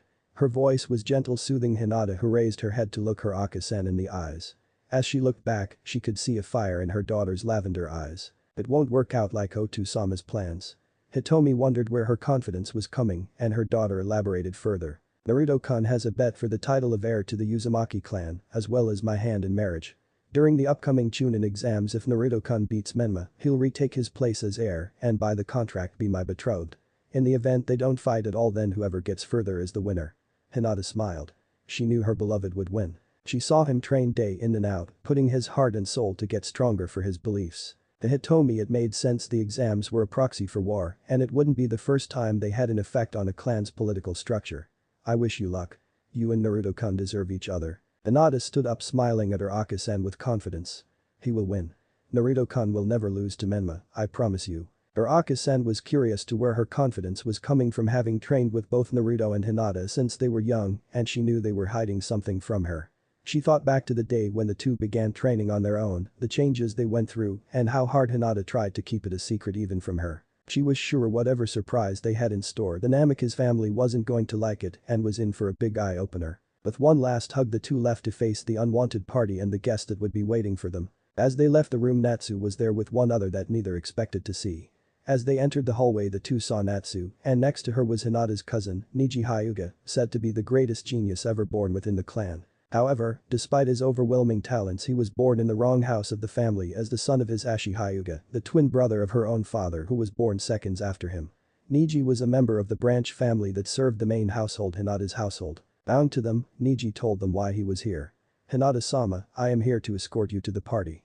Both mother and daughter knew what he meant. Hisashi Hinata's father ordered him to make sure she went. Hitomi sent her child a worried look as Natsu came round to take her chair and left the two cousins alone. Both Hyuga looked one another in the eyes, silence filling the air until finally Niji broke it. "Hinata-sama, I advise against trying to escape tonight. Hisashi-sama has ordered me to make sure you attend the party until its conclusion."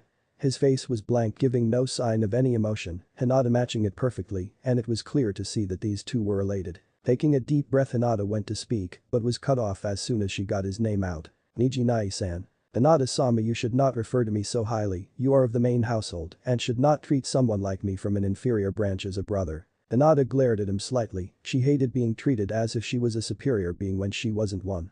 This was especially so when coming from Niji, who when it came to the Hyuga secret arts was well above her in terms of talent and ability. That doesn't matter to me, you will always be my Nai-san. What branch you belong to doesn't matter. She smiled, seeing a light tug on Niji's lips, showing he wanted to do the same before it was replaced by a blank face as he forced his feelings down. Looking his lady in the eyes, Niji gave a slight bow before voicing his own opinion. I am afraid I have to disagree with you, it is my fate to serve the main house and protect both you and Hanabi-sama. There is no need for you to refer to me differently than any other servant. Hinata's smile vanished as she gave him a cute glare and pout. She didn't need protecting, she was more than capable of doing that herself, plus it slightly peeved her off how he only acts protective when it didn't involve anything that goes against Otu-sama's wishes. You and I both know that is bullshit. Hinata-sama. Niji reprimanded her. Such unrefined behavior is far beneath you. Hinata didn't back down, instead she got more vocal, expressing herself and the injustices her clan had caused to their own blood. No, you and I know that the clan laws are trash that shouldn't be upheld. If fate really had a hand in it, then you more than anyone deserve to be in the main branch, you're a genius that has surpassed every past Hyuga genius. She saw the signs of a blush develop. Niji had gotten plenty of praise before, but most of it were from fellow Hyuga and family, who, let's be honest, weren't the kind to really show their emotions. The only others were his teachers and his fangirls. Yes, even Niji was cursed by fangirls like the Uchiha. Most Hyuga males were made to suffer because of their handsome looks. Niji turned back to his lady and master, giving her a slight nod. Be that as may, we do not choose who we are born as. He didn't get to finish as his usually shy cousin cut him off. No, but we can choose who we become. Fate is only set in stone if you let it be, it is up to us to change it. Both her and her beloved learned that the hard way. Sometimes fate needs to be changed by your own hands. Niji gave a sad smile at Izumoto, so kind in ways unbefitting of a Hyuga and so unlucky to have been fated to be one. Well, admirable, fate is not easily changed, and besides, I am quite content to risk my life for you, Hinata-sama, as I believe that the reason fate dealt me this hand is because it is the duty of the strong to protect the weak. As you said, I am a genius, but while you and Hanabi-sama are quite strong, it is better for the strongest amongst us to be the protector, rather than one of you to take my place. Hinata hated it when he pulled this card, he was so caring that it made it hard, since while most of his actions are forced upon by the clan's law, Niji himself was quite a kind and honest person. Some things simply can't be changed. Your marriage to Menma-sama is one of them, along with my own station in life. Niji bowed, leaving an arm out, telling Hinata it was time to go. She walked past with all the dignity one would expect of a Hyuga. You're wrong. One's path is made by oneself. I won't marry Menma, and one day you shall be free of the burden you carry. Her eyes shined with determination. She would not let fate, as her Nai-san called it, beat her. No, she and Naruto-kun have been fighting against fate for a long time, and in the end, they will be the ones to be victorious, and maybe just maybe show Niji Nai-san that it can be changed. From his bowed state, Niji gave a small smile as he watched his lady leave. If only that were true, if only. He whispered before following 10 steps behind. Entering the room, all eyes were on Hinata, many of the guests calling her beautiful, others stating they were jealous of her, while some wished they were in Menma's place. Hinata's lavender eyes gazed across the room as she listed several familiar faces. The daimyo and some of his relatives were here, lords and nobles of various other lands, the clan heads of all the major clans, and a few of the lesser ones, a couple of merchants she recognized and others she didn't.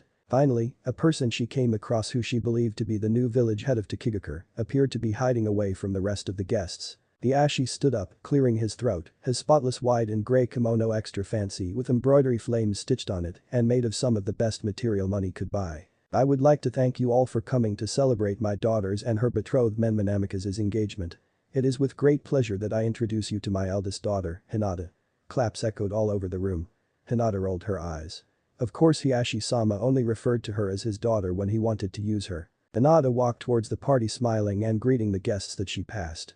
While she did this, Hiashi was giving a speech which she happily turned out after all. It was a fact that it wasn't going to be about anything warranting her concern. Finally getting some space from the guest, Hinata was already bored out of her mind. Very few people at these events were tolerable, most being like Hiashi and the others being people she could not be herself with, otherwise it could cause political backlash, and the clan head would punish her for anything that puts the clan in a bad light. Glancing around, she wondered if she could make an escape. Sure, Niji was watching her every move like a hawk from a vantage point, but if she timed it right, she might be able to get away before he could chase her down. Formulating an escape plan, her plot was ended before it even began as she felt someone tackle her into a hug from behind. Oh, Hinata found you, oh you are probably so happy to be with Menma. The voice was one she easily recognized as Ino Yamanaka, the gossip queen of the village. Hinata suppressed a shiver at her friend's words. Not in a million years would she ever be happy being with that person. As Ino climbed off Hinata when she turned to face her former classmate, she spotted both her cousin's teammate Tenten as well as the kunoichi of teammate Yakumo Kurama. All three were in formal kimono dress, though much more casual than Hinata, and Tenten was in a Cheongsam Chinese dress. Hinata smiled and greeted them, though it quickly became a forced smile as they congratulated her on her engagement. "Hinata, congratulations. He is at least somewhat half-decent," Tenten said. If only she saw the real Menma she would take those words back quicker than you could throw a kunai, and Tenten was a quick shot. "Yeah, Hinata, you're so lucky to have the Hokage's son as your fiancé," Yakumo stated with stars in her eyes as she gazed at Menma from across the room. She was infatuated with Menma, something to do with the yondaime having helped her clan years prior with a seal or something. Since then the young Kurama heir was struck with hero worship syndrome, admiring both Menma and his father, as well as having a little crush on the boy her age. Well, not like she cared if Yakumo wanted Menma, she could have him, well, cruel better someone that wants to be with him rather than her. "Please be free to take him off my hands," she mumbled, though none of the girls could hear the already naturally quiet girl's voice. Well, it is hard to believe Hinata is the first one to get a guy, but can't be helped. "I mean he was the hero who saved you, you guys were destined to be together," Ino said, giving a wishful look as she imagined her own Prince Charming. Hinata's head tilted in confusion. Since when did Menma of all people save her? Looking at the girl she spoke up, knocking Ino out of her daydreaming state. "Ino, what do you mean Menma was my hero?" She resisted to not spit the word hero. He was anything but that to her, he was more a villain and her tormentor. The only hero she ever had was the lone boy who always protected her and did what was right, even though it hurt him in the end. Ino giggled, waving her hand at Hinata as she responded, giving some news that would shock Hinata. "You know how Menma saved you from Kumo kidnapping his kids?" She almost squealed. It was so romantic. The boy saved his childhood sweetheart from the bad guys, and now they were a couple destined to get married and live happily ever after. The true storybook romance that wasn't supposed to happen in real life. Hinata's lavender eyes widened in surprise, her mouth opening slightly in disbelief. They thought Menma of all people was the one who saved her when her beloved Naruto-kun went through so much to save her that day. "Yeah, I admit a good catch, not every day that you get saved by your future husband. I wish I could neuter all those Kumo bastards for what they were going to do with you," Tenten spoke up, her hand feeling a sleeve most likely hiding a weapon that no one could figure out how she snuck in. "Oh yeah, I bet Menma was like a dashing knight coming to save his princess, a true hero." Yakumo sent another loving gaze to her idol. The Byakugan princess was getting mad at her friend's words. Sure, they didn't know, but Naruto was hurt so much in He.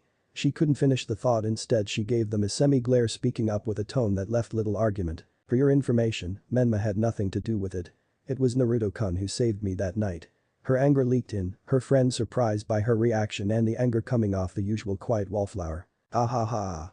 Ino laughed, not believing it, surely Hinata was joking and was angry because they kept complimenting her boyfriend. "Come on, Hinata, we all know Naruto couldn't do that." Tenten and Yakumo nodded in agreement, the tension between them breaking thanks to Ino, and the two also started to laugh. "She's right, Hinata, Naruto isn't anything special and could never fight off a Kumo ninja as a 3-year-old. Technically number 3-year-old could, but it was no secret that Menma held the Kyuubi and was a genius himself compared to everyone else." Pointing across the room, their eyes landed on none other than Menma. "Come on, Hinata, everyone knows Menma was the one who saved you." She smiled, still thinking it was a joke. That smile quickly vanished as Hinata showed them why she is the Byakugan princess with a glare that sent a shiver up the girls' spines. The anger and coldness behind her eyes were real without a doubt, and it frightened them. Hinata began to march off, the girls breathing a sigh of relief as they watched her, especially Ino, her gossip queen senses tingling. Something big was going to happen, and she would be the first to get the scoop. As Hinata walked past the guests, she heard many talking about that fateful day, and they all had one thing in common. Menma was always the hero in the story, while the true hero was left unsung. As she got close, she saw the boy talking to some guest, and the words that met her ears shocked and infuriated her even more. "So, you saved the Hyuga heiress from a Kumo jonin, that's so brave and heroic," a random girl said to Menma, most likely a noble girl by her attire with another girl next to her. "Well yeah, I just couldn't let my Hinata be taken from me, could I?" Menma winked, giving them a confident smile as he played the role of a fake hero, taking all the credit that rightfully belonged to his Ani-san. "What are you doing?" Hinata just barely kept herself from growling. "Oh, look, it's Hyuga's princess, we'll just leave you two lovebirds alone," the girl said, winking at Hinata before they left. Menma gave them a smile and wave as they went back to giggling among themselves. Jiraiya made sure Menma knew his version of how to treat a woman. When he turned back to his fiancée, he couldn't help but admire her yellow kimono, it truly made his home look like a princess. If it wasn't for the Byakugan glare she was giving he would happily admire her all night long. I asked what you are doing. She said again, her voice calmer than the first time, but still holding her outrage in its undertone. Ayubi Jinchuriki smiled to himself. Don't worry, Hinata-chan, I was just entertaining the guests, no need to be jealous. He moved closer to the girl, his face leaning in as if he was going to kiss her, and Hinata broke out into a cold sweat. I only have eyes for you. As he started to lean in more, he was met by Hinata's palm as she shoved him away. I taking credit for Naruto-kun saving my life. You did no such thing, why are you acting as if you were the one who saved me when you weren't even there? She told him, her face making her outrage clear despite her voice being quiet enough to keep the discussion for their ears only. Menma waved her off, which only added to her growing irritation. Not like it would change much. Naruto is a loser who can't do anything. No one would believe the story that he was the one who did it. How do you think it spread around? I did nothing, everyone just assumed I was the one who rescued my girl, because I actually have the talent to do so. He didn't get to say any more as he felt a painful stinging sensation on his cheek, along with an audible slap which pulled the eyes of several others. One of the many pairs of eyes were pupilless white that were keenly watching the event taking place. Menma was frozen by her actions. Hinata had enough of playing nice and was going to tell the bastard just what she thought. Naruto-kun almost died saving me that night, I won't let you insult him, nor take the credit that is rightfully his. She was shaking. He was crossing the line and it's about time she made it clear he was nothing compared to her real hero and savior. You only ever get given what was taken from others, never working for anything, always being spoiled because you can't do anything yourself. Her voice was raised and fierce as she put the last nail that did the brat in. My Naruto-kun is twice the man you are and one you could never hope to compare to. No sooner did she finish, strong hands gripped both her wrists. Lavender eyes crossed with Menma's violet ones. That was only a moment however as Menma growled at her, his purple eyes going crimson, his whisker marks that she loved on Naruto became more pronounced. He looked no different from a wild animal, and it scared her. She winced in pain as his grip grew stronger. I wish Naruto had died, then there would be nobody in the way of making you mine, he stated, pulling Hinata close while leaning fully intending to steal a kiss from his Hinata. The Hyuga princess futilely struggled, his grip too strong and growing even stronger by the second as she felt the blood circulation in her wrist cease. Hinata began focusing chakra to her feet, getting ready to use a dragon slayer technique on Menma, but luckily or unluckily Menma was spared as Ino and Tenten came to the rescue. The girls put a hand each on Hinata's shoulders pulling her away. Now, you two keep it clean, some of us are sadly still single. Ino smiled at Menma who grunted as he reluctantly let go and left. The mind and weapon mistresses both went to say something to Hinata, but she shrugged them off leaving herself. Tenten turned to Ino, her brown eyes crossing with Ino's sign once. I think Hinata was telling the truth. She said slightly guiltily for making fun of Naruto before. Ino rolled her eyes. You think we might not have been able to hear them, but unless I'm going blind, Hinata just slapped Menma and he was far from happy. She put a hand on her chin as she thought. But it doesn't make sense, there's more to this than meets the eye. The Yamanaka stated as Tenten crossed her arms. Suddenly both their eyes opened wide as an epiphany hits them like lightning. The sign. Both girls shouted at the same time. It was huge news during graduation, but they all wrote it off as Naruto's going away prank, but what if it wasn't? Both girls looked at Hinata's shrinking back, determination flaring in their eyes to discover just what was going on, and if Hinata's reaction was anything to go by, they were prepared to give the friend all the help they could. Ikumo however was having different thoughts, facing the other way as she stared at Menma's strong back. If only I was his fiancé, I would never treat him like that. If only Hinata wasn't around, then Menma could be all mine. A dark version of her own voice said, and she found herself silently agreeing with it. The party was over and luckily, she was able to avoid Menma the rest of the time by talking with the officials and other important people that were there. Though it took a lot of willpower to not scoff whenever her so-called fiancé was brought up. She rubbed her wrists, a dark bruise having formed from when Menma gripped them before. He doesn't know how to treat a lady, she said as she went to get some ointment out her drawer and rub it on her wounds. Knock, knock, she heard from her door. Yes. She wondered who it could be at this hour. A male voice came from the other side as Ko, her retainer and bodyguard, responded. Hinata-sama, Hiashi has requested your presence in the dojo. Oh boy. Hinata thought, having a pretty good idea why. Okay, I'll be there in a minute. She quickly got changed into her fishnet top and sparring pants just in case. When Hinata arrived, Hiashi was standing in the dojo. He turned to her, activating his Byakugan. What the hell are you doing slapping Menma in public? Do you have any idea how much shame you brought the clan? Hinata held her ground, her posture showing she was guarded. He deserved it, he was taking credit for Naruto-kun rescuing me all those years ago. Her voice held out strong, not backing down. She learned long ago that being weak only made her situation worse. It doesn't matter. Hiashi shouted, not caring that another boy was taking credit for saving his eldest daughter. It does. How can the clan back up a person who willingly accepts false praise? Will my real savior who almost died for me goes ignored? Her voice raised, hands shaking. I won't marry Menma, you can't make me. It didn't take 2 seconds after her words left her mouth that Hinata found herself on the floor gasping, struggling to keep the contents of her stomach just that. You will do what I say or I will make you. He barked, having enough of his daughter's rebellion. It was high time she learned that his word was law. Hinata activated her own Byakugan, water shimmering around her hand as she got up, rushing at Hiashi. The water around her hand compressed, holding an oval shape as she held it in her palm. Hiashi showed no worry at his daughter's attack, as faster than she could keep up he moved. What her eyes couldn't keep up with her body did. She felt numerous jabs hit her while forcing her back as several more strikes happened. The final one had Hinata skidding back, landing on her backside as the water in her hand hit the floor and exploded, leaving a dent behind. One look at Hiashi was all she needed to know he hit her with the 8 trigrams 32 palms. Her chakra, while still flowing, was much slower and her body felt like lead. Pathetic. Using something other than the gentle fist. He went to leave, but not before he gave some parting words. You will marry the heir to the Uzumaki clan.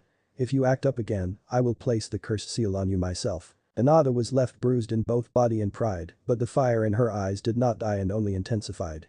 I will marry the heir to the Uzumaki clan, but it won't be Menma. Thanks for listening. I do hope you enjoy it. Turn on that bell notification. Like, subscribe and comment down below. And also check out the others videos I have created and enjoyed it. See you guys next video.